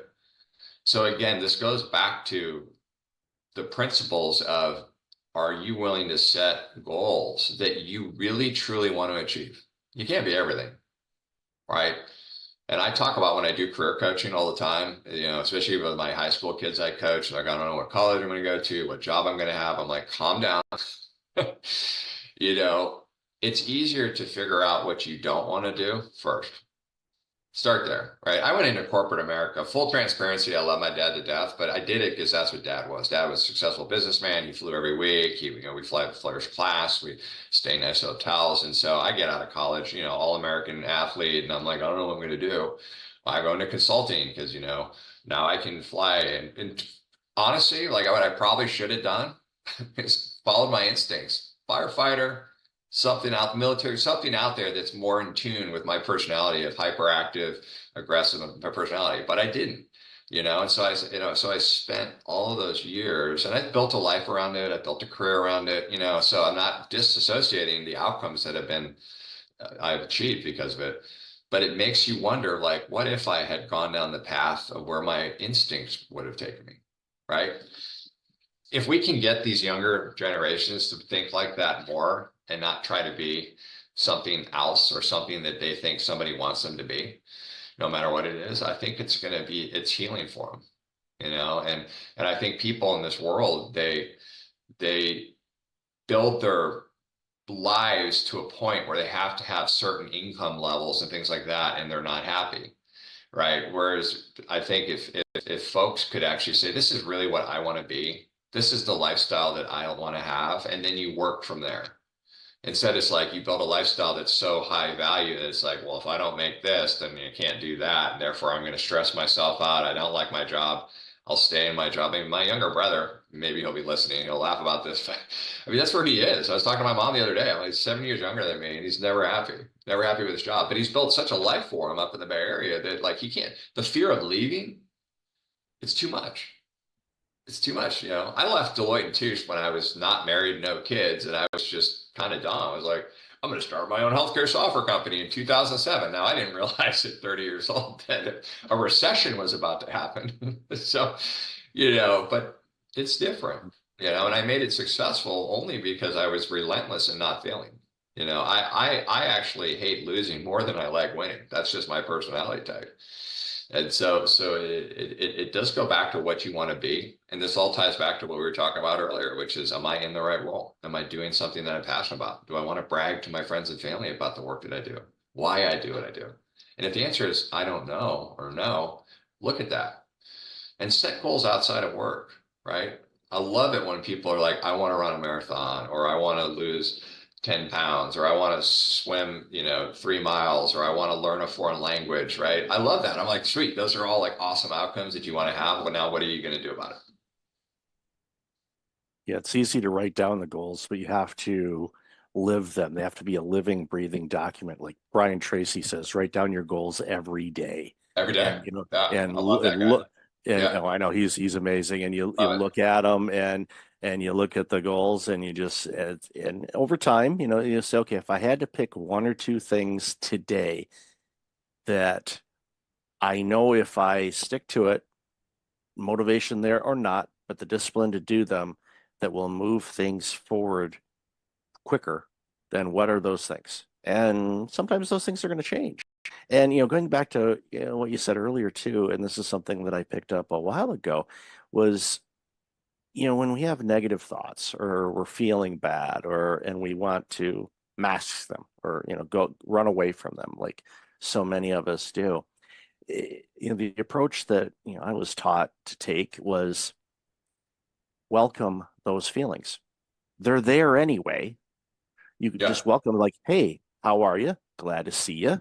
Not really, but I'm glad to see you. Have a seat. Why are you here? You know, why is this thought coming across my mind right now? You know, what triggered it? What did I see that reminded me of it? It could be something that has a direct correlation with it, or it could be something completely off base, where you see a yellow lid for a container, and for some reason it reminds you of going to a restaurant and having a fight with, you know, a friend of yours or something. It's like, well, was the restaurant name Yellow? No. But, right. I'm not sure where the correlation is, but there's something there that you know, subconsciously picked up on, and it brought it to light. It's like, you know, then, you know, welcome and say, okay, what do you want me to learn from this feeling? You know, what are you trying to teach me? Yeah, and if it's not clear, then you just say, you know, journal it and say, okay, this came to mind. I'm not sure why. Maybe it will come to me, but I'm not going to let it, you know, interrupt me too long. I'm going to give it its moment and say, okay, thank you so much.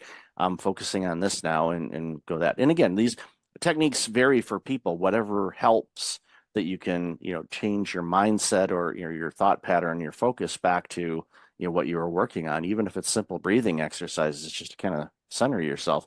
Sometimes that's all it takes. But to run away with it, you know, like my wife says, it's like, yeah, try running away from your skeletons. You can move states, you can move countries. Guess what? You open up the closet, ta-da, hi.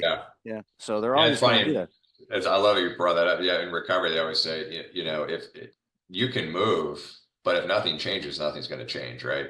It's still there. I think that one point on is that we as humans take our thoughts as reality, and there is no reality. There's no truth to thought. Thought is a thought, right? Yellow, restaurant, right? whatever, it's a thought, right? But when we create that and say that's true, the only truth right now is you and me having this conversation at this exact moment. That is present moment. And that's what we're trying to do, right? We're trying to bring ourselves to present as often as we can. And the amount of time it takes you to bring yourself back to present when you have the thought about the yellow restaurant, that's where you start to be successful, right? Can I just flip that switch in a second and laugh it off? Right. We talk about, this too shall pass, right? How does somebody stay sober 30 days, 45 days, 60 days? It's like, oh my God, I'm having triggers. I got to drink. Give it 2 minutes and see what happens. 2 minutes. Think about your consequences if you do pick up, right? So how quickly can we send ourselves back to reality is really important. I think the other thing is that and I do this a lot, right? I grew up with anxiety. I could play for anxiety every day. I wake up at 6 a.m. in the morning. If you want me to just be like, let's just be anxious today, that's me. Right? I had the nervous tics as a kid. I was very unsettled as a kid. I always put myself in stressful. I was a quarterback. I was a pitcher. Like I always put myself in stressful positions, which was like subconsciously, I think, my attempt to try to get over this need to be anxious all the time. But what's interesting, and I say this to my kids too when I'm coaching them, is that if you don't stay in present moment and you let what just happened impact you to right now, you lose, right? You strike out, you miss a ball. Right? You have a bad throw with the discus, right? If you carry that to the next moment, you might as well walk off the field because you've already disrupted your mindset. The same thing is don't create a future that hasn't happened yet. I do this all the time. I'm like, I can play for like what's about to happen. I go, Michael, I might lose a game tonight. Kid might not do as well as I want him to be, right? Those are futures that haven't even happened yet. If it impacts any minute of my day today, I'm just taken away from this moment of being present with you. So it's the whole thought addiction. We do it. My twin brother is it's ironic. He's a physician. He's an ER physician in recovery with me. We're about the same time frame, and he works with me on my LifeLink, the sober app. But he's actually taken the next step further, and he's created curriculum around thought addiction and emotional sobriety, which has been amazing to really see how he's evolved now in terms of these topics. But it's just amazing to me. The farther I get away from drinking and the more people that I meet who are struggling, the answer is so simple, yet it's so hard to get to that level of disparity that you're willing to do something about it, right? I think Eminem has a song where he's talking to his daughter. He said, I got sober for me, but I actually got sober for you. And there's truth to that, right? And I wish there was a pill I could give somebody struggling. If you have listeners right now that are struggling, I wish there was a way to be like, take this pill, you're going to have your bottom and you're going to be on to healing, but there is nothing. It actually has to come from within. You have to have that spiritual awakening that says, you know what, I'm willing to do anything I can possible to get help, right? Become obsessed with it. And what I'll kind of leave you with this is that what I've found in my life is the more selfless acts I can do throughout the day, and in my life, even though it takes a lot of time, when you're volunteering your hours, you're coaching, you're still trying to work out and be healthy, you're still trying to run a company. It's absolutely what's kept me grounded, is that when I can serve others and not focus on me, and those others can be inspired to serve others, that's what drives hope, right? When I pass away, my hope is to leave a legacy of memories in people that inspire them to keep that going, right? And I think that's what this life is about, right? Is can we stop the nonsense on the news, and can we just get back to helping each other? When you become selfless, you build self-esteem, which is important for me because I grew up with almost no self-esteem. Always never good enough, right? In my mind, nobody ever said that. It was in my mind, right? I'm not good enough. My brother's better than me. My dad doesn't, love me, my mom, right? I mean, it's all in here. Again, I took thoughts in my head and I created a reality out of them. I made them reality. And how much of my life, how many hours of my life, days of my life, months of my life, years of my life were wasted on creating anxiety around stuff that was never truth. It's something to think about. It definitely is. And it's one of those things where, you created that reality around anxious thoughts. You can also create reality on positive thoughts and being selfless and helping others. And real quick before we wrap up, this was a couple months ago. I live close to a mall, and when the weather's lousy, I'll just walk inside, get a little bit of walking in as part of my health routine. And there was it looked like it was some metal that came from some kind of scaffolding or something like that. But it was a small piece. They're just kind of laying on the sidewalk by a garbage can. So I picked it up and I put it in the can. I wasn't looking for any acknowledgement or good job, Mike, or anything like that.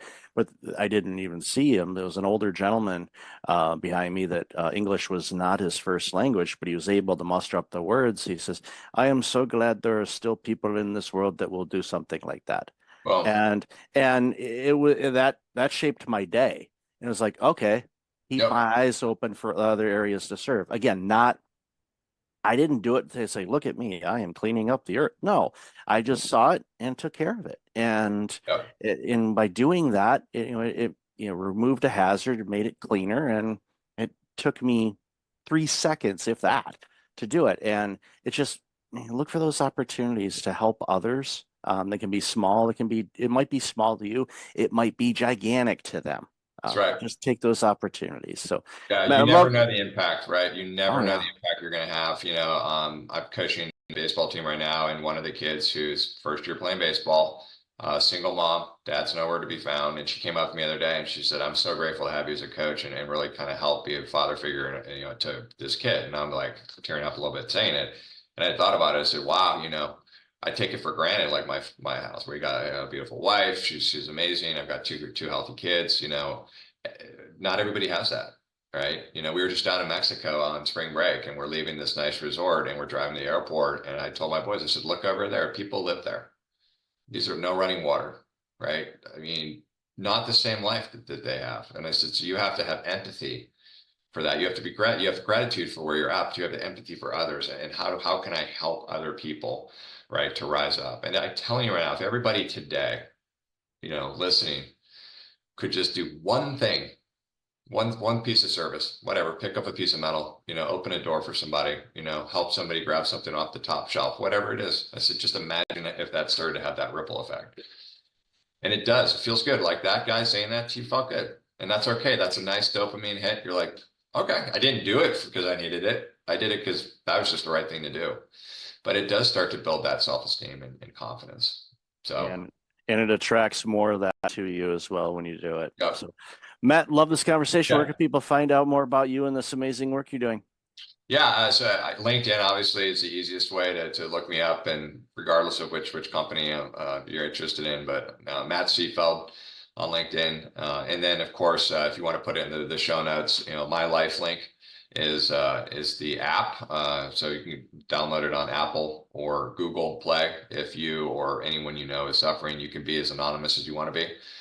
So it's a soft entry into this amazing and extraordinary world of recovery once we distance ourselves from the things that we historically did to disconnect from feeling. So would love to connect again and keep in touch with you, Mike. I really appreciate this time.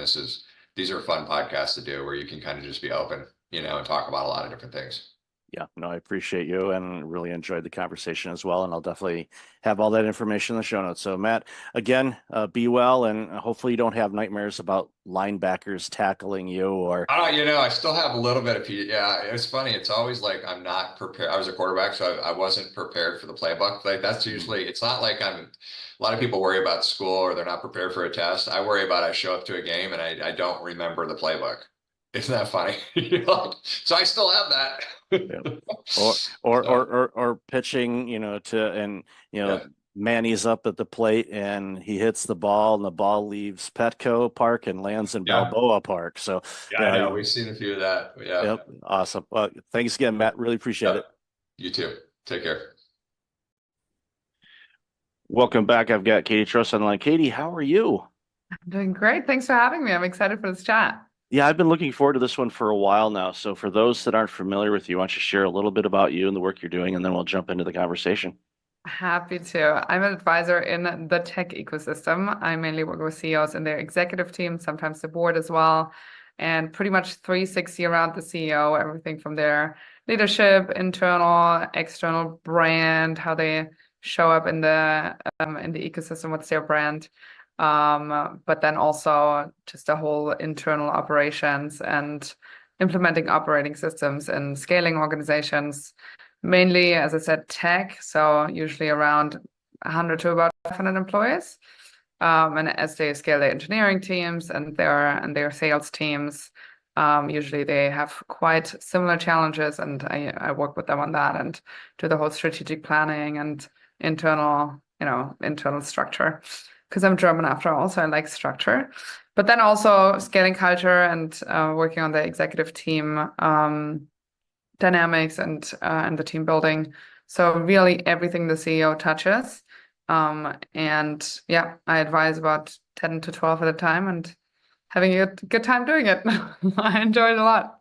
Well, it's amazing. And, the work that you do, and especially the deep understanding that you have about every angle of an organization is so critically important, because nothing against our fellow advisors that are out there, but sometimes they can be a bit narrow focused when it comes to the work they do, their own understanding. But going back to your comment about systems and being German, I have a little bit of German heritage on my dad's side, and I blame / thank that, because I am very structured. I have to have order, otherwise chaos drives me absolutely bonkers. And when I go into an organization to look around, I'm just trained to see, oh, that's a mess. Oh, that's a mess. And I just want to go clean it up. And sometimes they're not ready for that. And when it comes to IT, and it's getting, and I'm going to change, you obviously correct me if I'm wrong here, but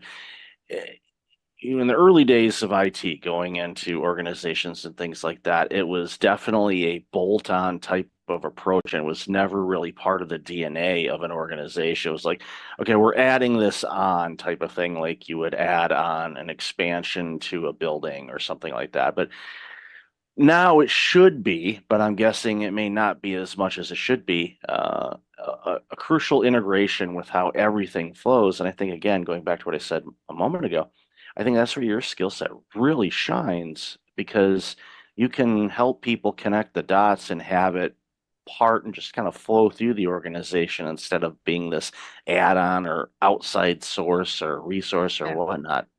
Yeah, I think that's the massive difference between being a consultant and an advisor, because I need to create the whole buy-in, not only from the CEO, but also from the executive team, from the VP level, director level, across the whole org.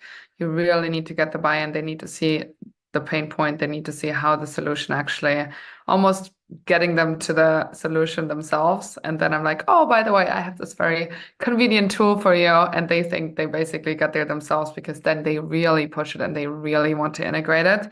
Where a consultant would go in and assess and identify and put together a plan, and it's never executed, or you feel like you have to go uphill. It's a complete battle to integrate or change anything. This whole change management, I mean, it's just a complete train crash. So yeah, I think that's where advisors and consultants are very different. I also have a coaching background. I was an executive coach for a while in corporate America. So lots of my advisory work is based on has their roots in coaching and in that methodology, and it really works a lot with buy-in, and you just get so much better and faster change accomplished than just going in and pushing things that you think are right. Yeah, I agree. And I think a lot of times too, the quicker you can convince the client it's their idea, the better. Yeah. They'll say, look what we came up with. And like, yes, that was a great job. Proud of you. Yeah. It makes such a big difference. But I'd love to hear your thoughts on, and I don't ask too much about this anymore, about what we saw, during the pandemic, because I know there were changes, and we've talked about that on the show quite a bit. But as you and I were chatting in the pre-show a little bit, is people behave and act the same. Yeah, there might be some differences out in what's going on in the world right now, but when it comes down to it, CEOs and leadership and the challenges they face continue to be the same. And what are some things that you see just are some tough habits for CEOs to break in the work that you're doing? Interesting question. I think in general, the whole ecosystem behaved very, on one hand, very similarly, where we had the, obviously the big tech spike and the valuations went through the roof, and people were just fundraising like crazy and scaling like crazy, and there was not a lot of substance behind it. So a lot of companies then had this empty shell, no revenue, very little revenue, no real product to show, no real product market fit. And then obviously they have to, they have to cut after, and they have to let people go. And I think that is something that people and that CEOs deal with on a daily basis and outside of the pandemic as well. But this was just very accelerated and very much, just top of mind. So I think seeing the behavior of, hey, we have some money and we put it into marketing and into hiring, and there's what happened in the pandemic. People overhiring, people staffing companies with products that don't necessarily have product market fit yet. I think is a big lesson that CEOs can take away. And also post-pandemic, and when the ecosystem has now slowed down and there's not that much funding, to just really, really bootstrap as much as you possibly can, and only use money that you really need, and only use marketing channels that really work. Don't scale before you haven't validated marketing channels, before you haven't validated your product market fit, etc. So that's obviously one of the learnings from COVID. I think in general, the whole VC ecosystem and the VC landscape has changed a little bit, where it's just not that attractive of an asset class anymore to LPs. So there's just less money, and therefore there's deals, and therefore lots of companies have to, go towards the profitability route because they just can't really raise. And some still haven't really had that insight. So they're still trying to raise, and they get lower and lower and lower valuations and do down rounds, and they kind of give away the whole value of their companies, right? Lots of CEOs who are stuck in a business that, yes, has good revenues, but the growth rate has slowed down, and they already gave up so much of the business that there's just not much to take out once they sell, right? So they're kind of stuck in this. And how do you lead through that, right? How do you keep your team motivated, who really is just there for the equity? Because otherwise, why wouldn't you work for Google or Facebook, where you have like the best benefits you can think of, right? So how do you keep your team motivated? How do you keep yourself motivated if there's not, the big gold bucket at the end of the race? Those are just a few where I think the pandemic and that whole tech spike and tech crash has really challenged CEOs on how they run their business, and and the strategy and the way they motivate the team. I agree with you on that as well, and brings to light a couple things. One, I agree with you wholeheartedly on the bootstrapping side of things. The more you can do that, the better, because we all get married to this idea that our product or service is the greatest thing ever, and maybe it's really, really good, but if the market for it is only at a certain level, that's what it's going to be.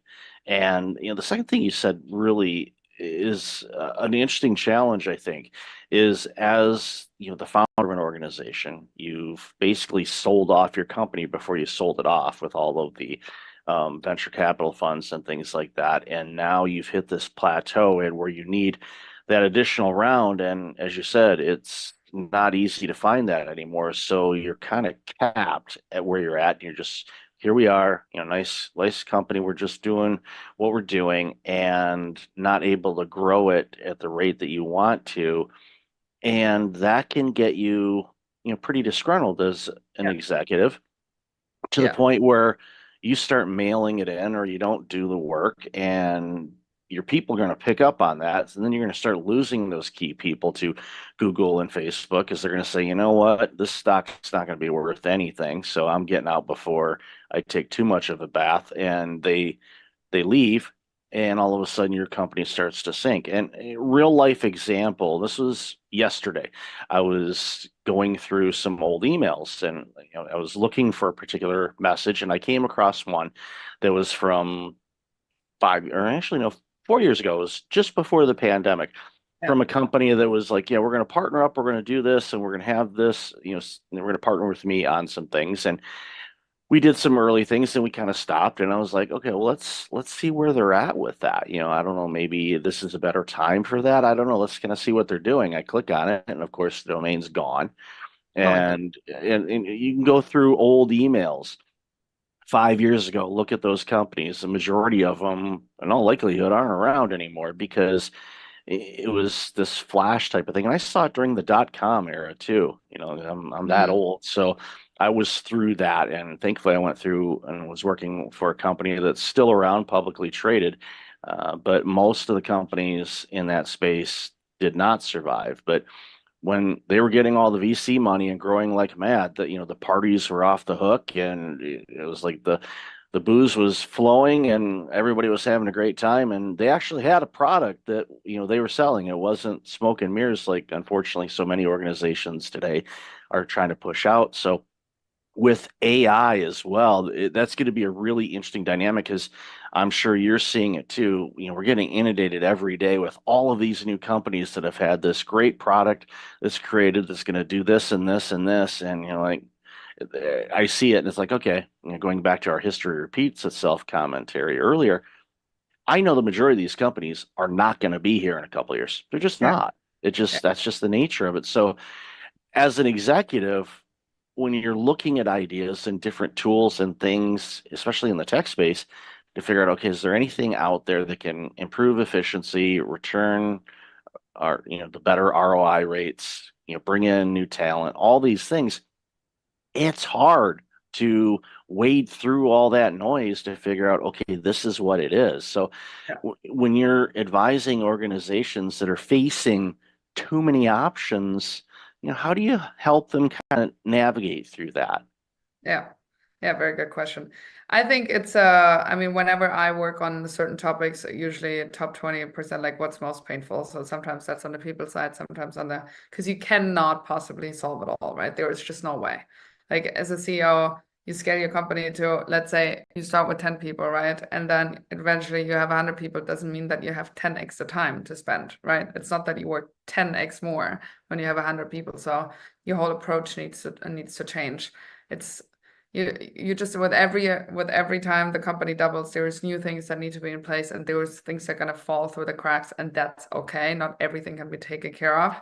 There's always so many products to launch. You can have so much additional revenue if you just launch in this country, and this product and that product. But then your team is getting completely, scattered in all different kinds of directions and loses focus. So you cannot do it all. And if you can do it all, you probably need the money that you don't want, right? So you probably need to have multiple organizations within your organization, have business units, and just run them as separate organizations, basically, right? And then you rather have a different kind of portfolio in terms of having different kind of companies that they are at least separated. So in case there's any legal issues, right? But I think knowing that you cannot do it all necessarily. Also, the whole sprint towards the exit, like if you are in a venture-backed company, there is no point to just like drag it on just because your growth rate is good, or just because the revenues are good. It's not going to go forever. You have 1 or 2 bumpy years and your valuation is already going to go down, right? And with every year, you put more money into the business. So just the moment you're crossing Series B, you go Series C, D, E, and then you just want out. This whole dragging it and, oh, maybe later on I can get a better valuation, take money off the table, and just make sure that you cover yourself and that you sell when you don't have to sell, but when others buy you. That's the VC game. And I think some founders don't really understand that. They just like keep going and going. And even the best companies that have bad quarters, and that's okay if it was all your company, right? But not if you have to sell it, or if you have investors and they're going to be in your neck. So yeah, interesting lessons from just like very well performing companies, from companies who didn't do so well in the COVID and post pandemic. tech crash, and you just have to navigate every single situation a little bit differently. How much have you raised? Is there any potential for exit? I've seen term sheets with, people basically having an exit next week, and then it all crashed, and then, complete bankruptcy. I mean, I've seen it all, in the pandemic, post-pandemic, etc. So you're basically on a gambling table, right? And there was some control you have, and there was obviously some levers you can pull, and having a great team is one of them. But you're in the middle of this, have to juggle all of the balls, and I think being in that position is very, you're just kind of on the edge all the time. Like whenever you have a quiet 24 hours, it's probably, something is going wrong already. It's just hasn't reached you yet. So it's really a sprint, right? It's like having this 7 to 10 year sprint where you get through it, and when you come out on the other side, you pat yourself on the back if you had a good exit. But most people never make it. And yeah, that also needs to be, kind of being realistic about that. Okay, what if I don't get the valuation I want?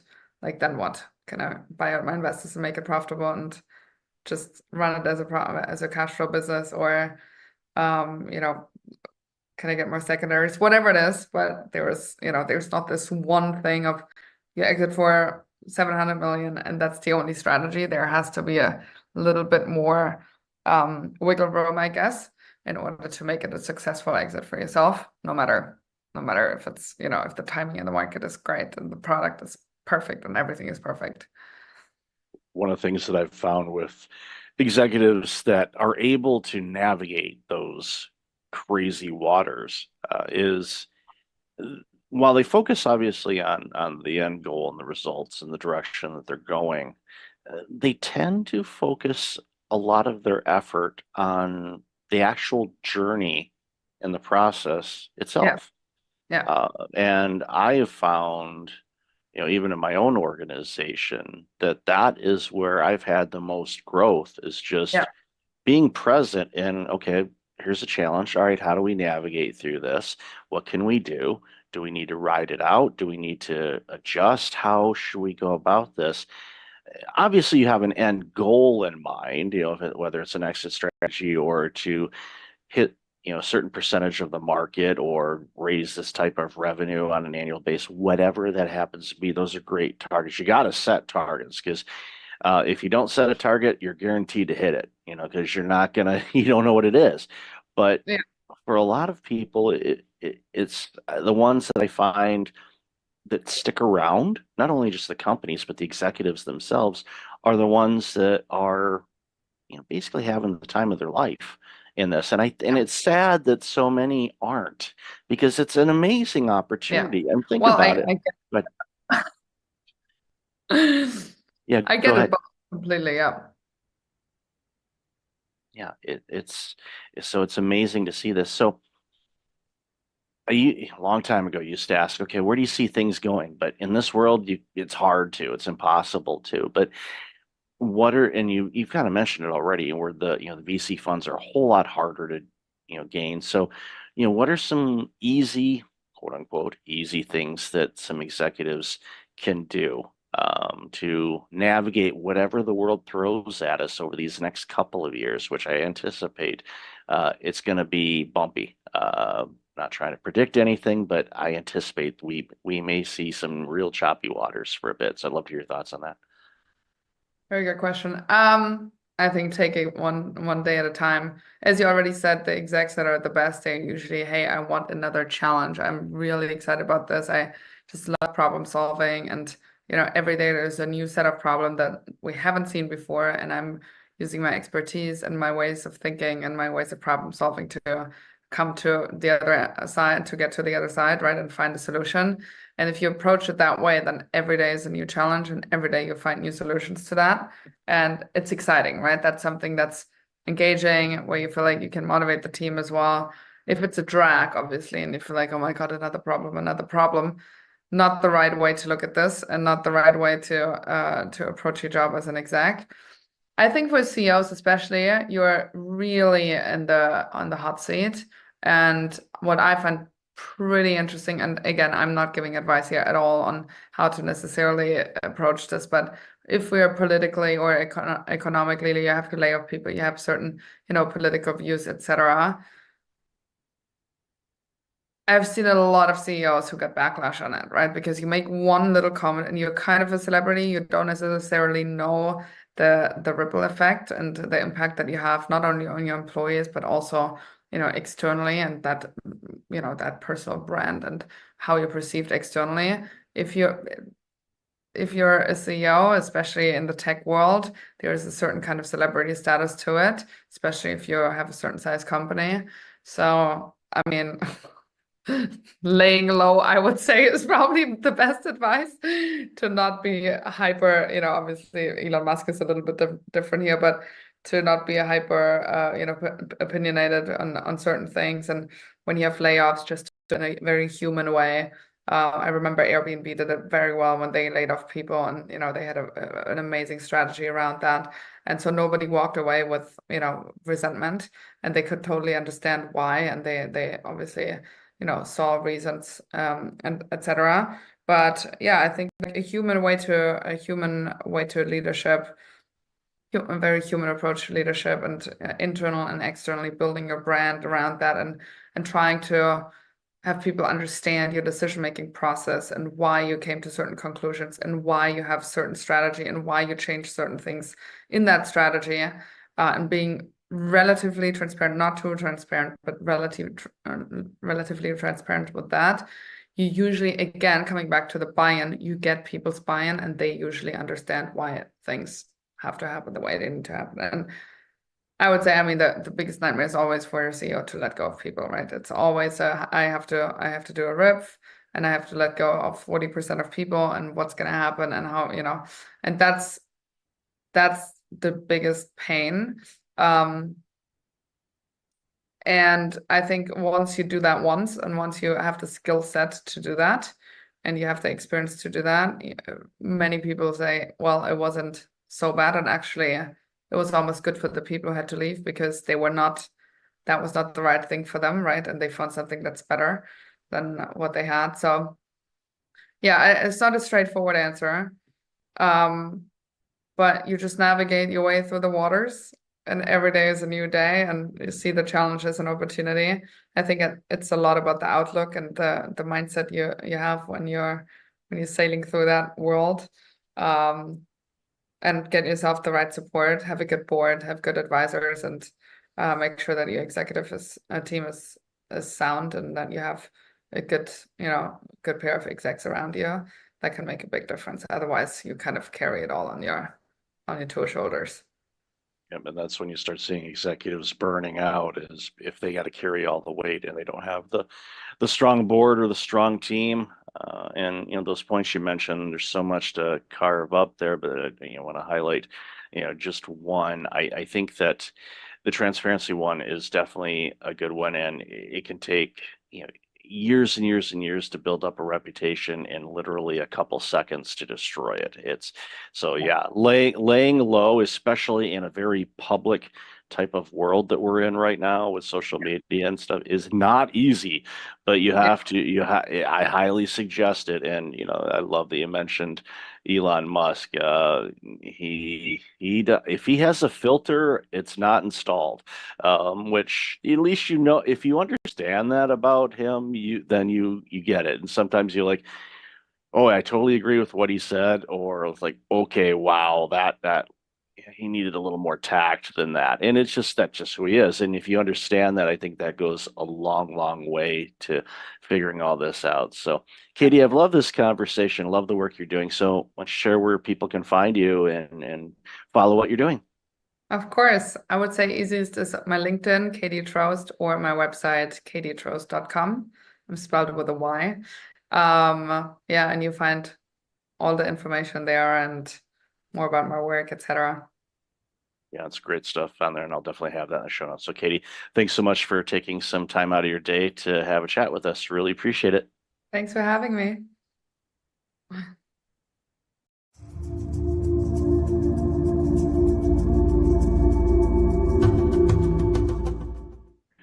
Welcome back. I've got Jim Fielding online. Jim, how are you today?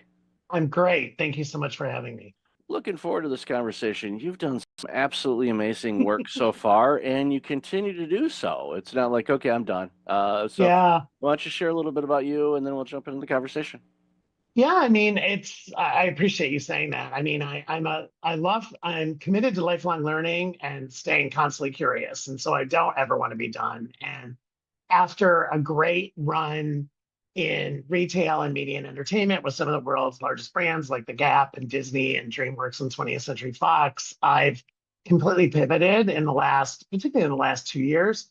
I wrote a book that came out in August of 2023, All Pride, No Ego, and that really gave me the platform to pursue this new life I'm in now. And so officially, as of really January 1st this year, but really last fall, I'm full-time writer, speaker, and now executive coach. I went back to school at Emory, the Goizueta Business School, and took 2 coaching fundamentals and advanced coaching, and now I have coaching clients and consulting clients, and I'm writing another book and doing speaking opportunities at conferences and corporations and nonprofit groups. So it's the first time in my life. I mean, I remember talking to my sister and my mom about this. Like, I basically have had a paycheck from someone else since I was 13. My parents believed that we needed to go to work and that my allowance was never going to keep up with my lifestyle.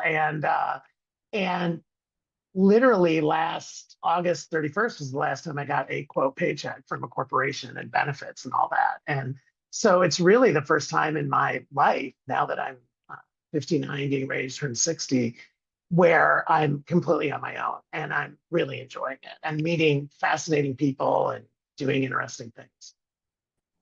So you're bold to do it, and I commend you for doing it because there's something energetic and refreshing about it. It's like you're going out there and you don't necessarily have a safety net. You do, but you don't. It's like, okay, for me to generate revenue, so I have some currency units in my bank account, it's up to me. It was before too, but it's a little different now where you're basically working multiple departments instead of just the sales and consulting side of things or whatever else.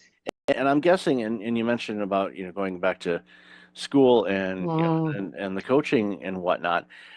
My hunch, and correct me if I'm wrong, is when you're in the class and they're going over some things, did you have that aha moment going, wait, I've been doing this all along anyway, but now I'm getting the education component afterwards. So usually it's like usually you learn how to do it, then you do it. Well, in your career, you did it, and now I kind of learned on the job. You're learning how to do it. Yeah. I give my professors and mentors in that program credit because, like, literally the first module when I started was part of it was the difference between coaching, consulting, therapy, and mentoring. And I realized that I'd been doing all of that. Like, I had gone to therapy. I wasn't a therapist, but I had mentored, I had consulted, and I had coached. But they were really good about putting the boundary walls in between what a good coach was versus a good consultant. And so for me, that honestly was the hardest learning, because as a consultant, you're paid to solve a problem. I mean, you're literally hired for a project or to solve an issue a company has, and 90 days, 6 months, whatever it is, and you have a deliverable. In coaching, it's much more client driven and it's much more iterative, and it kind of takes a lot of different paths.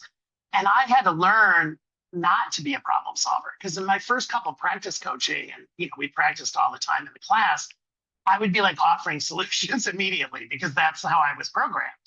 And my coach would be like, no, right? Like my professor would be like, help your client get to the solutions, help your client transform, help your client unblock. And I love that. And it's actually made me, I think, frankly, a better partner and son and brother and uncle, because I'm not just running around solving. And listen, I was in the C-suite and I was a consultant. That's what I was paid for. To your point, I was paid to solve problems. I was paid to drive business. And so I was like making decisions on the fly and going. And in coaching, it's a much different process. It's a much different timeline. And I have a very diverse set of clients, which I love. And so each coaching assignment is very different. Each client is different in what they want to accomplish in the assignment. So, but yes, I would have said a year ago, I've been coaching forever until I got the academic foundation. It was like, oh, I need to learn some new things. And it was really important to me because, to your point, I could have just gone on LinkedIn and announced I was a coach and started booking people and put up my website. I wanted to do the academic underpinning first. Well, it speaks volumes to your character too, because most people say, "Yeah, I got this. I've been doing this. I worked at this consulting firm or whomever, forever. I know what I'm doing." And right. And you would serve your clients well by doing that. But the analogy a lot of times, for me, when I think about consulting an organization or coaching, the big thing for me to help remind myself of the same situation is, okay, what did they hire me to do? Okay, they hired me to coach them. All right, well, that means I'm on the sidelines. I'm going over some plays. I'm like, okay, what do you think about this? Very collaborative. Get them, like you said, to come up with their solutions instead of, what do you think about this? And, being, a reformed people pleaser and a problem solver. The great book by the late Dr. Harriet Breaker, Disease to Please. I highly recommend it. That is brilliant. I love the title. Yeah. I'm writing that down. I'm looking at you, but I'm writing that down. Yeah, it is. That book came out, I think, in the year 2000. So it's a quarter century old, but it's timeless and quite convicting if you are a people pleaser, because it calls you out really good. And there's different types of people pleasers, and I thought, well, I'm this. And then after reading that book and picking myself up off the floor after it knocked me down, oh wow, I'm actually different. And I reread it every few years just as a not so much as a reminder, but more of a, where am I at now? Because, almost like a self-assessment. I love that. Yeah. So it's definitely a good book that I recommend to anybody and everybody. Well, it takes a people pleaser to know a people pleaser, right? Like I definitely listen. I'm a firstborn. The first one in my family to go to four-year college. Like, I had a lot of expectations on me, and I was pleasing a lot. I was pleasing parents and grandparents and extended family. And you're right. So I had not heard of that book, so I love that you gave that to me, and I will pick up that pearl. Yeah, I'll share a real quick family story. A late uncle of mine was in our family, the first family member to go to college, and he made some questionable choices and did some crazy things in his life, to the point where when my brother and I, because we were next to go, and we saw some of the annex he pulled, I told my parents, I said, I'm kind of afraid to go to college. Why? Is it going to be hard? I said, no, because I don't want to do the crazy stuff that Uncle Joe has done. And they said, don't worry. I said, that has nothing to do with academic. So it was like, okay, good. Exactly. Doesn't mean I haven't done some crazy things, but hey, it happens. Yeah, right. No, for sure.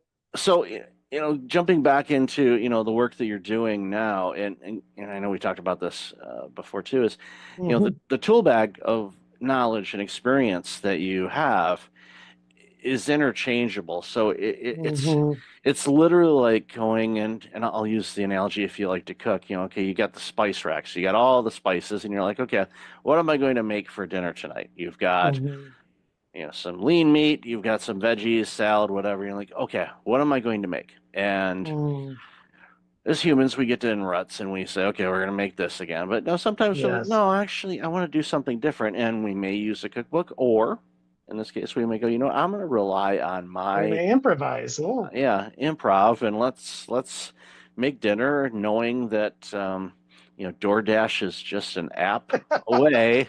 That's younger generations that didn't have, or older generations that didn't grow up with that. We remember, it's like, if dinner was screwed up, then guess what? Well, we either ate it Cereal. anyway, You might be having or some cereal, or right? some Or some cereal, cereal. or Yeah. maybe there's that 2-year-old jam package in the bottom drawer.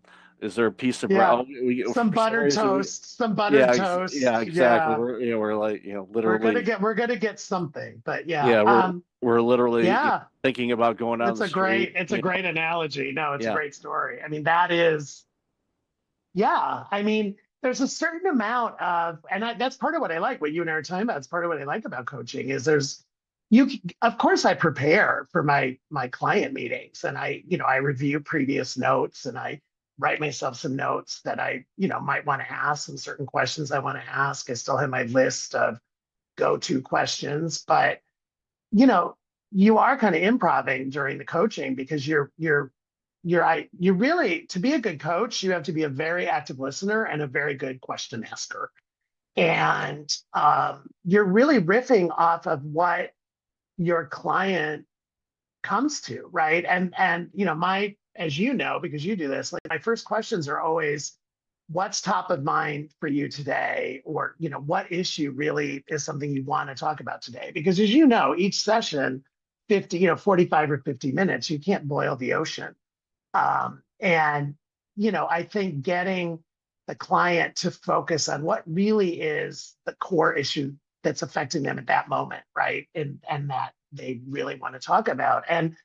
And you can't prepare for that. It doesn't matter if you review all your notes and you think you know your client super well, they can surprise you each time. And to your point, I fall back on my 35 plus years of corporate experience and my own coaching. Like I was coached. I had a coach at Disney for 4 years when I was president of Disney Store. I had a coach. He was amazing. And I was the one, when my boss at Disney told me I was getting a coach, I thought I had done something wrong, honestly, Michael. Like I was like, oh my gosh, like, did I offend somebody, or my number's not good? Like I saw it as a negative. And my boss was like, no, we're investing in you because we want you to be a better leader. We want you to grow with us. Once I flipped that switch and realized it was an investment, like it was an unbelievable time. And it was a gift that I had that coach in my life for 4 years. And it's somebody that I'm still in touch with because he helped me transform so much and absolutely made me a better leader at Disney, a better leader at every future job I had after that. And as I've said before, like a better person, like I think just a better human being. Spent many an hour inside Disney stores with my little ones. And so many did. We appreciate you. Yeah, lots of positive. One not so positive. My oldest daughter had, the quintessential meltdown, laying on the floor, screaming, crying, kicking her legs to the point where I had to literally carry her out of the store over my shoulder because she was upset. Did we not have something she wanted? We already bought her something. Oh, and she wanted something else, and I told her no, and that no is not a great word in Disney store now. No. It's like, upon reflection, it was like next time. It was funny because her mom was the reason why we were there, and we were there with a friend of ours because my partner at the time, she was holding kind of like a house thing for selling something. I forget what it was, but so it's like, all right, well, I'll take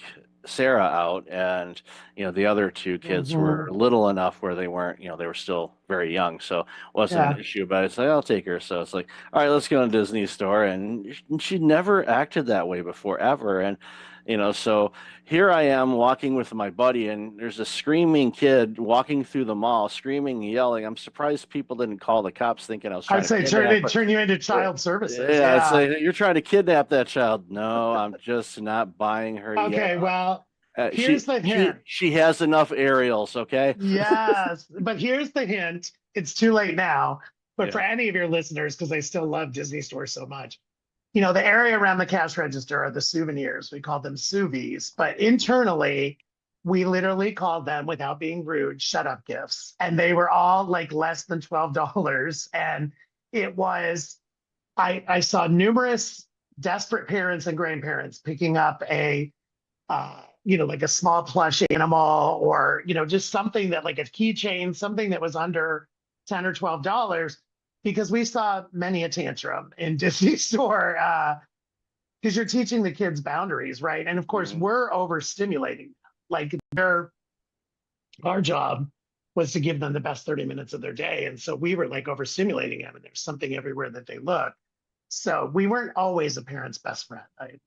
Well, I get that, but no, I was thinking as you're mentioning that, I remember, in the back of the stores, they always had a Disney movie playing on. It used to be on the smaller televisions, Always, yes. and then the bigger screens and stuff like that. And I often thought it's like, it'd be nice if they had the, the funding and the staffing to say, this is kind of like a kid drop off at IKEA where basically, and I'll use this pen, it's like, this is the thing that pages you to let you know it's time to pick up your kid. I was one of those parents that probably ignored the page and like I didn't feel anything. I'm gonna squeeze another 15 minutes out of this. Yeah. Meanwhile, the poor staff's like, it's like I don't know. For some reason, it wasn't working. Yeah. No, it was working quite well. You're quite smart, Michael. We thought about it, and it's funny because on Disney Cruise Line they have that. I mean, Disney Cruise Line they have Kids Club.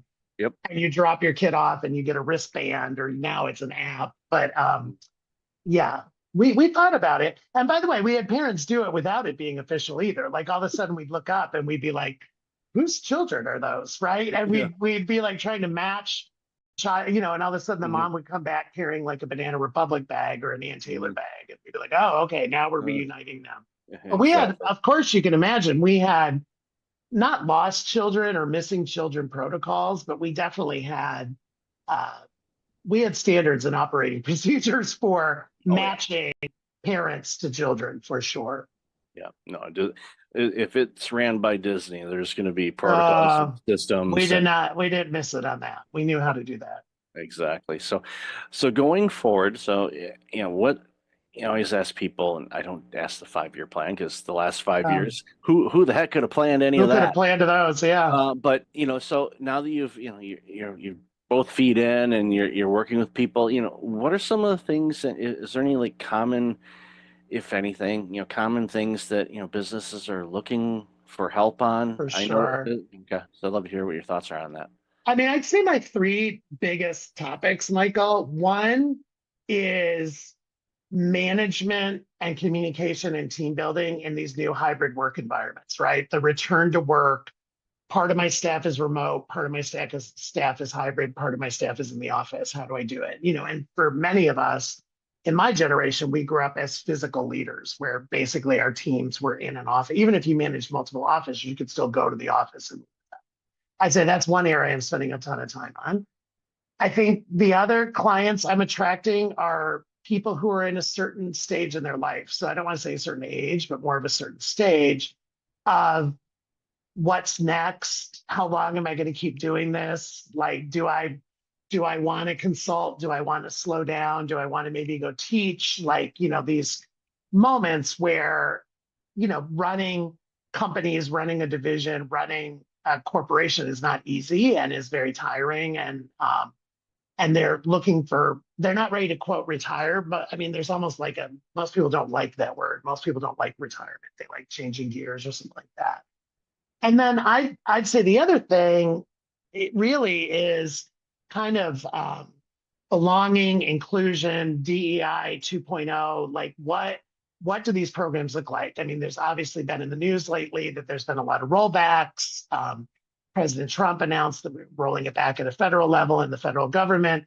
However, the reality is there's a business imperative to manage situationally and manage diversity because our teams, I mean, you look at the demographics of the United States in particular in 5 years, to your point, or 10 years, we're becoming a more diverse population. We're not becoming less diverse. And so regardless of what is legally required or mandated or directed, most executives I'm working with see the business imperative to manage diversity and manage situationally. And also, I'm spending a lot of time on the generational differences. I hear a lot about, oh, Gen Z is so hard to manage, or Gen L, whatever's after Gen Z, or Gen Y, or, these millennials. And I'm like, okay, but that's, again, managing diversity because each generation is different.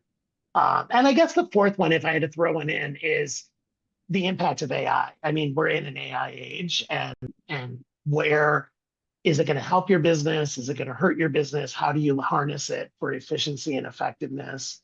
How do you not be afraid of it in some cases? So I'd say those are pretty much the themes that I'm working. Yeah, and definitely plenty of work in all of those arenas. Yeah. And, I saw the headline this morning. I forgot where it was, what article it was, or what resource it was from, but it touched on DEI and diversity, and to your point, yeah, 5 to 10 years, our country will be more diverse, and even to the point where they said it, because of the diversity, everybody thinks, okay, well, you've got people from this background or this faith or LGBTQ, whatever. Right. Yeah, so any of those things, but the thing that it hammered home, and I hadn't seen this, at least across to me as before, is in many of these situations, the new immigrants and new citizens to our country and all of that stuff are not coming from Western civilization. So what that does, and this is my perspective, and why I was such a big fan of the internet when it first showed up, and why I'm a fan of AI and everything else, is the world is becoming more global, which means we can look and experience different skill sets, learn new things, adapt things in a different way to see benefits that we wouldn't think of, because we've been spending all our time on Comfort Avenue doing the same things over and over again, expecting a different result. Remember the insanity? Right. It's insanity. Yeah. Yeah. So I am a huge advocate for new experiences, whether it's coming from eating at a different restaurant to working with different people. My last role for going full in on this one was running a multiple site healthcare clinic. We had 16 different nations represented in my clinic. Yes.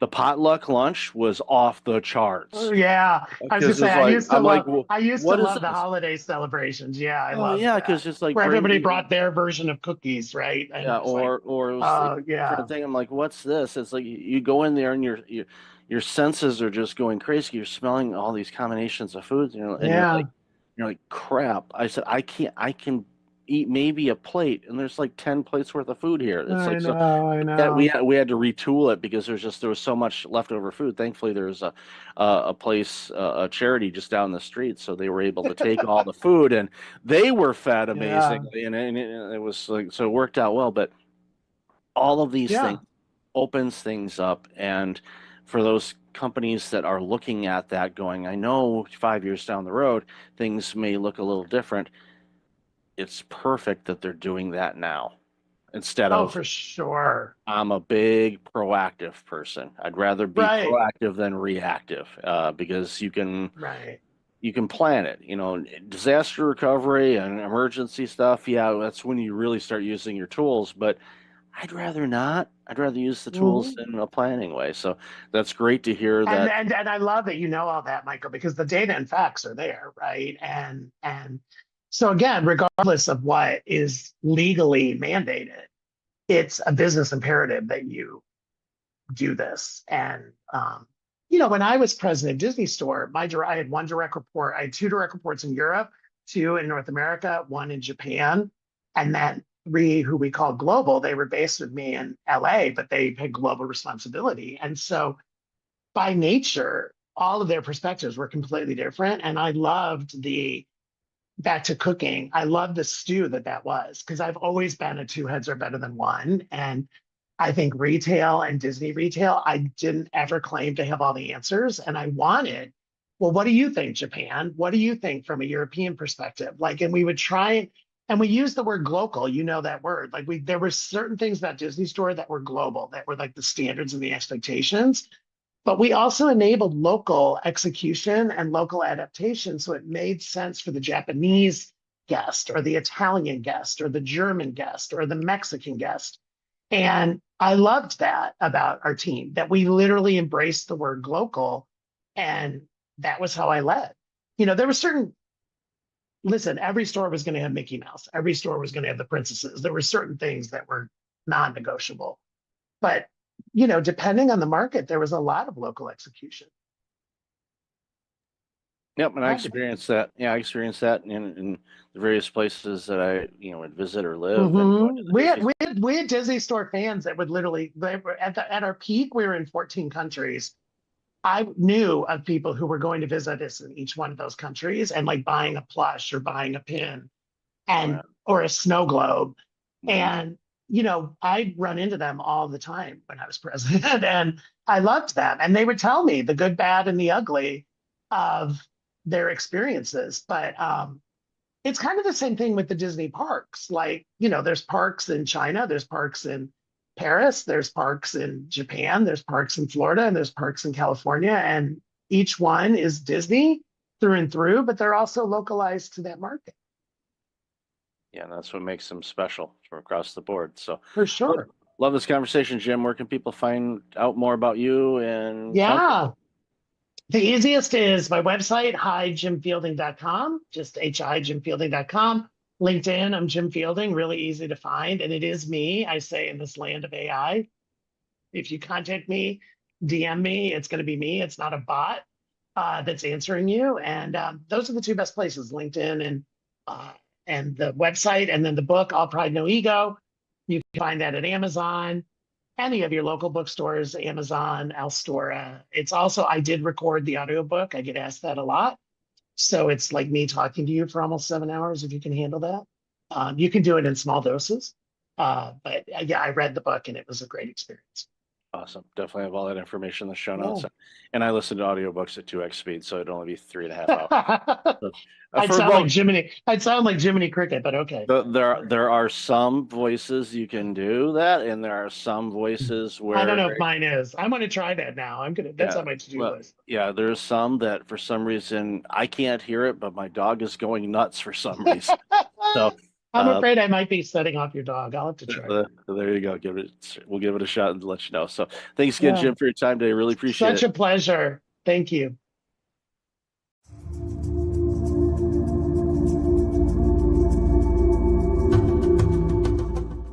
Welcome back. I've got Jonathan Shepard on the line. John, how are you? How are you? How's it going, Michael? I am awesome. Really looking forward to this conversation because, as we talked about a bit in the pre-show and our conversation we had earlier, this is some important work that you're doing, and it's bringing awareness to an issue that I think every organization is facing. So why don't you share a little bit about you, and then we'll jump into this important conversation.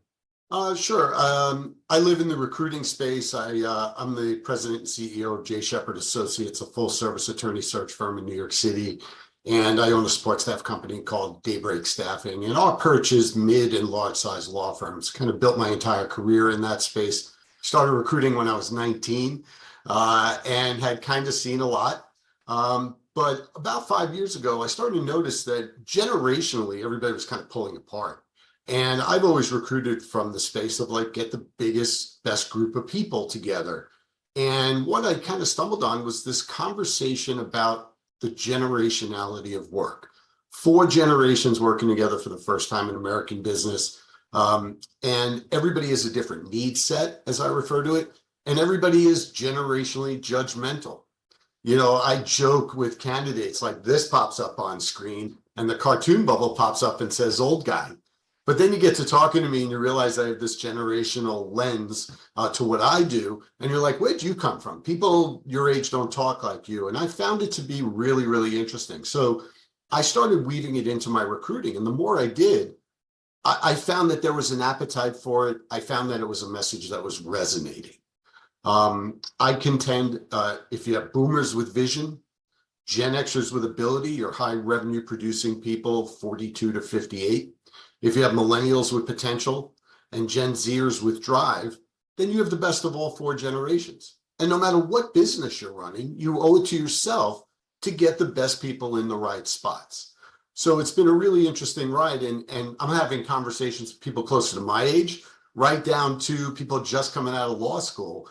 And they all have something to add to the conversation. So when you and I connected, I was like, this is a great platform for me to talk about this with you, you being in the corporate burnout space, and trying to get people to kind of not get burnt out or what to do and recover from getting burnt out. I think it really does tie in very much.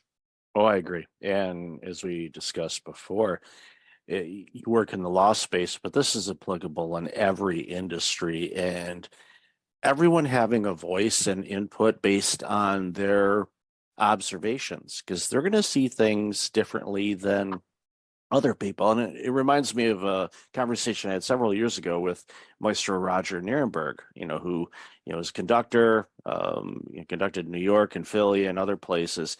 And he's a leadership consultant now. And one of the things he does is he goes to organizations and he brings a small orchestra with him.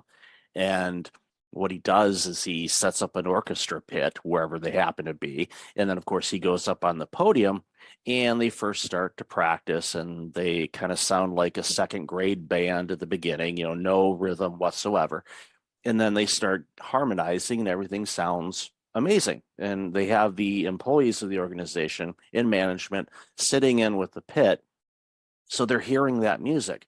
And then what he does is he brings up people either one by one or in small groups up to his podium, and he has the musicians play the same notes, the same music again. And everyone is absolutely blown away on how completely different it sounds from that vantage point. And he said, that's the thing. From my vantage point as a leader, or my vantage point as a baby boomer, or I'm a Gen X, or a millennial, or a Gen Z, or Gen Alpha's coming, we all see things differently. And the thing is to focus on that. What are you seeing from your perspective is an opportunity to see things in a different light, or maybe a different way, that could be completely a game changer for your organization as far as teamwork, interaction, your deliverables, you name it. Yeah, 100%. You use the analogy of an orchestra. The piece of music the orchestra is playing is the end game. It's finite. How you get to playing that music is infinite. And that's really the thing now in the work life of America. People are redefining things like shifting expectations in the workplace. What does productivity look like? What does engagement look like? And all of those things. And they're all seen through a different lens. And what I've been trying to tell people is, if you communicate effectively and you respect the opinions of everyone, their view of looking at the musical piece, then you're going to bring things to the table to make your business stronger. Just like the playing of the notes is one thing, but really the fulfillment of the piece of music is really the bigger thing. And that's what I'm finding now in corporate America. And, my perch again, it's the law firm space. So there is a hierarchy there in law firms between partners and associates. But at the end of the day, you can learn a lot from everyone. And if you're open to that, you're not going to take every policy and everything like that from somebody who's only been in the workplace 2 or 3 years, but you may take a piece of that policy and apply it and win over the entire workforce. And I think that is now post-pandemic where firms find themselves and they don't really know the way forward. Why? Because you have 2.5 generations or 2.25 generations on the younger side who are basically saying, yeah, I know we're a successful firm. I know we've been around a long time. Everybody's made a lot of money, the boomers and the older Gen Xers, but we don't want to do it that way. We want to have a different experience. We want to do interesting work with good people at a fair wage, at a company or a firm that we believe in. And then we want to go home and we want to have a life. And we don't want to be defined by what we did for a living, unlike the baby boomer generation, who was very much defined by their occupation. And now the push-pull of that is that there are other options out there for people in the workplace, because there are progressive companies out there that are embracing everyone and not saying, well, we did it this way. I mean, you and I are old enough to have parents that said, wait till you have kids, right? And, and at the end of the day, it's really now about the kids telling the oldens what to do. So it's a really interesting time in that regard as well, because it's a time of opportunity, like you said. Yeah, agreed. And it was a post, I don't know if it was a podcast interview I did or an article where, coming from a Gen X standpoint, it was basically an olive branch to millennials and Gen Z and to the baby boomers as well. It's like, look, we all have gifts to bring to the table that's going to make this world better. Let us all figure those things out. together, share our experiences, and it makes such a big difference. And, I think back early in my career, I originally was in public accounting, so I worked for a CPA firm, similar kind of hierarchy situation to legal, where you've got your partners and you've got your associates. And, I would learn from everybody, from the senior most partner that had probably 40 years on me to a recent partner who was maybe 10 or 15 years older than me. So that was, I'd pick their brains on different things and get their perspectives, learn about their personalities, what made them motivated, why they looked at things a certain way, and just, borrowed some, work styles from everybody and tried it out. And I think the more open-minded all of us can be when it comes to learning how to do things and shifting away from this, I'm going to put in the 80-hour weeks every week, and then, this is who I am. Hi, I am Mike Levitt, and I am this. Well, I don't identify myself as necessarily a burnout consultant or a coach or a podcaster. And it really depends on my conversation. This is some of the things that I do, but that's not me. Other generations, as you said, they, identified themselves with who they were in a workplace, which I think is, one of the, I don't want to call it sad, but it is kind of sad in a way, is when the baby boomers have started to retire, it's an identity crisis for some. And I've had conversations with them. They're like, I don't know who I am. I'm like, you're Bob. That's who you are. And it's very limiting, right? Why would you want to be one-dimensional, right? Why would you, you're a father, you're an uncle, you're a brother, you're a, softball player on the weekends, you're, any of those things.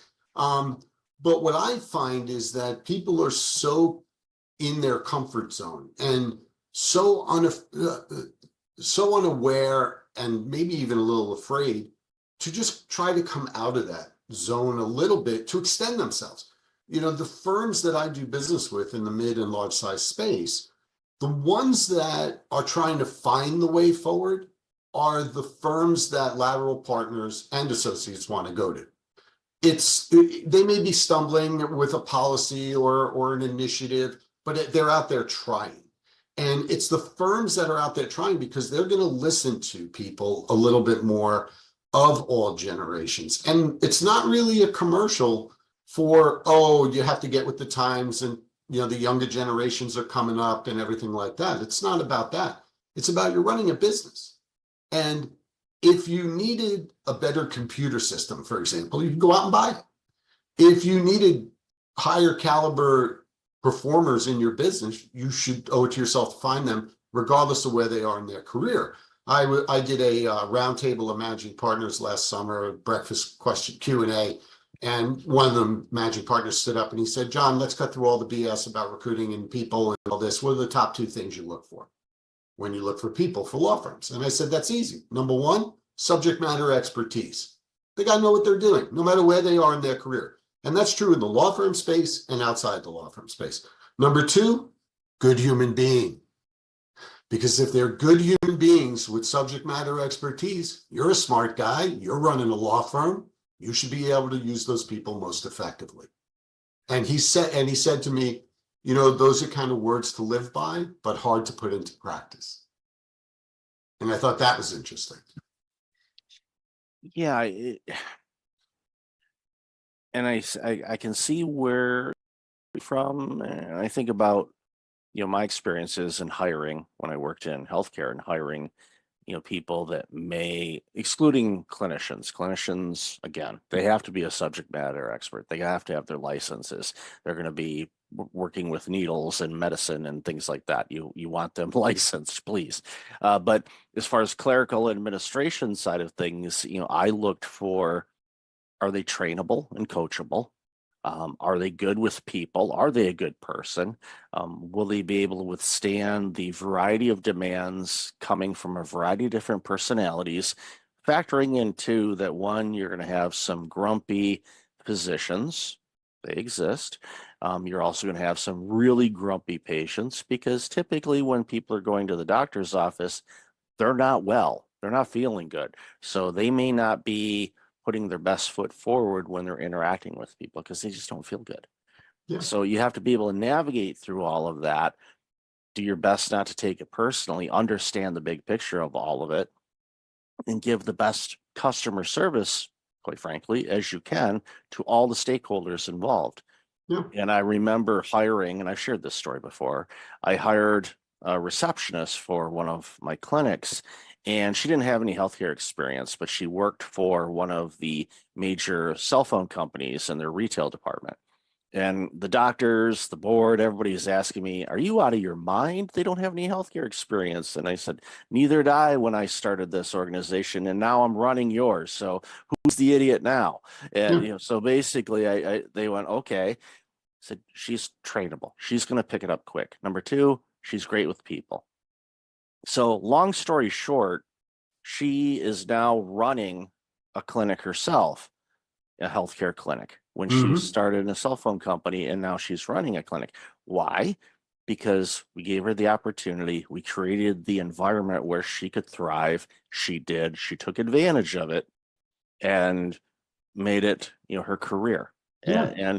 And that was an opportunity I gave because I saw the person. I'm like, you can train people on things. You know, that's not a problem. It's like, how are they with people in all these different aspects of things that get thrown at us on a daily basis? And it's a fine line to walk. You know, it Very is a much so. fine line to walk. You know, and one of the biggest complaints I hear from younger workers across all industries is there's nobody there to coach and train me up.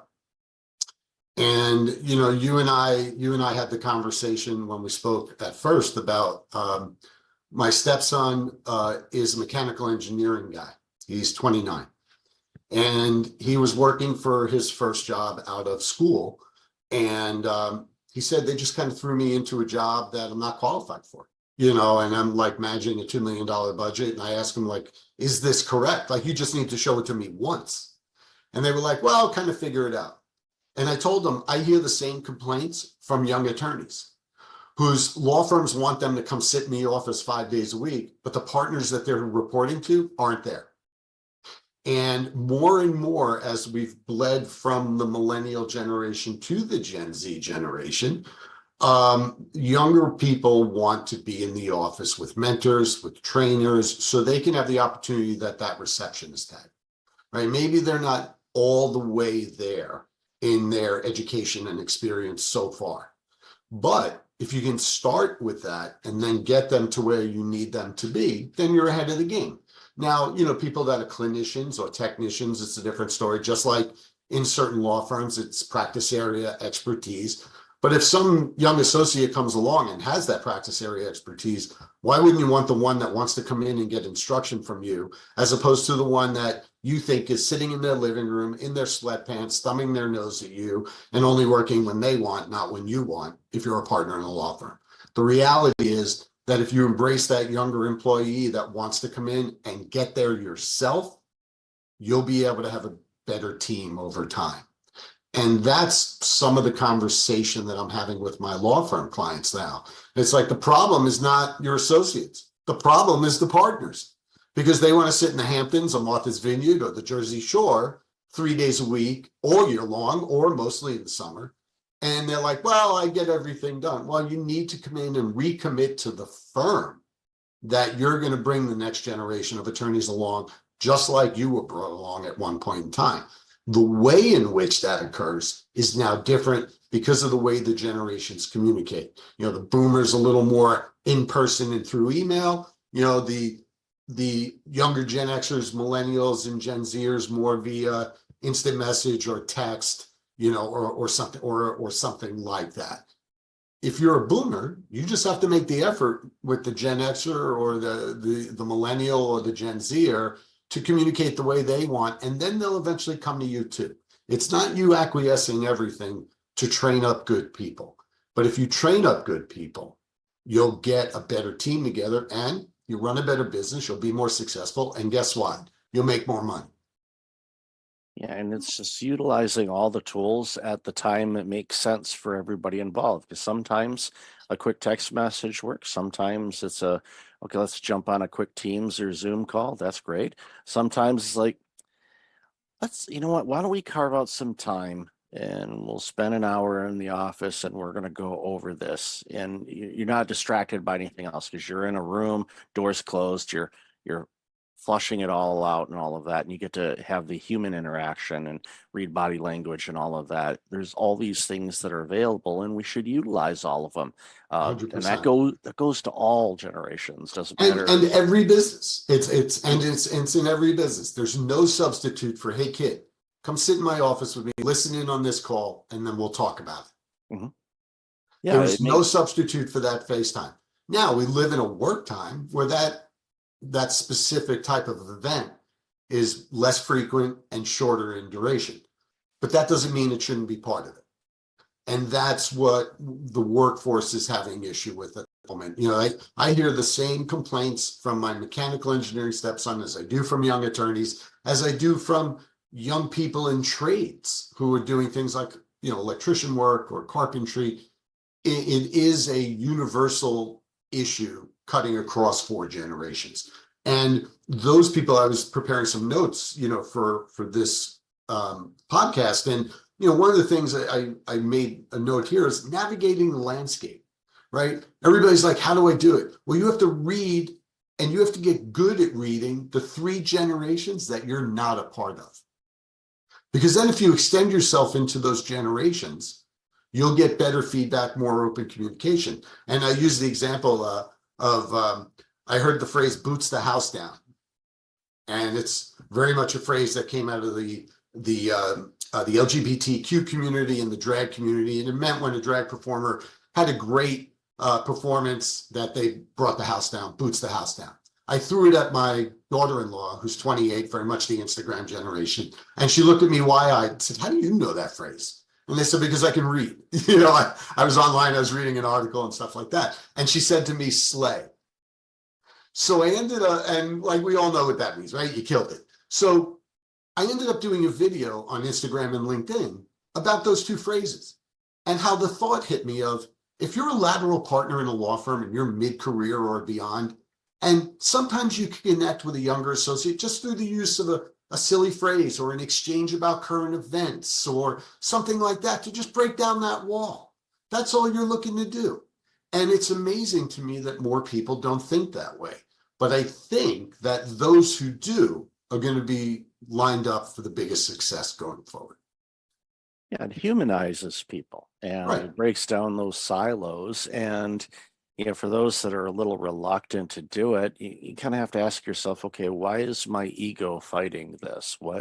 What's bringing this about? Because if I want to make a comment about Taylor Swift's new album, okay, you know, you read up a little bit. It's not like the information isn't available, but again, it's in the context of the work you're doing. It adds that human element to it, and they go, oh, wait a minute, you know, old man Bob isn't as non-hip as we thought. He's like, wow, he's slaying it today, and you know, it just, you know, on a call or something like that, and you're just like, oh, okay, yeah. And I think back even in the early days of my career when I talked about earlier about just kind of observing people and the way they approach things. And it made such a huge difference in my life both ways, you know, because there were people obviously younger than me that were working that I was observing and going, okay, you know, what's motivating you, you know, and especially when I hired people after they'd been there a while, I'll ask them, and sometimes they had to check because I tend to be sarcastic sometimes.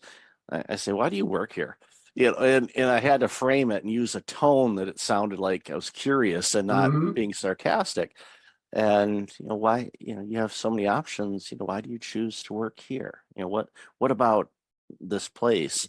And often, you know, they would blow sunshine up my backside and tell me it was me and all that, which was nice to hear. But I knew there was other elements too. But for me, it was like, okay, I'm creating an environment where people want to be here and they can thrive and shine and do things and interact with each other and grow. And when you have 100%. that, you navigate through all these stressors, you navigate through all the ups and downs, you navigate through pandemics, you navigate through all the challenges that the world throws at us because you've got each other's backs.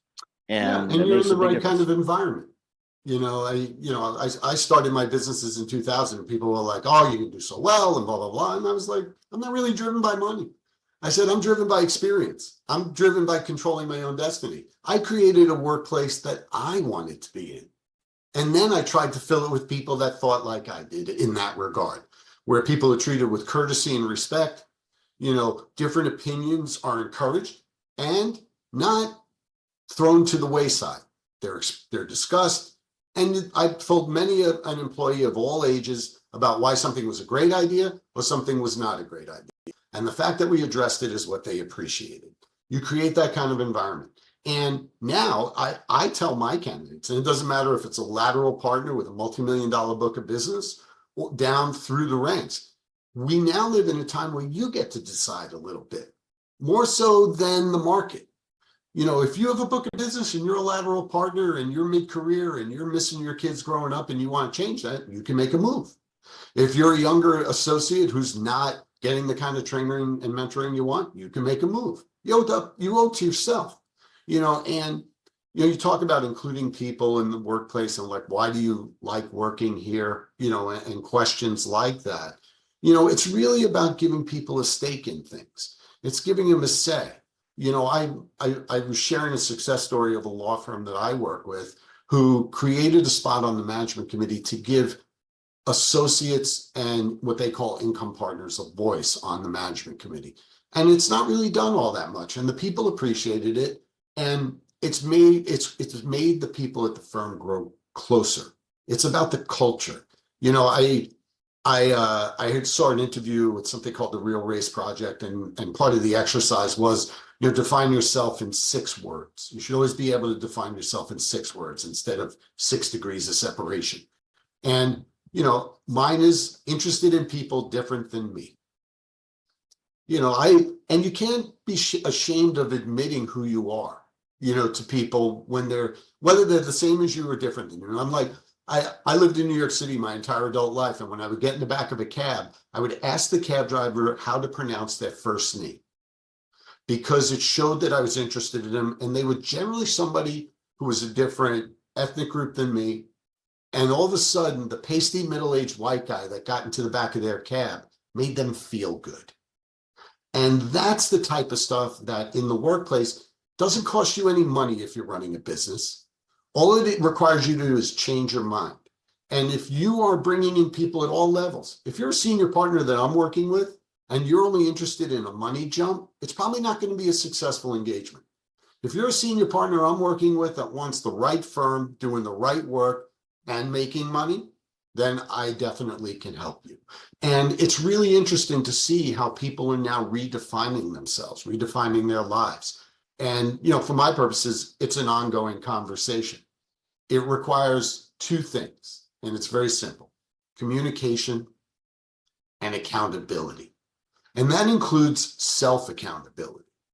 I talk to younger people, I'm like, you spent all this money on law school, and you're sitting in your living room in your sweatpants, and you think you have it great, and you're making X dollars working in big law. But here's what's happening. You're being given the same work over and over. You're getting siloed. You're not really learning a lot. The person that's in the office that is at the elevator that the partner grabs is the person that's now in line ahead of you to go to clients. When those clients start talking with that individual, you become less and less valuable. On the flip side, if you're a partner with a book of business, you need to be in to lead, to service your clients, and to interact with others in the firm. And if you do those things, you'll make more money in the long run. You'll get easier engagement. And what I mean by easier engagement is your people getting to you in the time frame you want, communication and accountability, but it's got to also be self-accountability. I wanted to tell about the road ahead a little bit, and I say this is an ongoing conversation. And a little funny anecdote happened to me a couple of months ago. My wife and I had our master bathroom redone, and the contractor had subcontractors, and one of them was the plumber, and the base of the toilet leaked when they finished the bathroom. So the plumber came back and he's like, I tell these kids, like, don't just put the silicone on the base. You have to take your finger and put it around to create the seal. And they don't listen, they don't listen, they don't listen. I'm like, how old are you? He goes, 28. I'm like, And you're complaining about the 19-year-old? And he goes, you betcha. And that, Michael, made me realize that the generational conversation with Gen Alpha coming, it's not changing.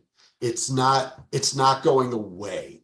And the people that can navigate the conversation the best to run businesses, because that's what everybody's trying to do, are going to be the most profitable in the long run, are going to feel better in the long run about the businesses they've created, and their people are going to end up staying with them because they feel like they're a part of something.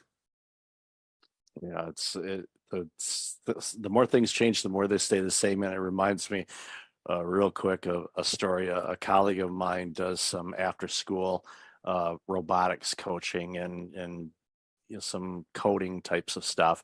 And some of their students are either from first grade all the way up to 12th grade. And this little first grader, he was working with them on coding and designing a little computerized game kind of thing. And at the end of it, this little kid, was leaving, and the coach was working with another student. So this 5-year-old pats the coach on the back a couple of times, says, "Good job today." And he leaves, and he's laughing about it because here's this little 5-year-old that just gave me this attaboy type of thing. He's like, he's 5, how in the world is he doing that? It's like, yeah, he might be 5, but he's, in his late 50s in real life or something. I'm not sure which. Make that kid the CEO. You got it. I looked, I heard that story. I said, okay. I said, all right, that's great. Keep an eye on that one, because they're going to do amazing things in this world. And that's what it's all about, whether it's a law firm, accounting firm, education, whatever. Create that environment where everybody can thrive in the way that they define thriving, to serve your clientele, your customers, whomever. And it's when the magic happens. You light up. You're like, it's Sunday and you're dying to get in the office because you want to see that, partner or that associate that you're mentoring, because they crushed it last week, and you want to congratulate them in person for really stepping up, because people want to learn. Most people are coachable, and the self accountability. I'm glad you mentioned that. I think that's something that I see as absent, but there's reasons why it's absent. The more accountable you are to yourself and what's your role in this game, the better you're going to be short term and long term.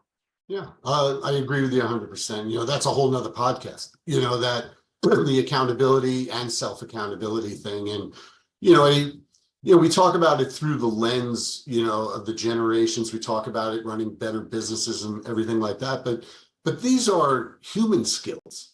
These are skills that help you in every walk of life, and I think that's the thing that's lost on a lot of people. You say, you crushed it last week, you're fired up to go into the office on Monday, but we also live in the real world that you're not going to feel that way all the time. Right. And a lot of people talk to people like us, and they're like, oh, it's easy to be gung ho and rah and all that. That's not what this is about. What this is about is positioning yourself. And if you're running a business, positioning your business the best way possible, but being realistic about it. And wouldn't you rather go to work fired up more times than not? I mean, I would settle for that if I were in the corporate space. I think I said to you on our initial call. I work for myself. I'm very much, doing my thing and everything. And I always joke with people, my boss sucks. He just makes me work when other people don't, but he also does approve my expenses, and he does let me go do some fun things. But what he does is he lets me be me. And, I'm fortunate that I work for myself, and not everybody lives in that world, especially if you're in corporate America, whether it's a law firm or another kind of business. We get that. But you could set yourself up to be as close to what you want. And that is occurring for the first time in 2 generations. It really is. People in the 50s really had the kind of opportunity that the generations coming up have now. Everybody from there to now, a lot of the boomer generation, and I hear it all the time, the boomers are hanging on too long. But the boomers who consider themselves, as I consider myself, and I'm sure even though you're a little younger than me, you consider yourself this kind of person, is we're empowerers. we want to tell people, listen, you bring a lot to the table. And I do it with people that are way older than me down to way younger than me. And, you know, I've had more than one candidate at each end of the age range say, boy, you get me. And I said, I'm not trying to be you. Again, it's communication and accountability. If you keep that in mind, and then courtesy and respect yourself, but respect others, you know, be humble, you know, extend yourself a little bit. You'd be surprised, you know, how people react to you, like the guy driving that cab in New York City. Yeah, it's important. And I tell you, if everybody followed that, boy, the world would look a lot different and workplaces would be a lot better. So, John, I've loved this conversation. I could talk to you for hours on this. You know that already. So, where can people find out more about you and all this amazing work? Well, you could certainly reach out to me individually at Jay Shepard, spelled JSHEPPARD at JShepardAssociates.com. You can go to our website. You can find us on Instagram and on LinkedIn at Jay Shepard Associates. And you know, I really want to thank you for the opportunity to talk with you today, Mike. I could talk to you for hours as well, and I'm sure we'll be talking offline again. Of course. And I'll definitely have that information in the show notes. So, John, thank you for being you and making this world a much better place. Really appreciate your time today. Thanks so much, Michael. Have a great day.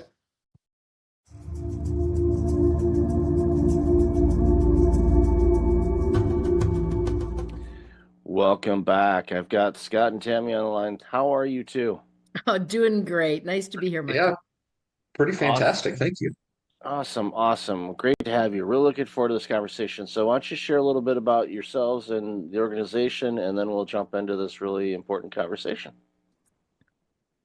Scott, do you want to go first? You go first. All right. I'm Tammy Rogers. Age before beauty. Oh, thanks so much.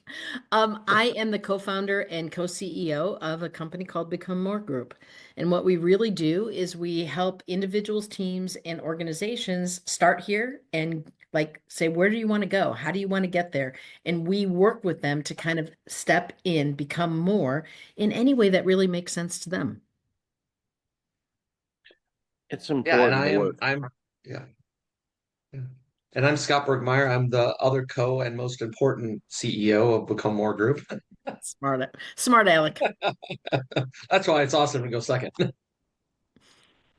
Yeah, it's always good to kind of lead into it. It actually reminds me of something I saw a video the other day, and I forget the comedian's name, and I feel bad that I'm forgetting it, but he was talking about the late Norm Macdonald, and they were together on a show, and he was, Norm was this guy's idol and all that stuff. They got to work together and all of that, and they were both going to be on Larry King Live, and before they went out, the other comedian was going to start first, and then Norm was going to finish up. So Norm's like, it'd be good.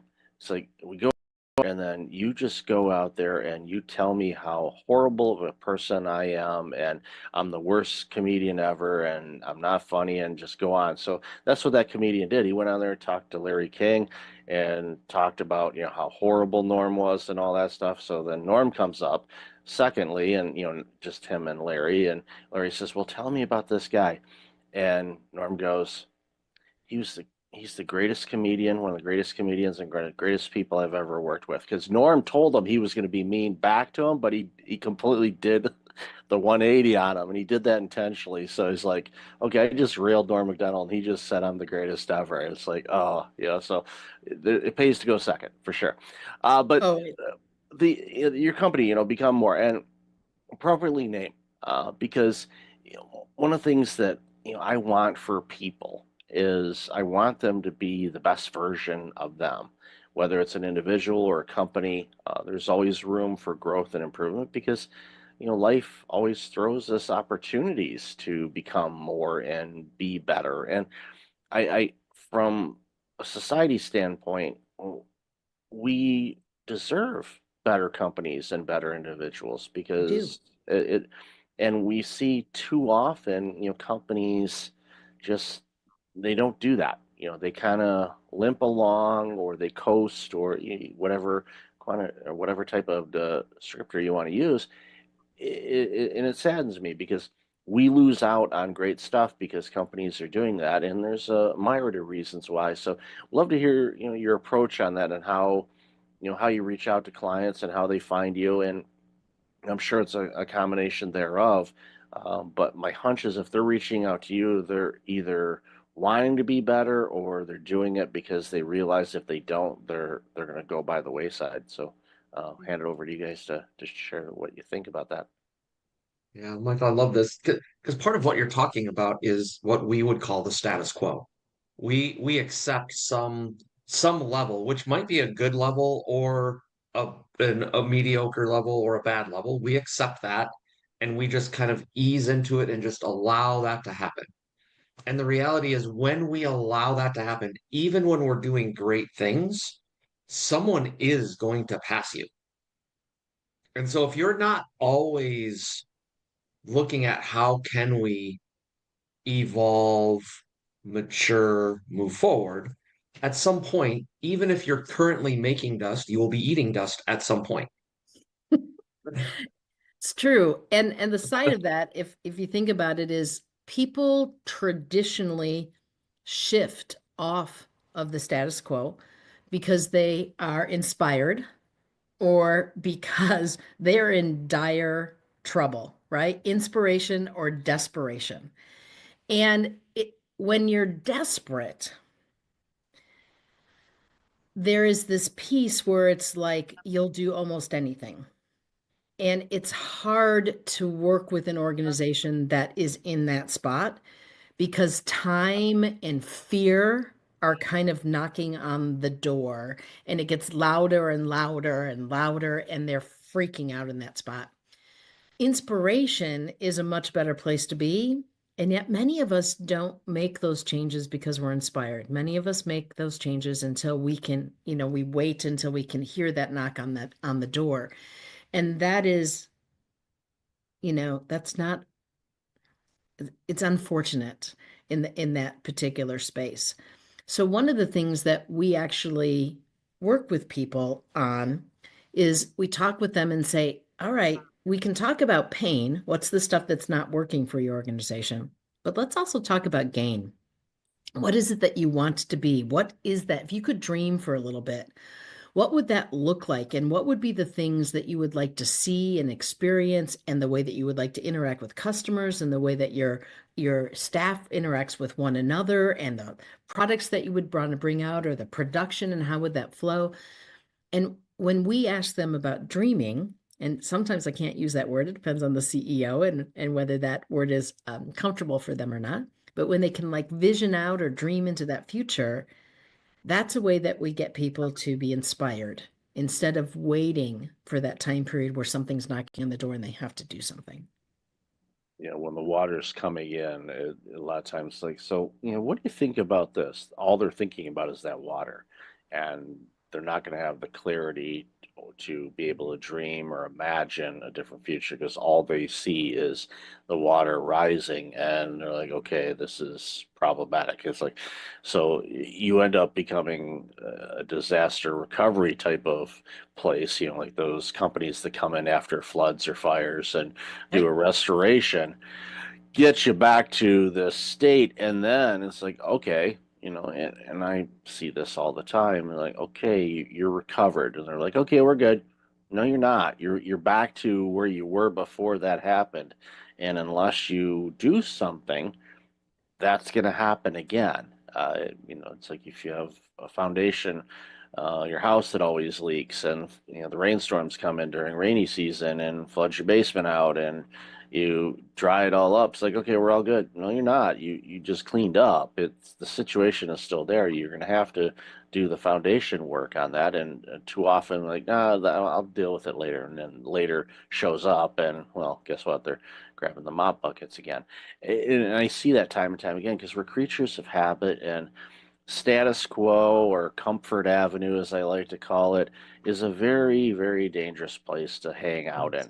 You can visit it, maybe stop by, grab a cup of coffee, but don't camp out there because it'll pass you by. And, a stat that I'm sure you've heard of, and, I share from time to time too, is, from the year 2000, 52% of the Fortune 500 companies in the year 2000 are gone or were acquired.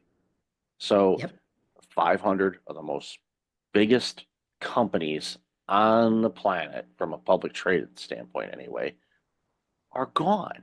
So, and what happened to those? You could look at them and you could pretty much say, yep, they went this way because of this or this or this or this. But I would all but guarantee that every one of them was in status quo mode or was not as good as they could have been, and they could have prevented that.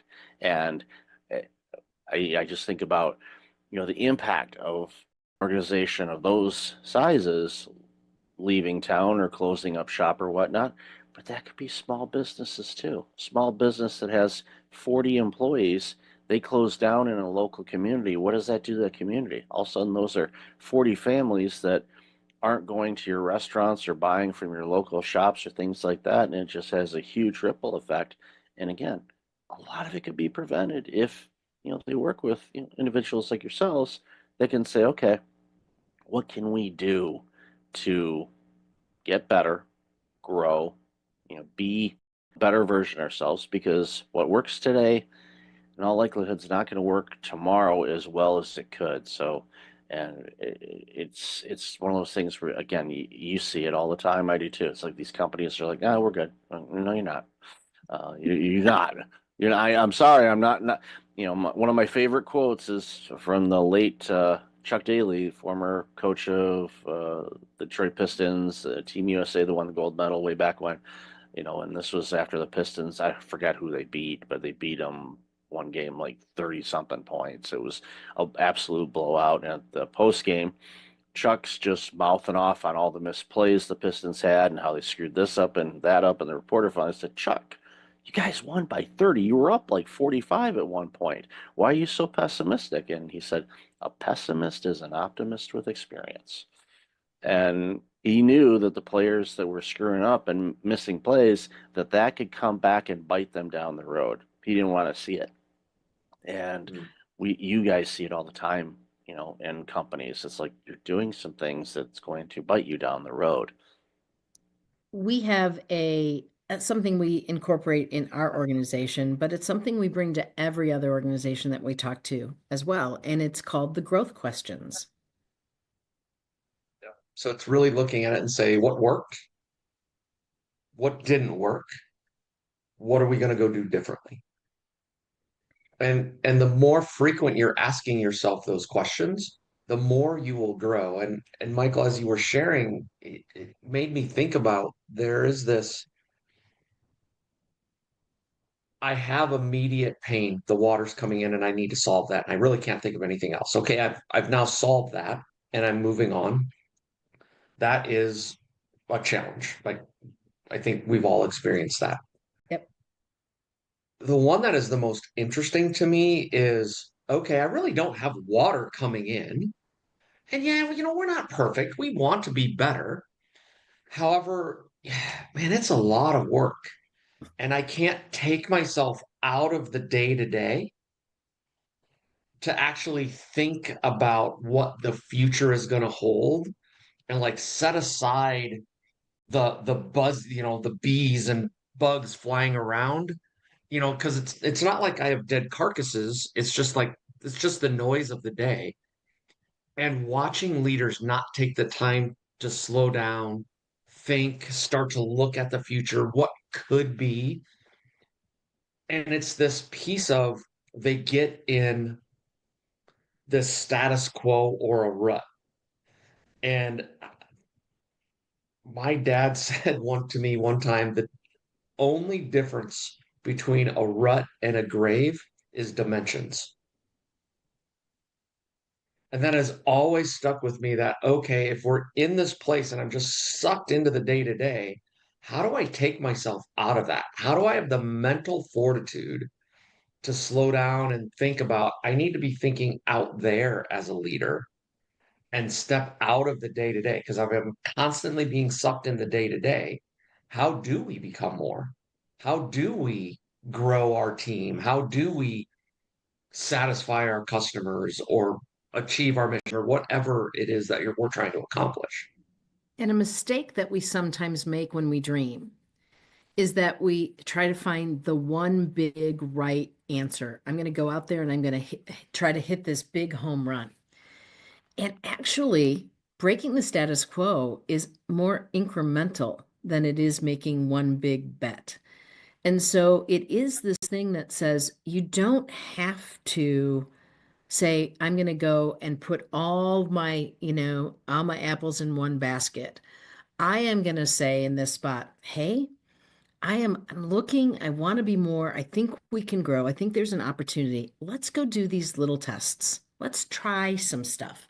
And as we try some stuff, by the way, trying stuff actually brings energy into an organization. People get excited, and especially when it's like, we have to do this perfect. That's the one big home run versus let's just try it and see what happens.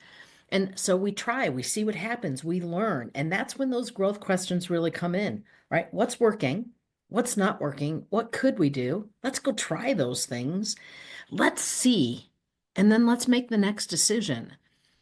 It's not so scary then, and it pushes us out of being in that rut or that grave because we're trying some small incremental things that we can manage, and we can, in that space, we're not betting the farm on it.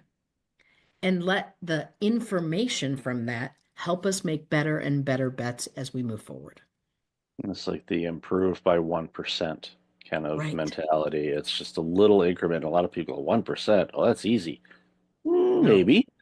No. Maybe. It's not. But we don't tell them that because we want them at least to try. Because true. otherwise, like, oh, 1%. I don't know. But it's the little stuff. And you stop and you pause and reflect. And it's where, meditation in a way, the pause and reflect is meditation. A lot of, leaders say, well, I can't meditate. And I said, well, do you ever, reflect on things and think about how a project went or some ideas of what you want to do in Q3 or Q4? Oh yeah, all the time. I hate to spoil it to you, but you're meditating, and it scares them because they're figuring some yogi's going to come and hit them over the back of the head, But it's like, no, that's not going to happen. Well, I can't promise that. Likelihood is not going to happen, but depending on where you happen to be, anything's possible in this world.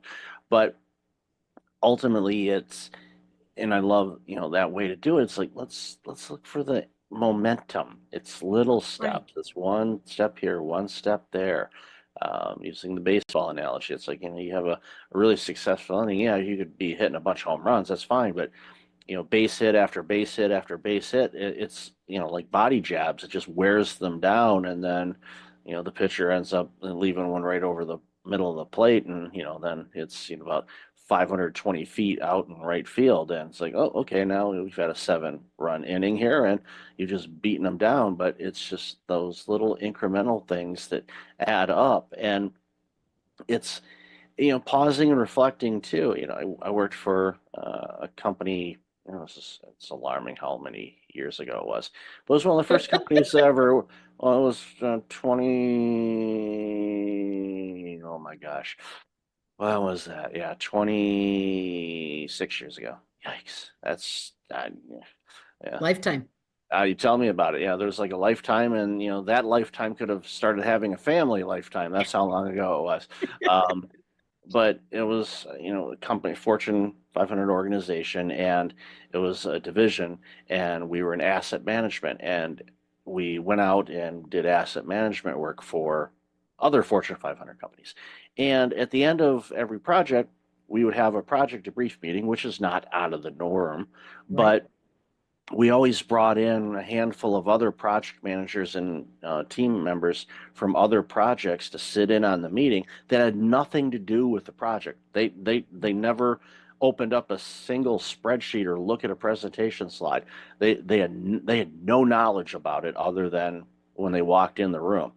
And we'd go through and all of that. And those people that were outside would offer some insights and things that they did that helped streamline some things and lessons learned. So basically it was like a team meeting where everybody kind of contributed.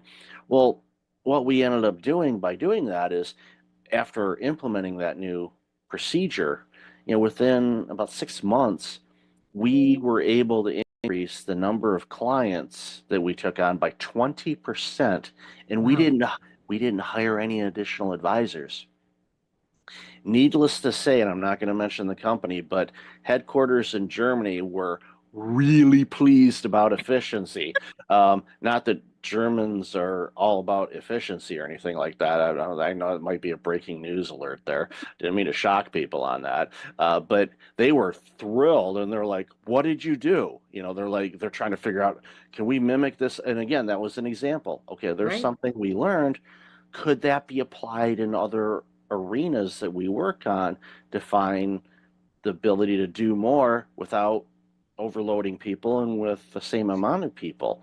And it was one of those things where I was obviously much younger then, didn't pay much attention to it, but upon reflecting, looking back, thinking about ideas, it's like that was great. So anywhere that I was a leader, didn't matter what role I was in, I did that. I would bring in some outsiders and say, okay, what's your thoughts on this? What do you see? And it just improved things. And it was a simple thing to implement. A lot of people thought I was crazy at first. Like, well, they weren't on the project. Why are they here? Like, you'll see. Just work with me on this. And then they realized, and then all of a sudden they wanted to be part of other meetings, probably because they didn't want to work and they just want to sit in the meeting. But Oh yeah, because people love meetings, Michael. yeah. My brother, and this was years ago too, worked for an auto sector company, and you'll get this. They actually had a meeting to determine why they had so many meetings. And they didn't come up with a solution. So because it was an ineffective meeting. There you go. Yeah. Is there an agenda? Could this be an email? Do I need to be there? Yeah. Yeah. I do like that methodology that you're talking about, outside eyes. I mean, it's great, especially if you have enough internal staff to be able to have an outside perspective. That's phenomenal. If you don't, that's what you kind of need consultants about, right? Because an outside perspective says, I don't have any skin in the game. Here's just something to think about and consider. It's not like you did this wrong and you did this wrong. It's not like an audit. It's this thing that says, here's something that you might want to consider. Here's something that we've done. This is what our experience says. And that's how you get better incrementally, but you do it very quickly. And so that's what's really interesting about that. That is growth, very specific, a growth plan to help us see what we can do differently and not just get stuck in, well, this is the way we do it. Well, it worked last time, we'll do it this time. And having the outside in, whether that's a consultant or whether that's someone from the next department over, right?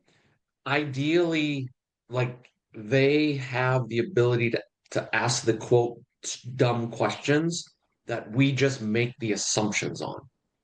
We assume we do it this way because it's the best way, but having someone say, well, why? I was with a financial organization and they were talking about, oh yeah, when we do mortgage work, they like if you pay, you have the ability, you could pay every 2 weeks, and actually that reduces your overall interest, etc. Well, when someone chooses to do that, they have to take that money and put it in an account and then wait until they have a full payment. And I'm like, so they're like double, triple work that they're having to do. And I'm like, help me understand why. And they all look at me like, what do you mean why? It's what we're supposed to do. I'm like, yeah, I understand that's what you're supposed to do. Help me understand. You have made the decision to do that, or there's a legal, regulatory reason to do that. And there is actually a legal, regulatory reason to do that, to make it compliant if they want to sell it on the outside market. Versus a car, a consumer loan, a car loan or something, you could make $1 payment every day and that will be applied. And it's so interesting, like the process hoops they have to do. However, they have never thought of, like, in their mind, it's just, well, we just do this. And it's just normal. Like, why are you even asking? Well, because number one, I don't know, because it sounds really stupid. And Michael, you don't know about us, but we have an acronym that we use. It's SLL, stay stupid. Sorry, I did that totally wrong. It's SSL, stay stupid longer. And that place where you stay stupid longer and keep asking questions, seeking to understand, helps us to actually innovate. It helps us to make those incremental changes. It helps us be better. And that's one of the great skill sets of being a leader, not just a consultant. When you have staff, right? Don't give them the answer. Stay stupid longer and help them figure it out. It's kind of cool. Yeah, it's great. And I think too, and this is something that a lot of leaders, they struggle with initially. The great ones figure it out much sooner than I did, is you know, your people, in all likelihood, are much smarter than you are when it comes to something that they're working on. So let them be that, and let them uh, show and give them the autonomy to be able to create and come up with some ideas, Yes. because they're seeing things that you're not, and vice versa. You see things as a leader, you're going to get exposed to things that your front lines may not be aware of. What you share, obviously share as much as you can so everybody can kind of be rowing in the same direction. But there's opportunities where it's like, okay, I'm not seeing this. What am I not seeing here? And especially if you're going through, it doesn't matter if you're going through a growth stage or a retraction stage. Like, what am I not seeing here? What do you think? What's going on? And this is one of those things that's like, I know you talked about this with your spouse or your partner back home. I know this. What's their insight on that? And and don't worry, they're not here. I won't tell them you said anything. But what are they saying? And be frank. Use the profanity if you want to. I'm from Detroit. We've heard bad words before. Don't worry about it. So what do you need? And it again, it's more perspectives can, sometimes they can open up that particular sliver of an idea that can spawn off into, something absolutely amazing, or turn the tide to make things, even better for everybody involved. So before we wrap up, a question that came to mind, while we were talking is, here we are in Q1 of 2025, and in the last few years, I'm sure have been, what's the word, interesting, I guess, for your clients, and because it's been interesting for all of us. But what are some things that you're seeing that customers or your clients are doing, whether it's something they're struggling with or something that they're looking to do? I'm just curious on that, because I want my audience to kind of hear some things and maybe shed some light and give them some ideas on some things that they're working on. So I'd love to hear your thoughts on that. Yeah, I think we're seeing, if I think of a couple themes that are common, one is they're really looking at their organization and saying, are we designed correctly to achieve what we need to achieve? And that could be anything from reporting structure to our processes, like our processes clear and well defined, so we know where are we getting the most value, for our customers and for the organization. I think that's one. I'm still seeing many leaders say, how do I grow the next set of leaders, the next set of folks that we need to lead?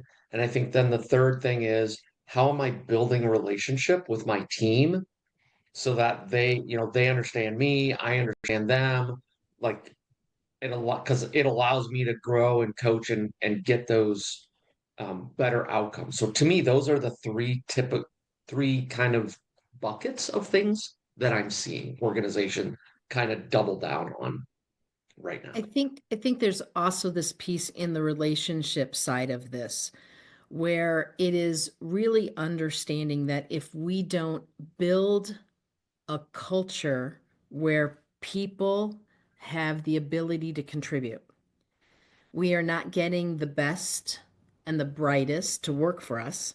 Once we have someone working for us, they're not giving what they are capable of giving. And when they actually, quietly quit is the kind of the term that people have been talking about for years.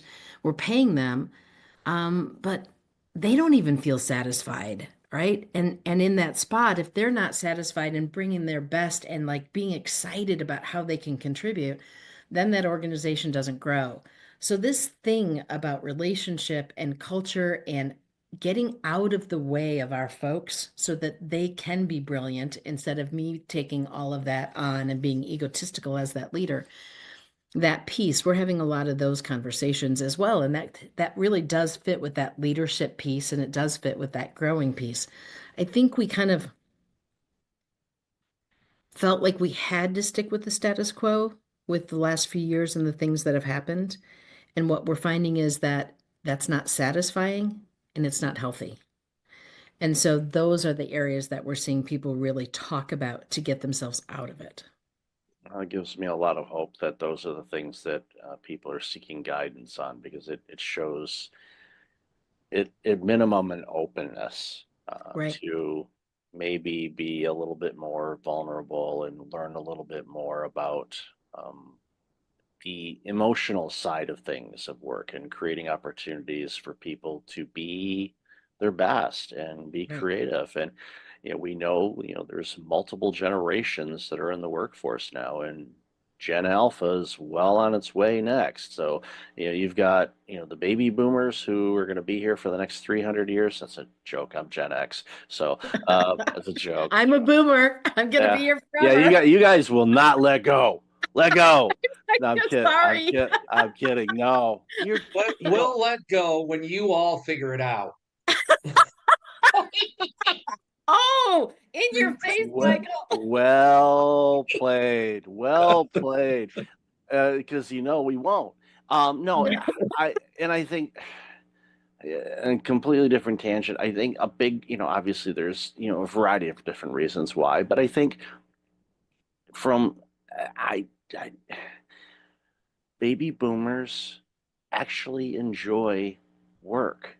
It's sickening, and it's true. I am a perfect example of that, Michael. They- Sorry. Well, it's in many cases, you're an artist, but your paintbrush is not necessarily a paintbrush. You're an Right. artist, and I see that with every generation. Every generation is creative in their own way, and ideally is. And if Jonathan Shepard's listening to this, so shout out to him, because he does a lot of legal work and works with different generations on different things. It's when you take all of those skills and you put it together and you let it mesh and form into this ecosystem, that's when you see some absolutely superb organizations. And I know It's a that's beautiful thing. it's literally you take it back and go, you want to, in a way you want to bottle it up, you want to go, and it's like, oh wow, how does this work? It's like, because it works. And I know that's a very simplistic answer, but there's a lot of ingredients to it, but it's by design that it does that. So I've loved this conversation. We could talk for hours on this. So where can people find about you guys, and where would you like them to check out? Yeah, easy, three places. Easy. One is our website, becomemoregp.com. Or if you're like, hey, I want something specific, you can email us at becomemoregp.com. Or if you want to hear some more of our rants and raves, you can listen to our podcast, The Leadership Line, on your favorite podcast thingy. There you go. Thingy. Yes, thingy. Yes, I'll definitely have the links to all those thingies in the show notes. So really appreciate you, Scott and Tammy. Thank you so much for being awesome people and the amazing work you're doing that makes the world a better place. So really appreciate your time today. Thank you, All right, Michael. thanks, Michael.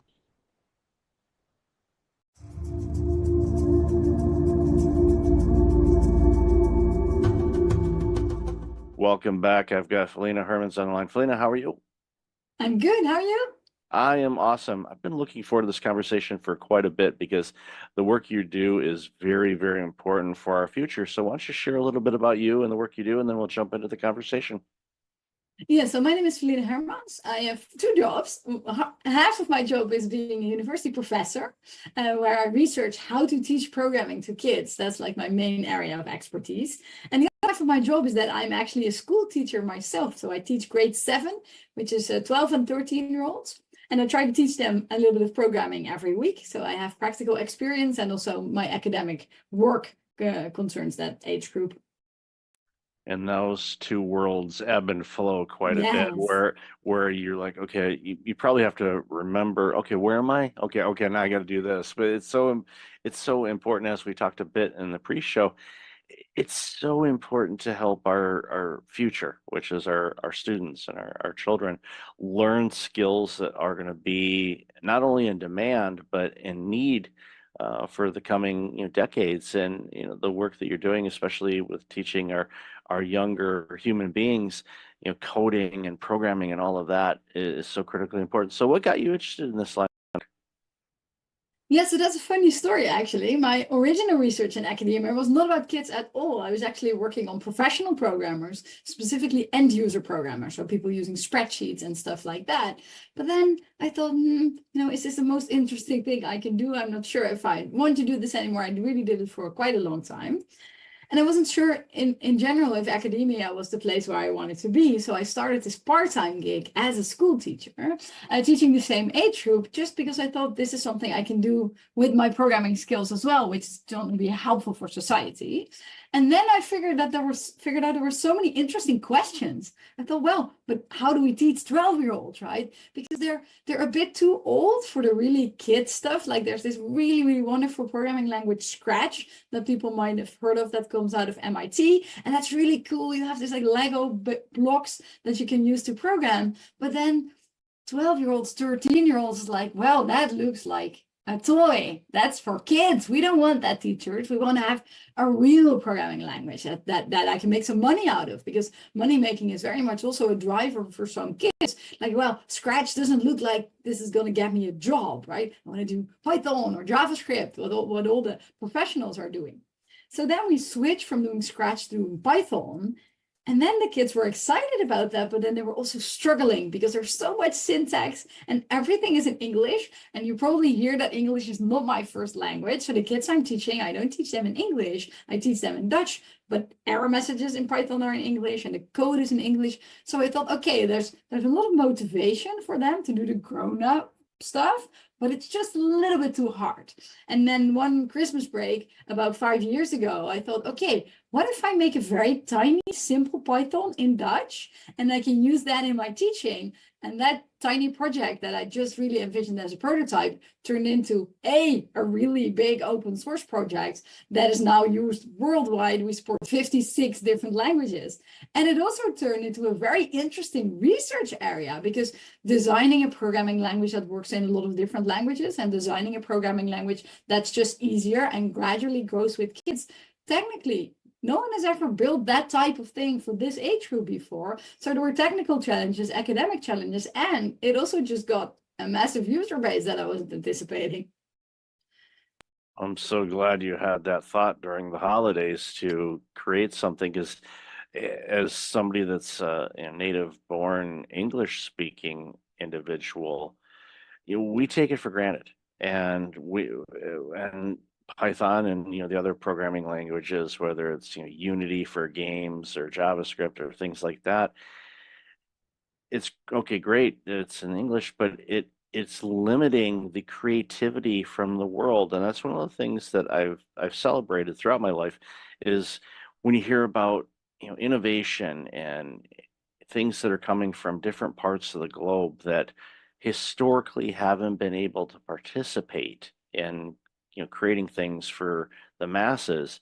I celebrate that because it gives us so much more robust products, services, skills, programs, you name it. And the fact that you took this idea and it's hitting so many languages, that just opens up the world for so many people that it creates, again, I'm thrilled by this. And part-time I help out an organization that does Python coding, and they have kids from age 5 to 17 that do coding and programming. Awesome. So familiar with Scratch, familiar with the Lego robotics, the Spike builds and WeDo and all of those things.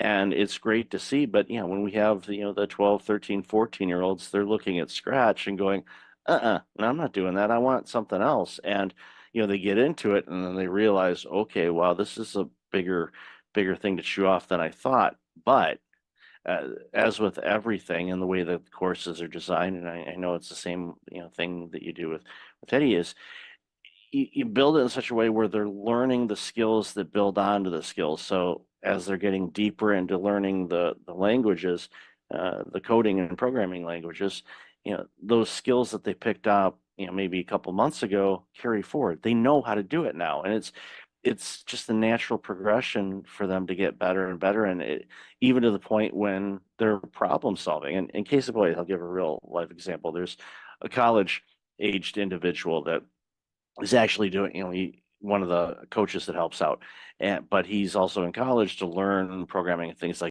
that. And he brought in some programming. His code was broken, and for the life of him, he could not find it. So I can't find this.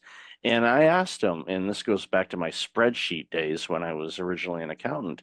It's like sometimes you just got to step away from it and look at different things. Read a book or go outside and stare at the clouds. Don't stare at the sun, kids. Just a reminder. Even if you have the solar glasses, don't stare at the sun. But you step away from it and you get back to it.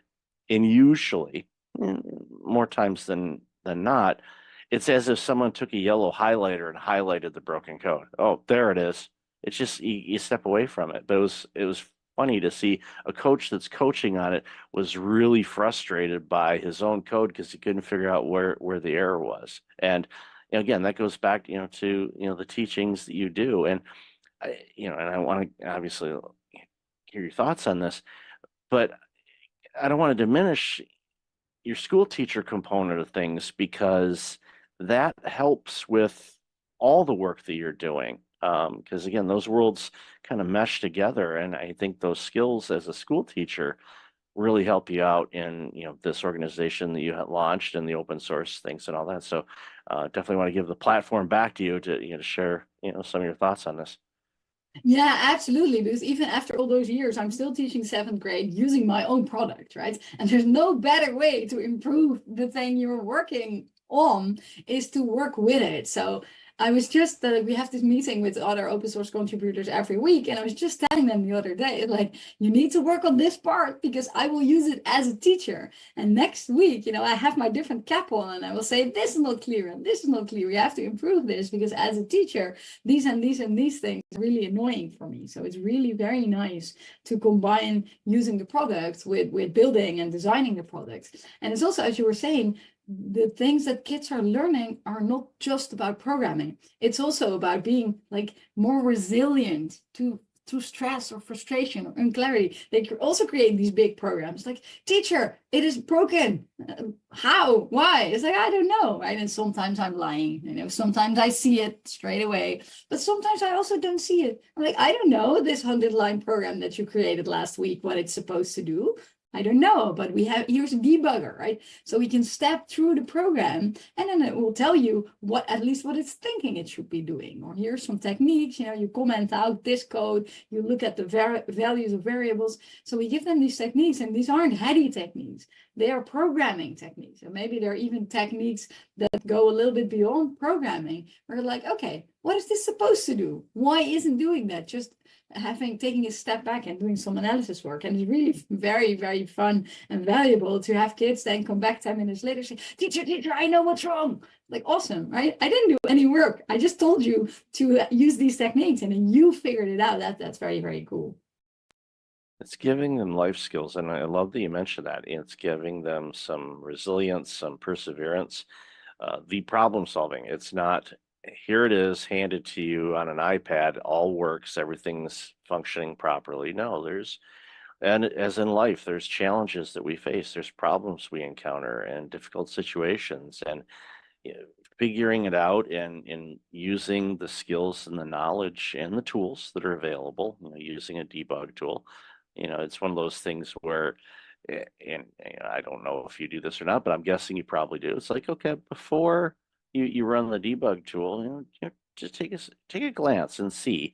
But using the tool there is definitely helpful. And my hope, and I'm guessing most of the students do this, is once they discover the error in the code that they made, then it's a learning opportunity. They go, okay, now I know not to do that for that. And usually they don't repeat that error. I mean, there's always the one, and we always run into this. I remember working at a software company years and years ago, and there was, a software developer, and no matter what, every time, they had a code that they used that broke something, and they continued to do it. It was, you could set your clock to it because it was always going to happen, and they knew it was wrong, but just out of habit they just continue to do it, and we laugh at it and we know it's going to be there, and they fix it and all of that. And but ultimately, it's, again, coding is a life skill, and not just on how to make money, which is obviously kind of how the system works, but it also helps you navigate through other non-coding situations in your life: problem solving, communication, analyzing things, taking a step back and reflecting on it. And when you do that, it's so foundational. And I think it's for students that are interested in doing this, I highly encourage them to do it. Years ago, it's okay, go into finance, go into this, go into legal if you want. But now it's like, now I'm telling people, it's like, no, go learn code, learn how to code, learn how to program. You're going to be needed for a long time. Even if we have AI do everything, you still have to have somebody look at the AI or code the AI to be able to do the things. So it's not something that's going away anytime soon. No, and it's also an awareness about what technology is, right? What I'm seeing with young people, but actually also with adults that don't know any programming, is that they think that technology, software, the internet is just something that exists like oxygen in the air, right? But once you've done a little bit of programming yourself, you're like, hey, wait a minute, someone created this website with a goal, right? Get to scrolling Instagram and they're like, wait a minute, someone created Instagram and then they created it in such a way to keep me addicted. Like, this is the goal. It's not an accident that I want to keep scrolling. It's actually something that someone programmed in. So that awareness that all technology is human made and that decisions went into the internet and Instagram and Facebook and WhatsApp and whatever, that too is something that they're learning from a programming class that isn't necessarily, oh, now I know how to program. It's also, aha, everything on the internet is programmed by someone, which also I think is a very, very valuable lesson in terms of, for example, AI, that they don't buy all the hype that some adults are peddling, like, oh, AI can think, is going to take over the world. They're like, wait a minute, someone made the AI. It isn't something that just exists out of the air.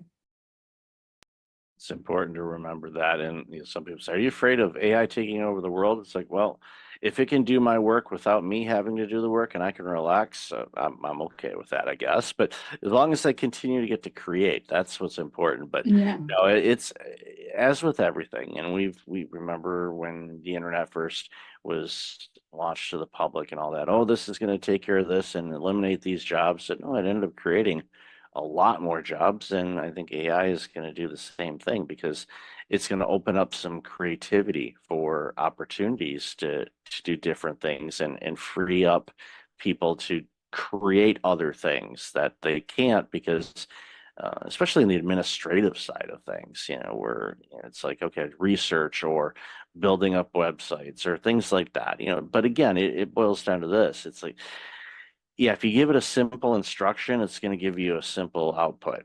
If you wanted to do additional things, it's just like anything, you have to give it the right amount of instructions to do what you want it to do. And sometimes even that, it doesn't do that.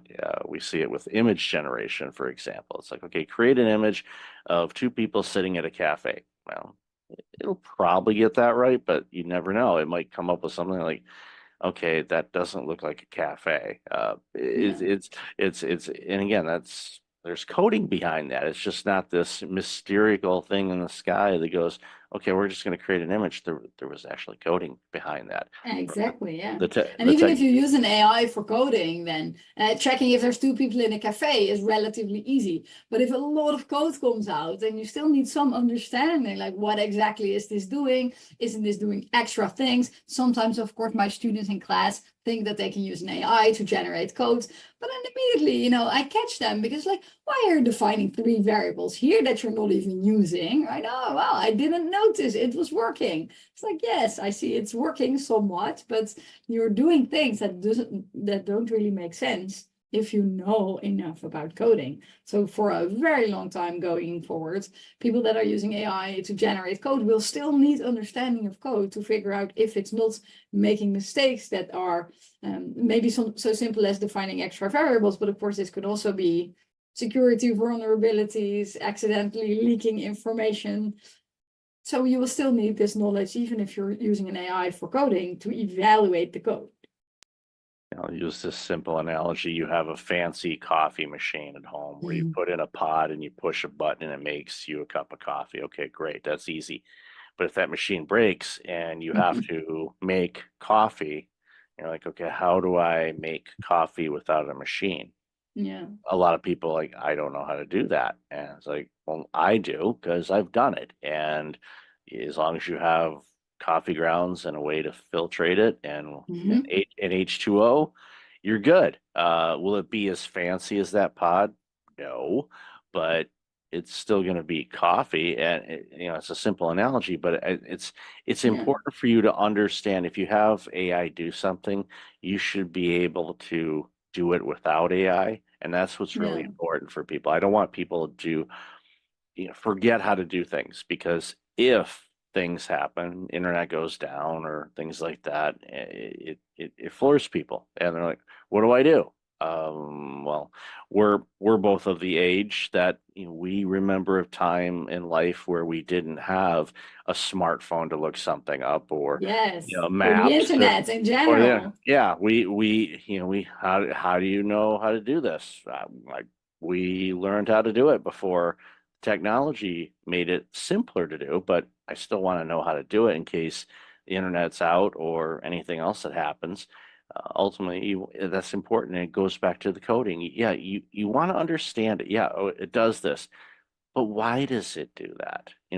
Get to really understand the commands and the instructions you give, because again, it's a life lesson as well, because things we say or things we write have an impact. It's going to have an output, and people or a system is going to respond to what you put in, whether it's relationships or code.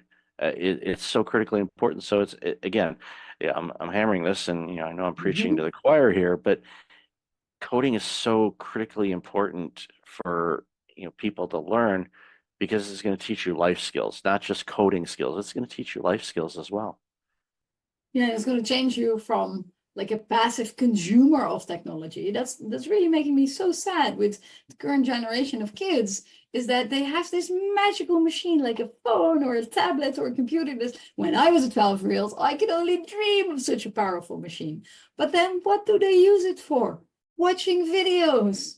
But you could be making videos, right? You could be making your own apps. Oh, there's not an app I like that does this. Hey, but wait a minute, you could do this. And then it's really sad that this isn't a technology problem, or maybe a capitalism problem, or a Silicon Valley problem, that all the apps, or such big chunks of the apps that kids use, and adults too, are consuming apps. Whereas in the early days of the internet, that probably you also witnessed, and some other people as well, there was like this balance between creation and consuming. All those people had like little websites, GeoCity, or running their own website where they were creating, programming, writing about whatever weird hobbies they were having. There was a balance between consuming and creating. And now it's just almost all of it is consuming. And this is sad, I think, because I'm a creator. I like drawing, I like making clothes, and I just want kids also to be creators in the digital world, because almost all kids like drawing, right? And like crafts work, and like making, I don't know, a birdhouse. Kids really like making, and parents do making with kids. Is one of these things that we think makes us human. But then in the digital world, we don't do any of that. And this is one of my drivers, actually, for working on programming with kids, is just to turn them into creators in this digital world, even if it's just like a simple drawing. That we have this turtle feature, that's a a feature used for drawing. Kids can make songs with music and use speech output, and I really like that because I want them to create also in the digital world. Yeah, it's using the tools to be creative, and Yeah. with tools that are out there now, you can create music, you can create art, you can create television shows or movies, and Yeah. that's where, it's like that's when you really, okay, yeah, you're going to create something for people to consume, but you're creating something, and Yeah. you get from your own perspective and experiences and whatnot, and it's fun. I've dabbled around in a lot of it just to try different things. Like, okay, I'll create this, or I'm gonna do that, okay, I'm gonna tweak that. It's fun. I use it in a way to create, and I agree with you. We are definitely, are watching too much and not creating enough, Yeah. and that's limiting us, and it's creating, quite frankly, a social divide. I think of people that are the creators are going to be the ones that are going to be at least have better access to things and opportunities than those that are just on the sidelines consuming. So get off the Yeah. sidelines and start creating. Create And stuff not that just you. like the reward in terms of like having a job or having marketing skills, also just it is so rewarding to create something, even if you can't sell it, right? If you draw something beautiful, if you make your own like t-shirt or whatever, just making something. Like I think it's like making something in addition to physical exercise. And like the two easy ways to get happiness in life are making things and working out of your house. It's sort of easy. And then a lot of people know that sitting down is not so healthy and you need to exercise, you need to take walks, like this is good for physical and mental health. But the fact that just if you're sad, creating something will make you happy, and making something that lasts for a long time will give you really long-term happiness. That's not something we talk about so much, and maybe we should. Yeah, we should do it a lot more. And I'm using a standing desk right now because I don't Oh, like that's sitting. very good. I don't like sitting down. As much as I used to. Well, my original career was accounting, and we sat down all the time. So Yeah. that's like, no, stand up. Teacher, you're an educator. You're standing a lot. So Yes, I am. Yes. you picked the right career for that. So, Feline, I love this conversation. Where can people find out more about you, your organization, and all this amazing work you're doing? Yeah, if people want to check out Hedy, the easiest URL is www.hedy.org. If you're thinking of joining Hedy, either as a translator, a teacher, or a programmer, the easiest URL is hedy.org/join, where we have introductory material for those three groups, target audiences. And if people want to know more about me, my website is feline.com, FELIENNE.com, where you can follow my blog and stuff that I'm doing as well, my research. I'll definitely have that in the show notes. So, Felina, thank you so much for your time today. Really appreciate you, and congratulations on this very important work you're doing. Awesome. Thanks for having me.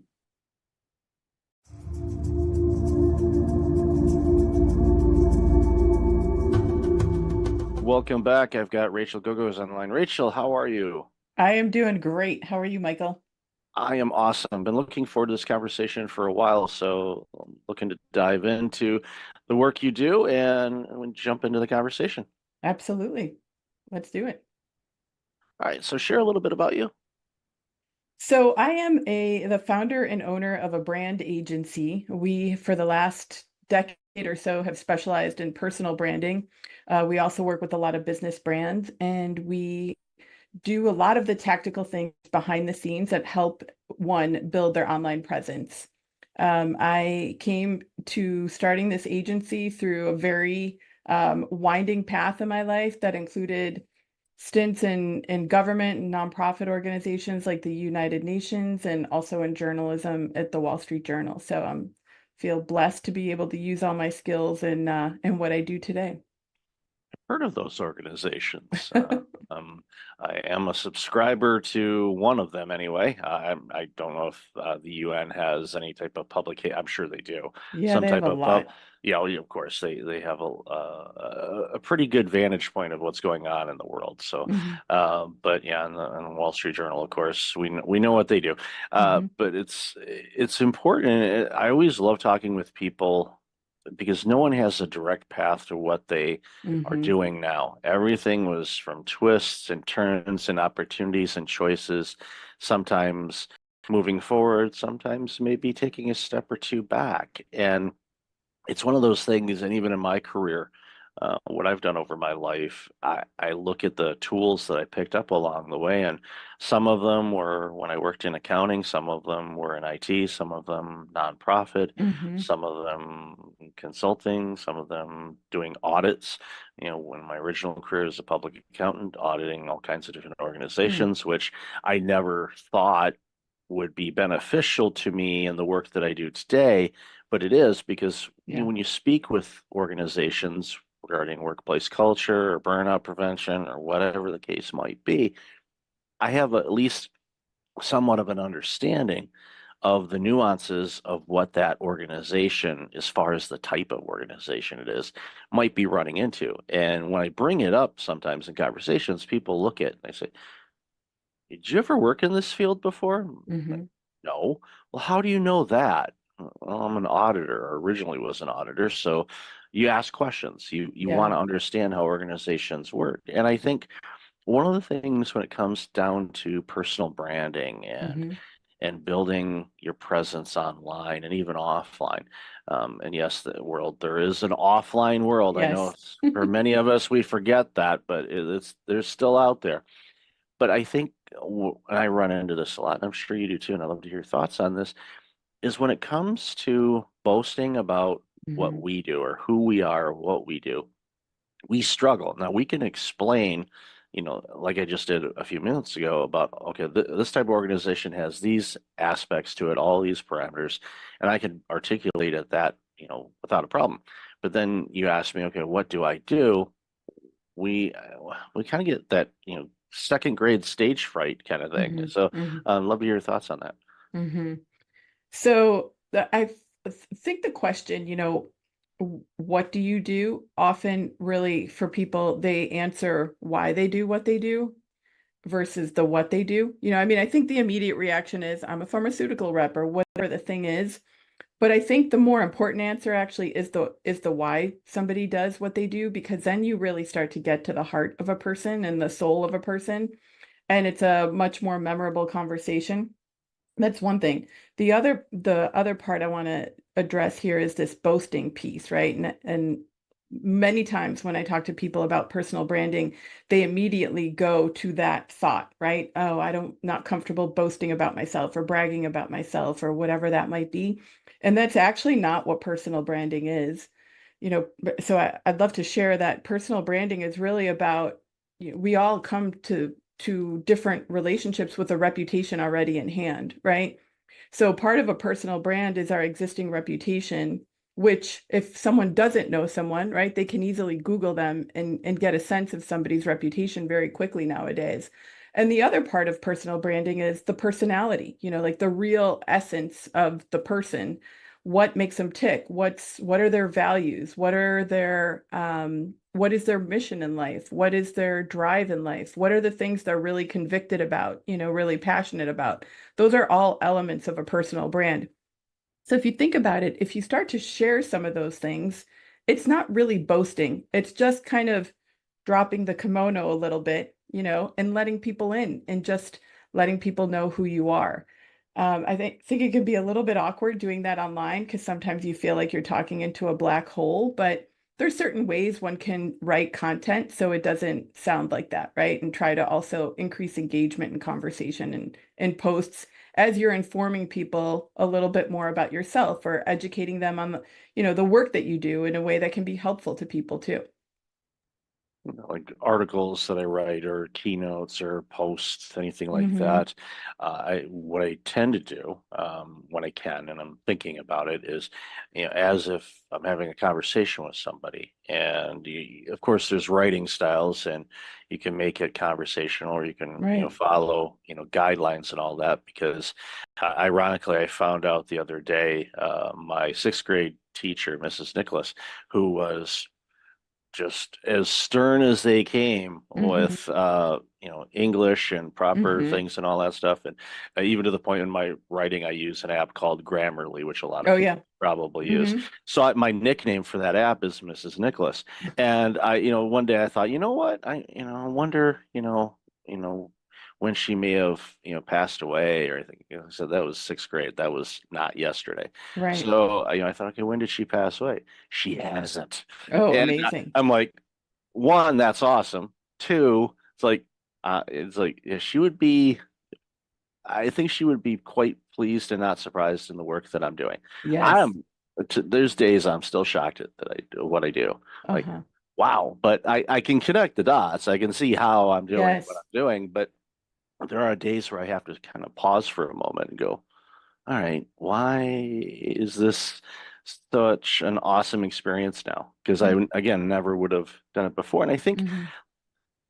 the storytelling of branding is Mhm. important because people connect to stories. That's why people love watching television shows or going to the movies or watching movies. I mean, everybody paying for the 400 streaming services that we all have now. Yeah. People love stories. So when you are talking about what you do, Mhm.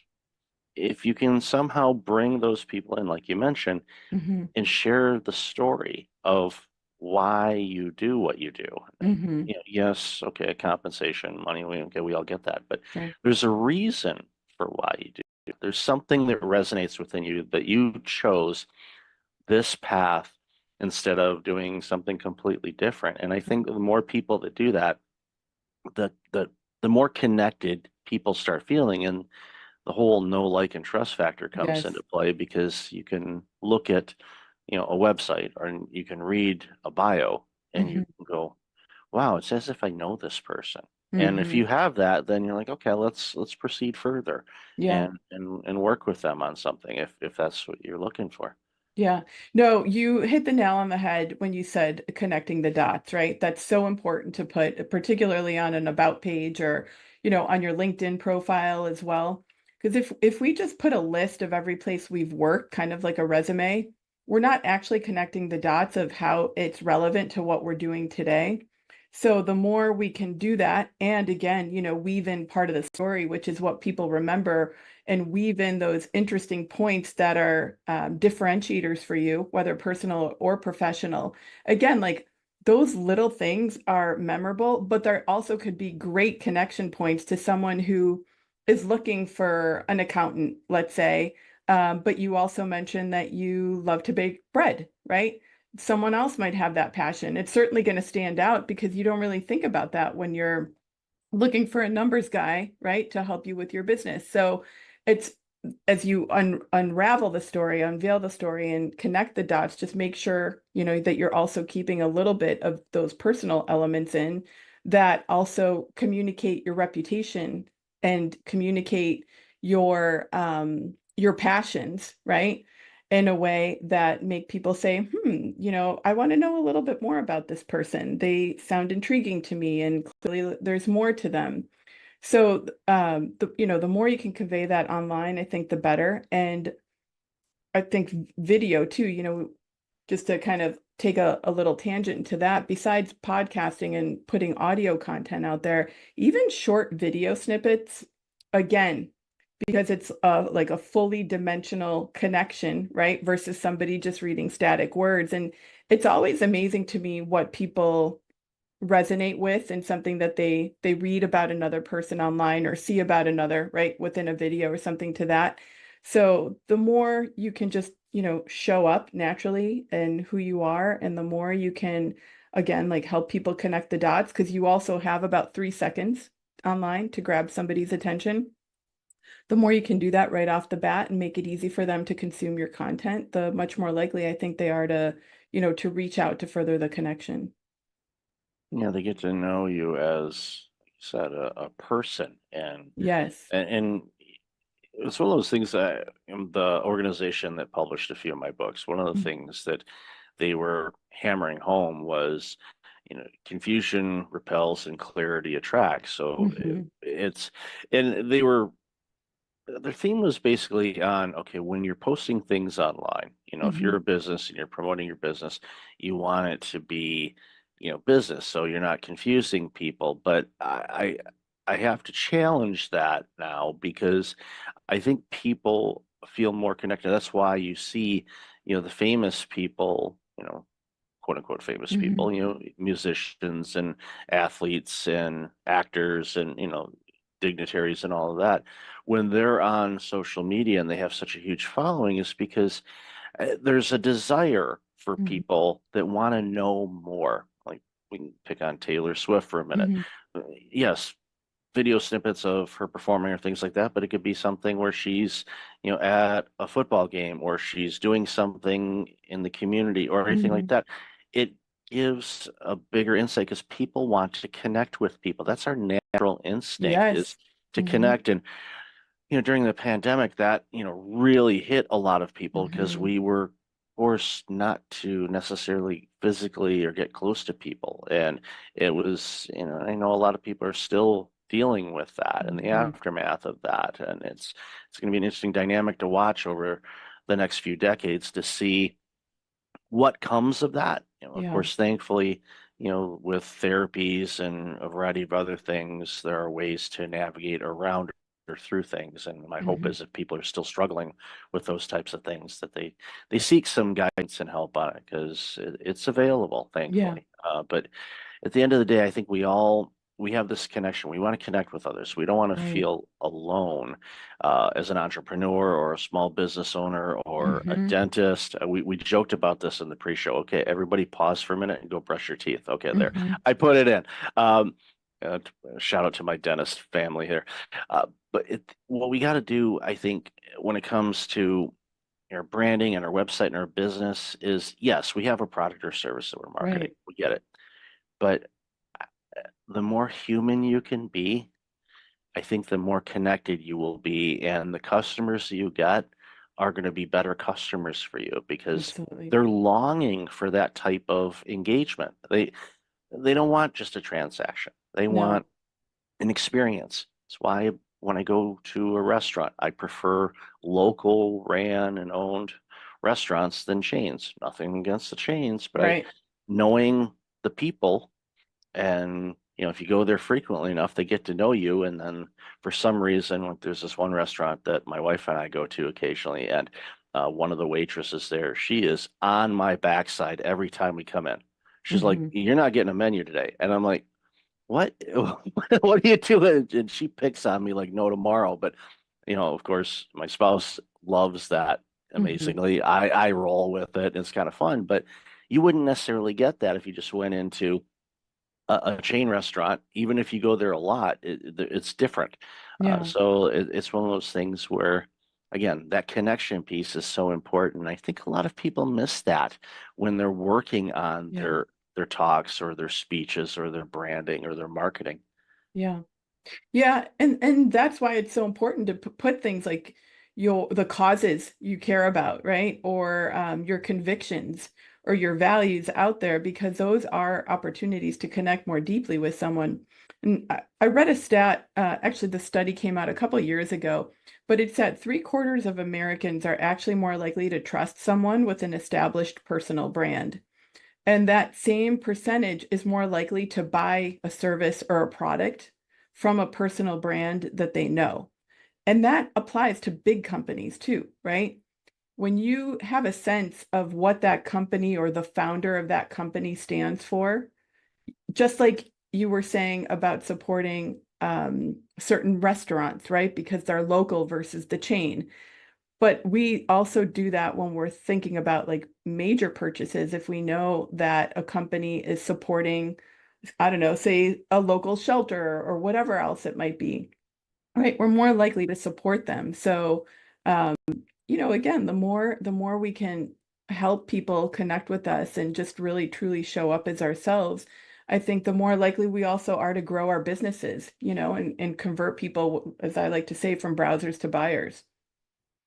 You bring up a good point, and I think, again, it's something that just came to me right now.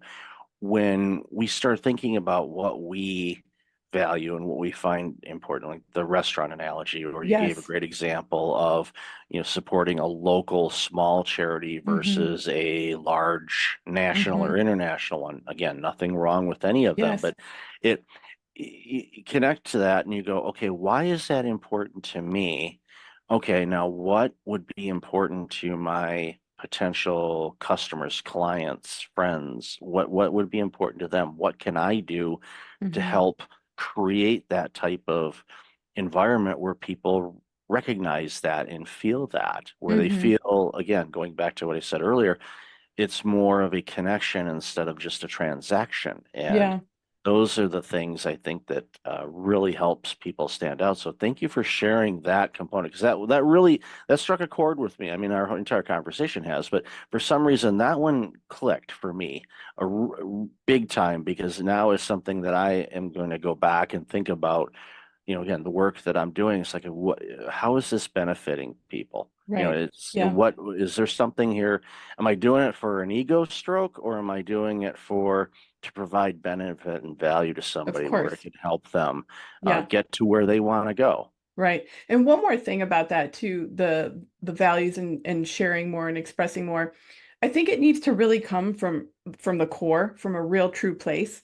It's great to think about what's important to your customers, especially if you're a local business, right? You really want local to survive and thrive in every industry. And that, I think, a lot of companies have been suffering since 2020. But back to the piece of thinking about aligning with others around those values, I think it's okay to be polarizing. Meaning, I'll give you a specific example. We're working with a client who is very convicted about certain things going on in the world, around COVID, around rights, around medical rights, around schools, school districts, what's going on in those places. But she also has a part of her personal brand where she's a holistic business person, right? Talks a lot about gut health and certain other things in that arena. And we were talking about how much of those two pieces, right, do we make visible, right? You've got these real strong beliefs here that can be very polarizing for some, but you're also this incredible business person with great experience in building up these health and lifestyle brands. So, what we deducted is like, it's okay. And this is what I would have advised her, but I was so glad she was comfortable doing this, you have to put it out there because they're both parts of you and they're such an integral part of that person that you want to attract those business clients that are okay with these strong polarizing beliefs here. And the fact is, her audience is going to be a lot easier to market to and way more niche because of her strong feelings and values around certain topics, right, that are polarizing today. It's not going to make her lose clients. It's actually, she's going to lose the right clients, right? She's only going to be working with the right people that she can totally help and fully show up as herself with and help them grow in other ways too. So I just wanted to share that because I think it's very important. I think a lot of times in today's world, especially the last years as things have evolved, is like we're self-censoring a lot because we don't want to make waves. And I'm not ever saying make waves for waves' sake. I'm just saying find ways to really put your values out there and your the causes that you're passionate about in a way that is true to who you are and really helps attract your ideal clients. I love that you said that because it can be polarizing, and there's definitely a fear where they say, okay, if I am on one side of a political fence versus another, or based on causes or beliefs or rights or anything like that I could lose clients. And you put it quite well, where you'll lose the wrong clients, or you'll lose the right clients, or you'll lose the right I clients. almost said that too, though. But it's like they're wrong for you, but they're right to lose because they're not in alignment. Because it's like if you're hiding something back, and let's say you are an ultra conservative or an ultra liberal, it could be either side, and you're working with a client that is maybe the opposite of Right. your beliefs. Doesn't mean you can't work with them, but a lot of times you think that maybe you're acting on eggshells and you're afraid to say something or mention something because it can easily come up in conversations, even if you try to say, we keep this, politics free. We don't, come on.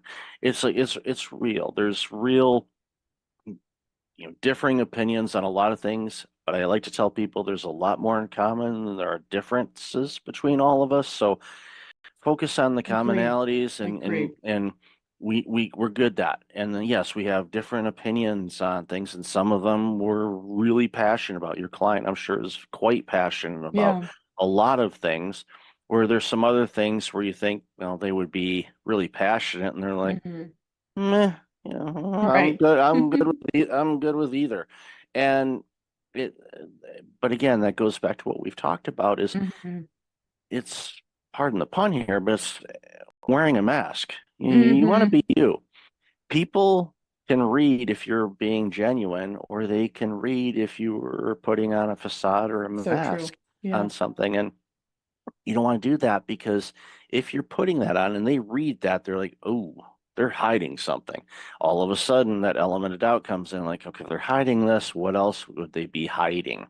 Now, that Mhm. could go for relationships, or that could be going through, work Right. type of relationships, customer client type situation. So be yourself. But and I love the way that you put it too, is if you have a belief on whatever Mhm. issue it happens to be, and that is in the wheelhouse of the work that you do, like gut health or Yes. anti-vax versus vaccines or anti-medication versus holistic care, Mhm. share that, but share it in a way with compassion and love and Exactly. understanding, instead of saying, I'm right, you're wrong. Well, who's right and who's wrong, and who determines who's right or who's wrong? Exactly. It could vary. There used to be ads of physicians that were promoting the benefits of smoking. Mm. Yeah, good luck getting that ad out now. It's not going to happen. Right. The things change, information changes. We revolve, or some people say we Mhm. regress too. It's like, Mhm. well, it's this human thing is not easy. We're Yeah. still trying to figure it out. I don't think we ever will, but that's part of the challenge of life. It Exactly. gives us some creativity and opportunity to be fun. But I think it boils down to, and what we've talked about a lot this morning, is just, I think the more you can be you, I think the Mhm. better you're gonna be, because then you don't have to pretend. You Yeah. just you show up every day being you. Yeah. And that goes a long way, and it comes through in your messaging, your branding, everything that you do. Yeah. Yeah. And I think what happens, Michael, to people over time is they kind of lose who they really are, right? It's like we're in different work environments or different relationships. And after many years or months, you're kind of going along with whatever the thing is. And you kind of lose track of what really makes you tick and what is really driving you. And I love to just share with people, take some time every now and then, like have a coffee date with yourself and really just kind of set your own GPS and figure out, where do you want to be in 5 years and how are you going to get there? And that's not just like numbers driven goals, but it's really like take a look at the people you're surrounding yourself with, take a look at the environments that you're in. Where do you want to make changes? And I think the more proactive and thoughtful and intentional we could be about the life that we're living, the easier it is for us to build our personal brand, because we're just taking a little time every now and again, reconnect with who we truly are. It's an exercise that I do at least a couple of times a year. Oh, that's great. And it's That's rare, by the way. Yeah, I know. I found that out there. I was like, what do you mean you haven't done that? And it's Mhm. literally and Ram Tran, advisor, leadership individual, served on presidential commissions. I saw him speak at a conference several years ago. Mhm. And it's an exercise that he does. He Really? does it, but he does a deep dive at least twice a year, where his theme of what he does is, first he starts off, he's like, okay, I'm gonna list all the things that I'm doing right Mhm. now, and I'm going to decide what I am no longer going to do. And he just like chops it up. It might be something successful. So it'd be Right. we'll be wild here and we'll say, okay, in December I decide I'm shutting the podcast down. No, I'm Right. not. Mhm. But that would be the extreme of it. But there's some things like, okay, I'm not going to do that anymore. I'm going to focus on this. And a lot of it has to do, and this is something that I know a lot of people have a really hard time with, is that looking within. Mhm. And they start beating themselves up. I should have done that. They start shooting all over Yeah. themselves. Yep. Stop that, people, please.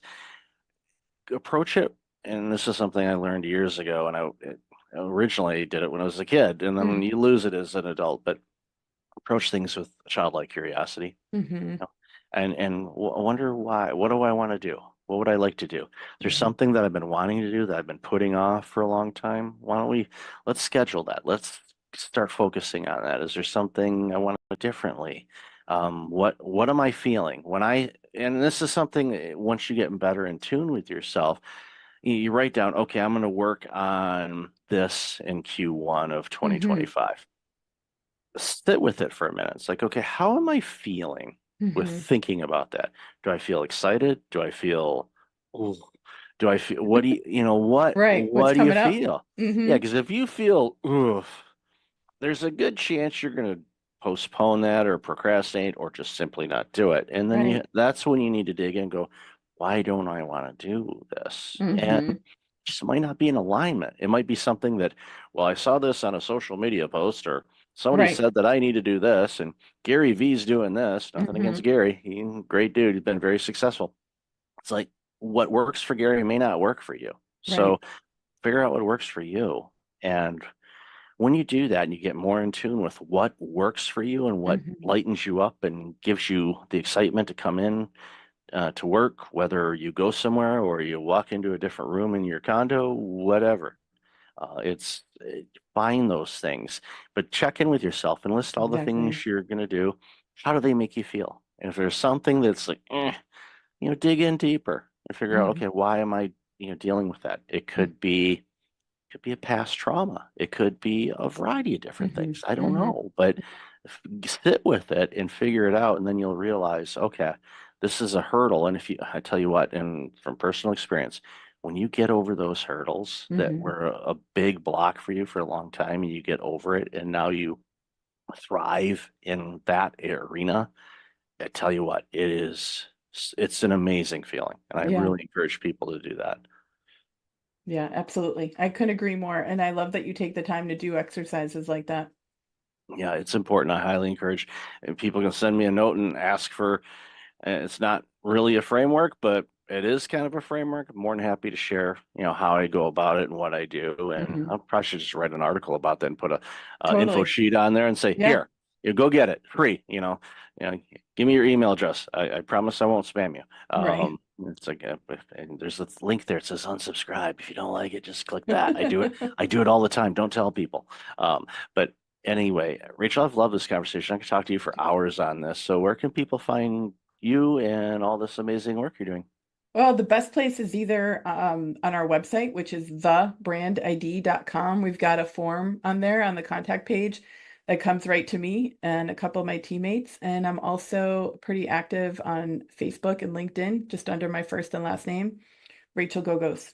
And we also, back to the soul searching piece, actually, we've got a personal brand guide that outlines our framework for your audience if they want to take a little time with themselves, have a coffee besides your amazing methodology, which I'm sure will be great when you share it. They're welcome to also use this tool. It can also help them professionally in how to position themselves too. Definitely. I'll have a link to that in the show notes. So Rachel, Perfect. thank you for being you. Thank you for your time today. Really appreciate all the stuff you're doing and enjoy the rest of your day. Thank you so much.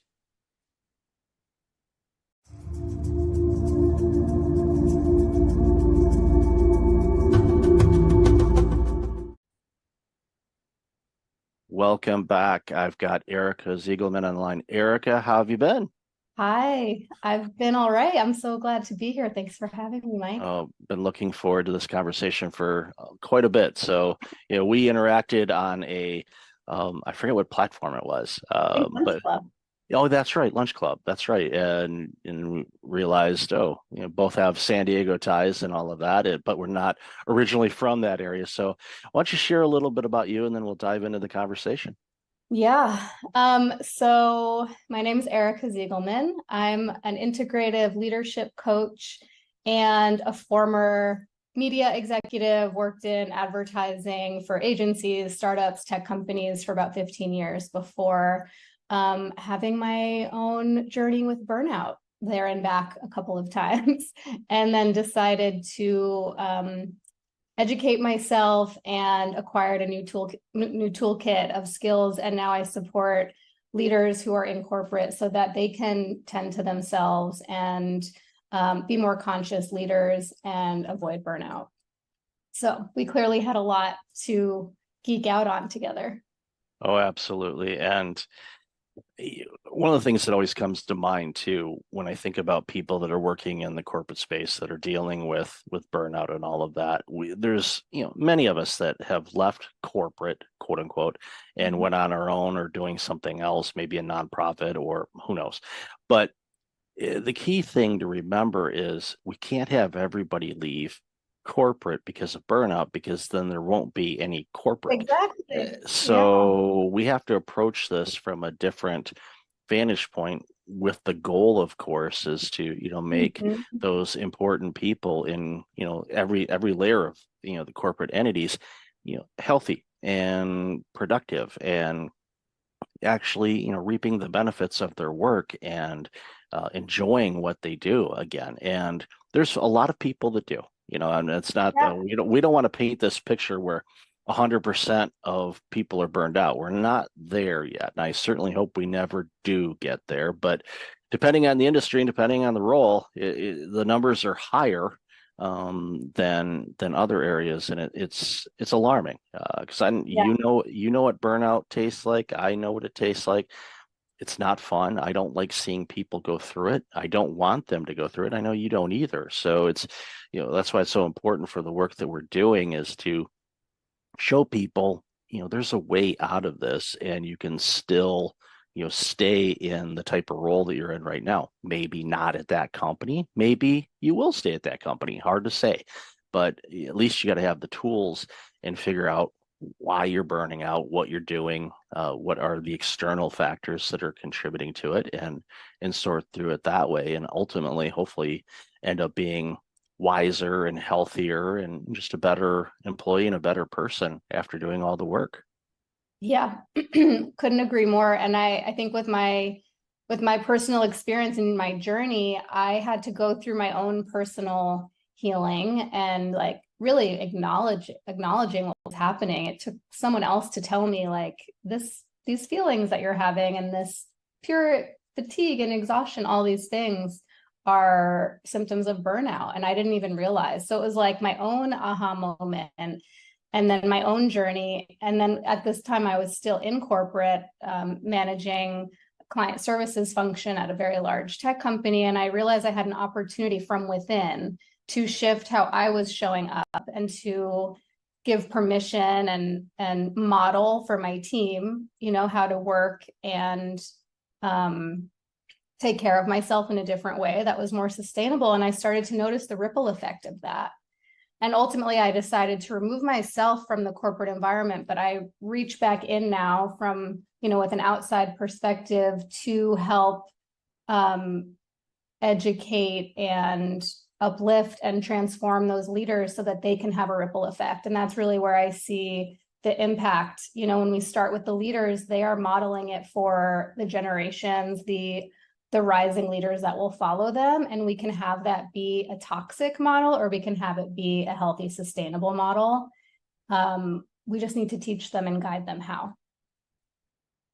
And that's the key thing, is just teaching them, because the way that they learned was probably a combination of the leaders or executives that they've worked with in the past, and they kind of borrowed some habits, some good, some maybe not so good, and that's just how they do it, and they can't approach things in a different way. And having somebody like yourself that has obviously the corporate background, they'll listen to you because you've been in the trenches. You know what it's like, and you can say, yeah, there's this and this, and here's a different way to approach it. And if you do this, then you will get better performance out of yourself, and you'll get better performance out of your team because they're mimicking you. And that's the thing that a lot of executives don't really notice, is that their team is behaving the way that their executive is. So if they're working 18-hour days, sending emails, 11 p.m. on a Saturday night and doing all this work,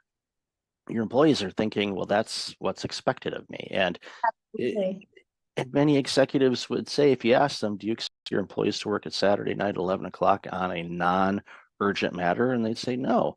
So, well, you're sending them emails, and they think that you need to respond that. Now, they're out, they might be at the club or out to dinner or a concert or something like that. And all of a sudden they get this Slack message of need to update this presentation. And all of a sudden that's the only thing that's on that employee's mind right now. It can be completely removed from wherever they're at. And it's like, I always tell people, it's as hard as it is, like, just put your phone on do not disturb. I know it does have an off button. I found that on my iBinky not too long ago. I'm like, this thing turns off? Wow, I didn't know that. I knew it'd die if it ran out of battery, but you could actually choose to shut this thing off. Wow.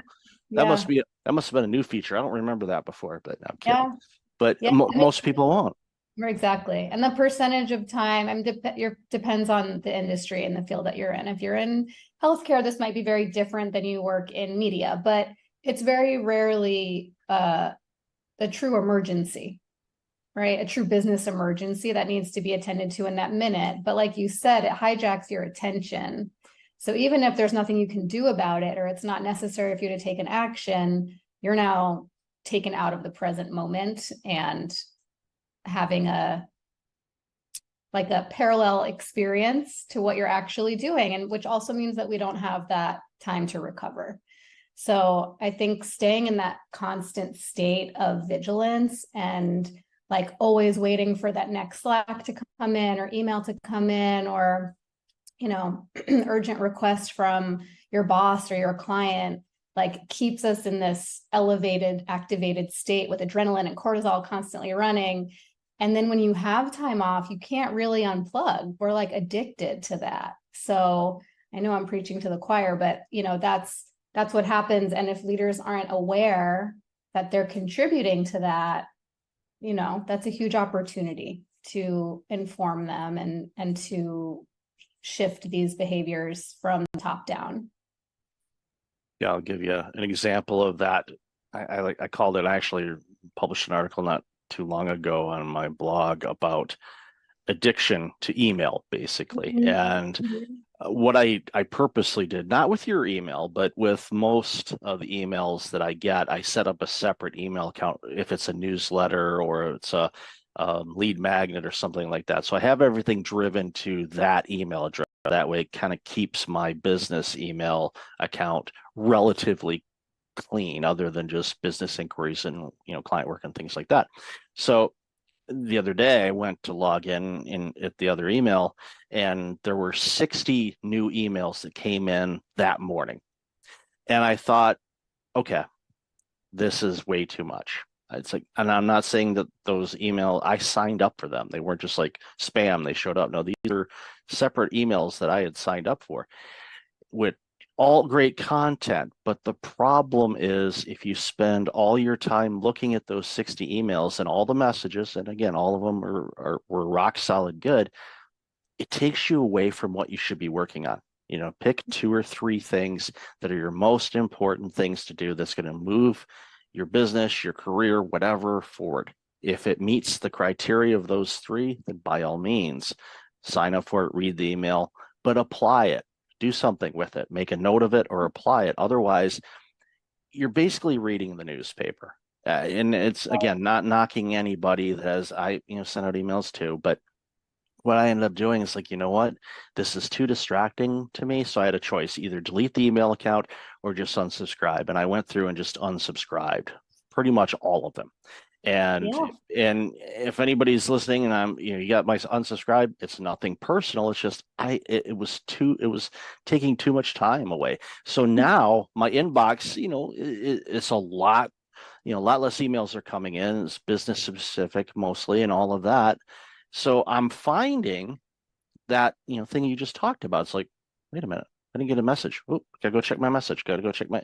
So it's something that I found myself guilty of, and I talk about it too. It's like, come on, my brother gave me the phone nickname of iBinky because I was always on it like a baby with a pacifier.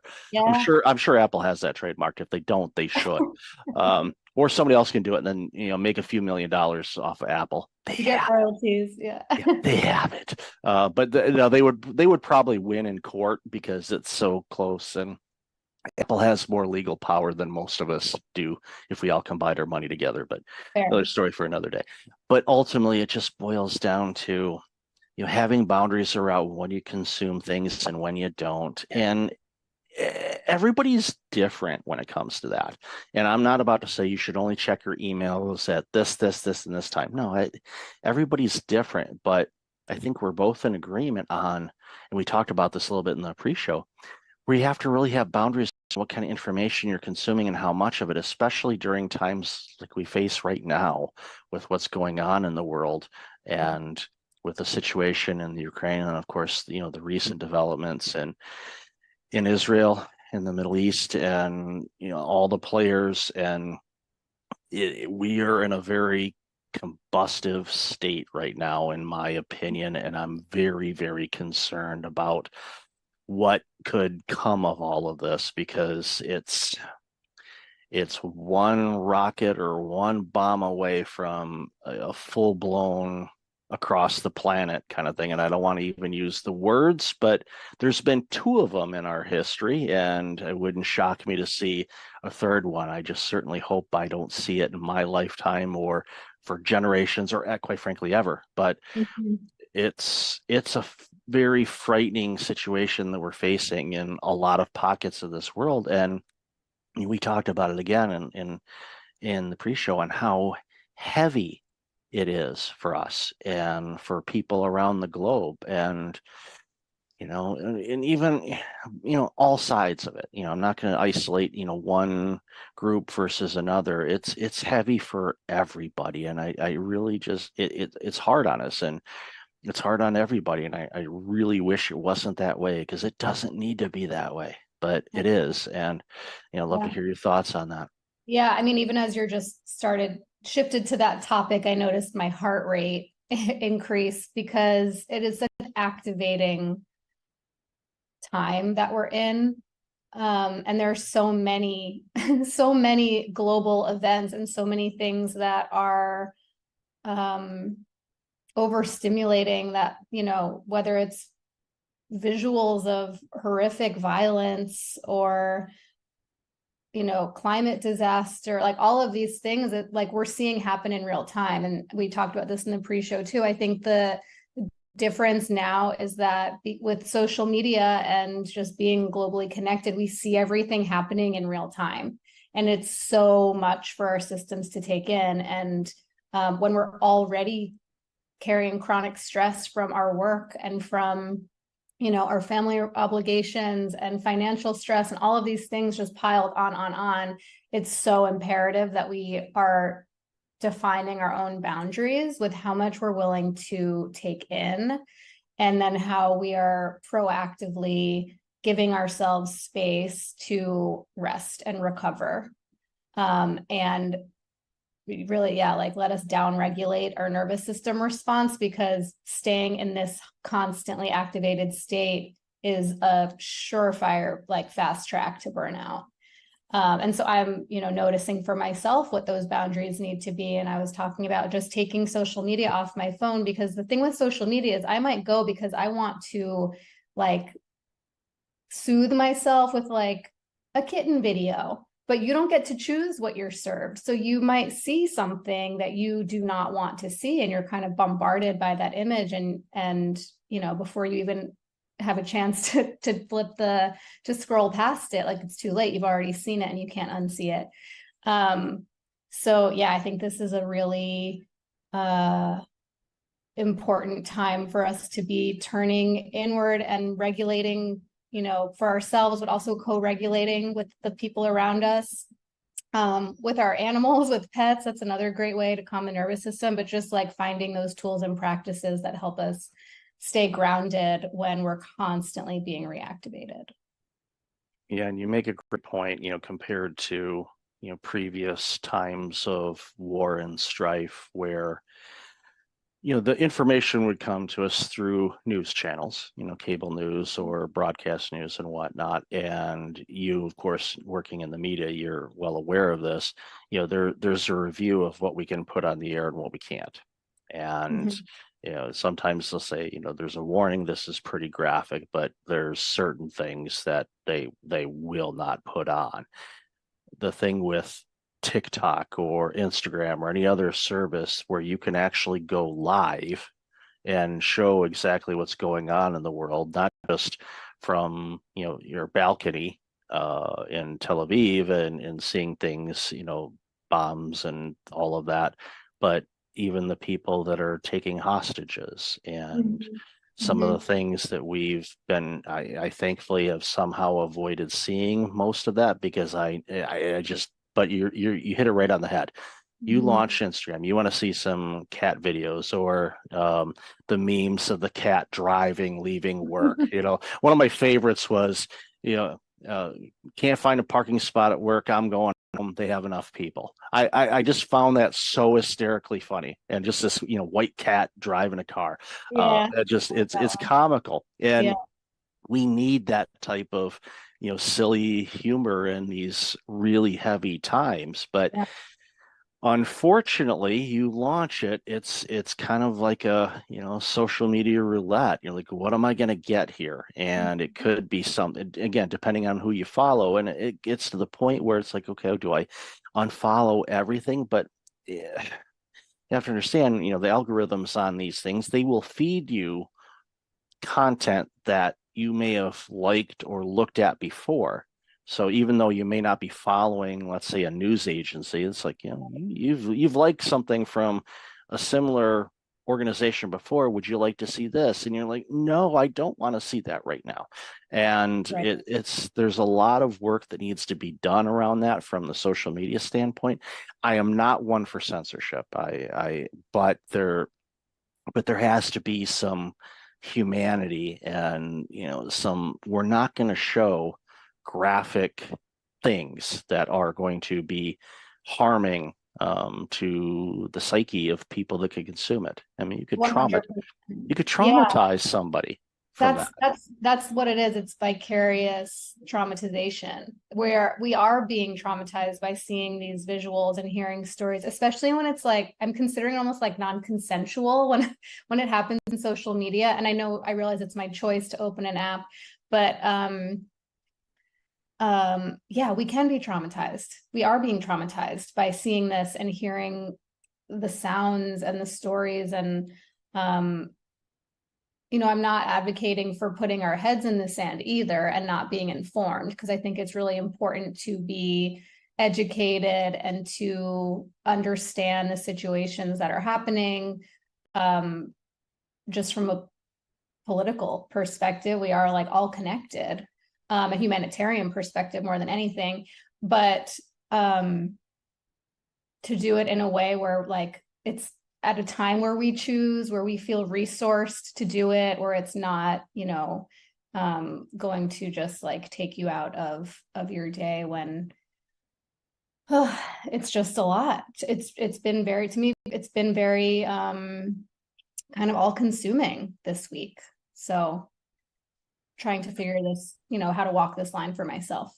Yeah. And it's one size doesn't fit all. It's what I do myself when times are challenging or down, or dealing with a bit of depression or anxiety or anything like that, is it just like, okay, let's get back to the basics, let's whatever kind of brings you more of a relaxed or happy state. Could be meditation, could be listening to just different sounds, brown noise, your favorite music, going for a drive and going back to your favorite coffee shop that is nearby. If you live across country, that's going to be a long drive, but you can find something local. Apparently there's coffee and tea shops in San Diego. I've heard a rumor.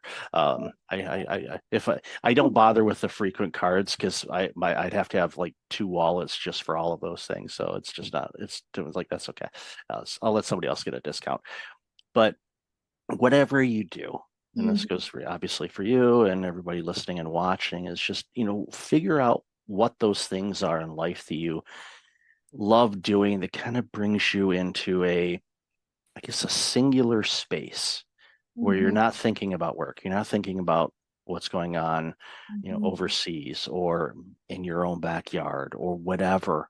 Just, get to, find that, whatever it is. And sometimes it could be a physical object that you touch to remind yourself, okay, it's going to be okay. Right? I mean, right now we're in the midst of a storm, I forgot who said it. It was, I think Churchill, if you're going through hell, keep going.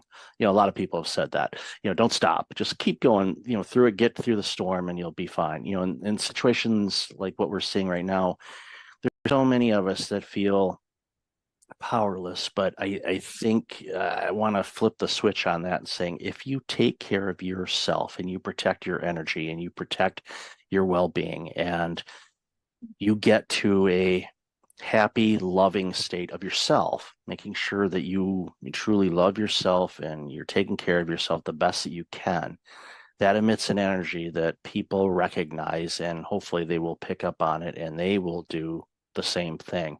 So we can get to more of a harmonious state, because we are one planet.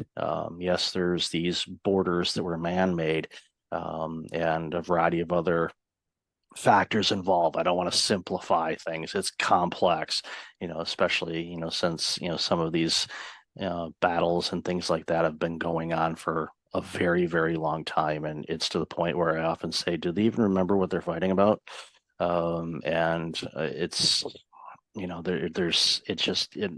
again, that's a simplification of the dynamics of everything that's going on over in Israel and Palestine and the Gaza Strip and all of that. But it shouldn't require harming people. It should. Let's talk about it. Let's figure out, because come on, people shouldn't be dying about this, but they are. And it's tough. But again, going back to, what we talked about originally, these type of things, can cause prolonged stress, which prolonged stress turns into burnout. So you have to be really careful about this. And I love what you said. Don't put your head in the sand, but you have to have some regulation and some boundaries around what you consume and how much you consume. I think back to my parents. They, my dad passed a few years ago, but they'd put on the news, at 3 o'clock, 4 o'clock, and that thing would run until 7 o'clock. So they were constantly getting gaslit with all the negativity that's going on in the world. Didn't matter which flavor of the news they were watching. It's got, unfortunately, there's a lot of negative things that the news agencies highlight because that's what gets ratings, unfortunately. Yeah, fear. Yeah, it's a lot of fear. And I mean, rightly justified right now, but I wanted to just go back to something that you said about like finding those resourcing activities, meditation or being out in nature or taking a walk or talking to a friend. I think it's really important that we identify where these sources of safety are that really calm our systems, that help us come back to a sense of connection to ourselves, but also, I think most importantly, to other people. It's really important that we're checking in with each other, with our friends, our family, our loved ones, our colleagues, because everyone's experiencing this time in a different way, but it's pretty hard to not be affected by it. And so I think, just being really mindful of like, we're having our own personal experiences, but the people around us are as well. And so we have an opportunity to, as we've been talking about, like set an example of how to stay connected and how to stay present and how to take care of ourselves and each other. And that can look differently for everyone, but it's really whatever makes you feel safe and calm and connected, I would say, are like really the three main things. And that applies to working in corporate as well. Yes. Yeah. We talked about a lot of, real life, real heavy stuff here, but it's kind of going back to what I said a moment ago. It's like sometimes you just go back to the basics, start at okay, let's start clean slate. Don't throw everything out, but just like, okay, we're gonna go in a different room that isn't used. Okay, let's kind of map this out. Let's start here and add the things we need to. It's kind of like the junk drawer in a way. And it's probably not a great analogy, but we all have those, where there's a box or a drawer that's just filled with, I'll save this for later kind of thing. And you look at it and it's just like, what in the world? I don't even know what this thing is. But eventually it's good to kind of clear that out, start with a fresh slate, and you find things, I've been looking for that, or I don't need that anymore. And then a week later you realize, oh yeah, you did. But you can order it online anymore. Life is easier now when it comes to things like that. Yeah, well, they'll sell you that little handle for your bread maker. What's that? We don't need this. Oops, yeah. Guess we can't make bread now. But at the end of the day, it's just a reminder for all of us we have to take care of ourselves before we can take care of anybody else. And when we do that, and we find, and it takes time, because especially when, and you know this, when people are burned out, they've kind of forgotten how to take care of themselves. And getting back to the basics of like, okay, what does taking care of yourself look like? Describe that and give them the permission to do that again. Let's just start one little step at a time. And when you do that, and it becomes a habit, and it's, it sticks around, then you start seeing other areas of your life improve. And then from there, all of a sudden you're like, wow, you know what? Yeah, the stress from work is still there, but it's not impacting me the same way anymore. And I'm clearer now on what I need to do and what I don't. And it turns around leaders, which turns around teams, which turns around groups and companies. And it's so simple to do, but it's really hard for people to do. And I think that's where we come in and we say, look, you can do this. You just got to approach it, a little bit differently than you have in the past. And you'll see big returns just by getting real crystal clear on what you want to do and what you don't. Exactly. So well said. I think, I've found that often the people who experience burnout are the ones who consider themselves to be helpers and to have really big hearts and to want to make sure that everyone else is taken care of, right? So as a leader, you put your team first, you put the business first, you put your clients first, and then you put your family and your friends first. And but before you know it, we have finite time, energy, and resources, and we ourselves are at the bottom of the list, and then we run out of juice to serve anybody else.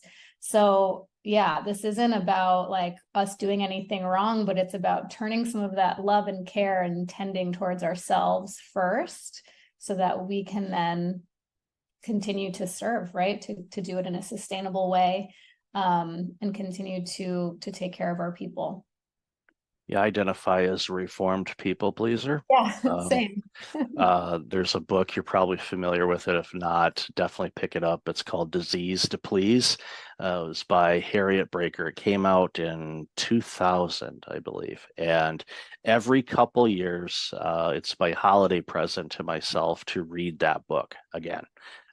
It's got 21 days of exercises in it. It identifies all types of people pleasing. I thought I was a certain type of people pleaser, but after reading the book, I realized I was something else. And it was an aha moment for me when I finished that book, and it alarmed me and it also gave me insights as to why, one of the components why I burned out, because I was putting everybody else before me. I was like, I wouldn't delegate because they got too much work to do. I'll just go ahead and do it. And yeah. So if you don't take care of yourself first, you're not going to take care of anybody. So, and when you do take care of people, they're getting a much better version of you. And that's one of those hurdles that a lot of people have to get over. Once they figure that out, they go, wow, I'm actually the best I can be. So I can be the best when I do give. So it's and Yeah, that's the I'll thing. It's also modeling how to take care of ourselves. Like when, we sometimes we think, oh, I need to demonstrate to my team how to work hard and how to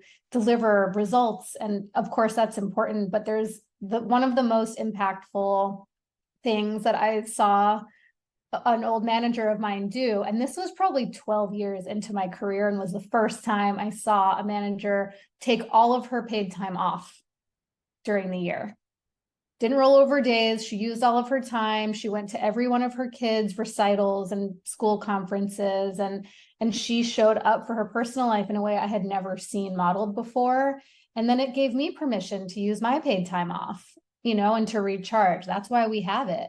But I hadn't seen it before because I had only had the example of managers who are like, oh, I work through my vacations and I only take 2 weekends off a year. And like, there was some badge of honor in that. And I had to see it modeled in my own leader to realize like, oh, wow, that empowers me to do the same. And when I do it, it empowers my team to do the same.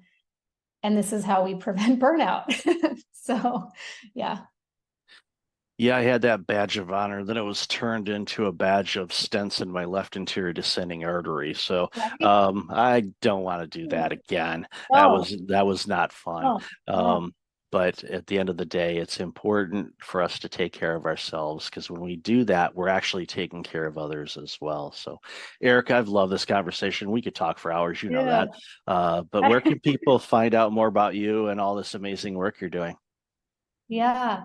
Well, you can follow me on LinkedIn or Instagram once I go back on there. I am on LinkedIn regularly at Erica Ziegelman, or my website, ericaziegelman.com. I would love to connect with any listeners or viewers of the show. I offer one-on-one coaching and group coaching and work with corporate teams on conscious leadership, burnout prevention, all the topics we talked about. And yeah, it's been such a pleasure, and love, being able to share our experience and empower others with this knowledge. No, thank you. And I'll definitely all that information in the show notes. So, Erica, always good to talk with you. Thank you so much for your time today. Really appreciate it. Likewise. Thank you so much. Welcome back. I've got Andrew Krepshetty's on the line. Andrew, how are you? I'm doing really well. Thanks for having me, Michael, and nice to talk to you. Happy New Year and great to talk to you. Really looking forward to this conversation because you're doing some amazing work at Red Balloon, and obviously you've done some great work throughout your career. So why don't you share a little bit about you, and then we'll jump into the conversation.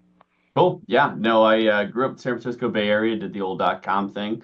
Decided I wanted a change of pace, a change of scenery, and moved up to Idaho 25 years ago.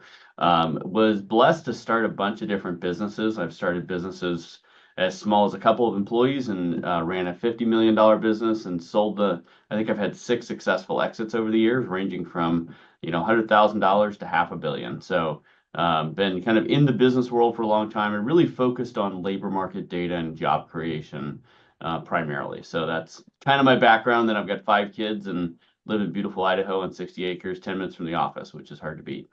Yeah, Idaho's a beautiful part of our country. It's been a long time since I've been there. I went there when a high school friend of mine was stationed at Mountain Home Air Force Base. And I remember he gave us a little tour of the space. And then there was this one door that was blacked out window.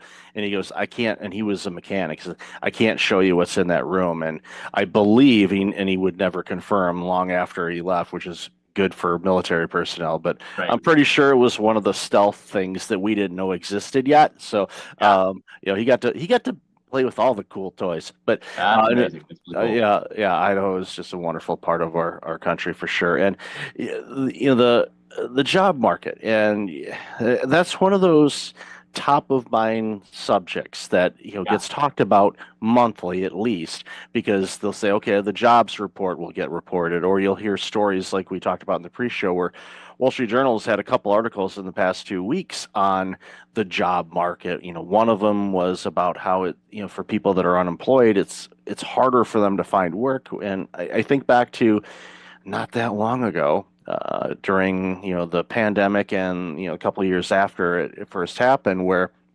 organizations were having a really challenging time finding people to now people are having a really challenging time finding things. And you've been in this space for quite a while. And, what are some insights that you want to share for not only for candidates, but for businesses as well? Because I think it's important for organizations to recognize that there's a better way to go about this and finding talent and for talent to find organizations. So I'd love to hear your thoughts on that.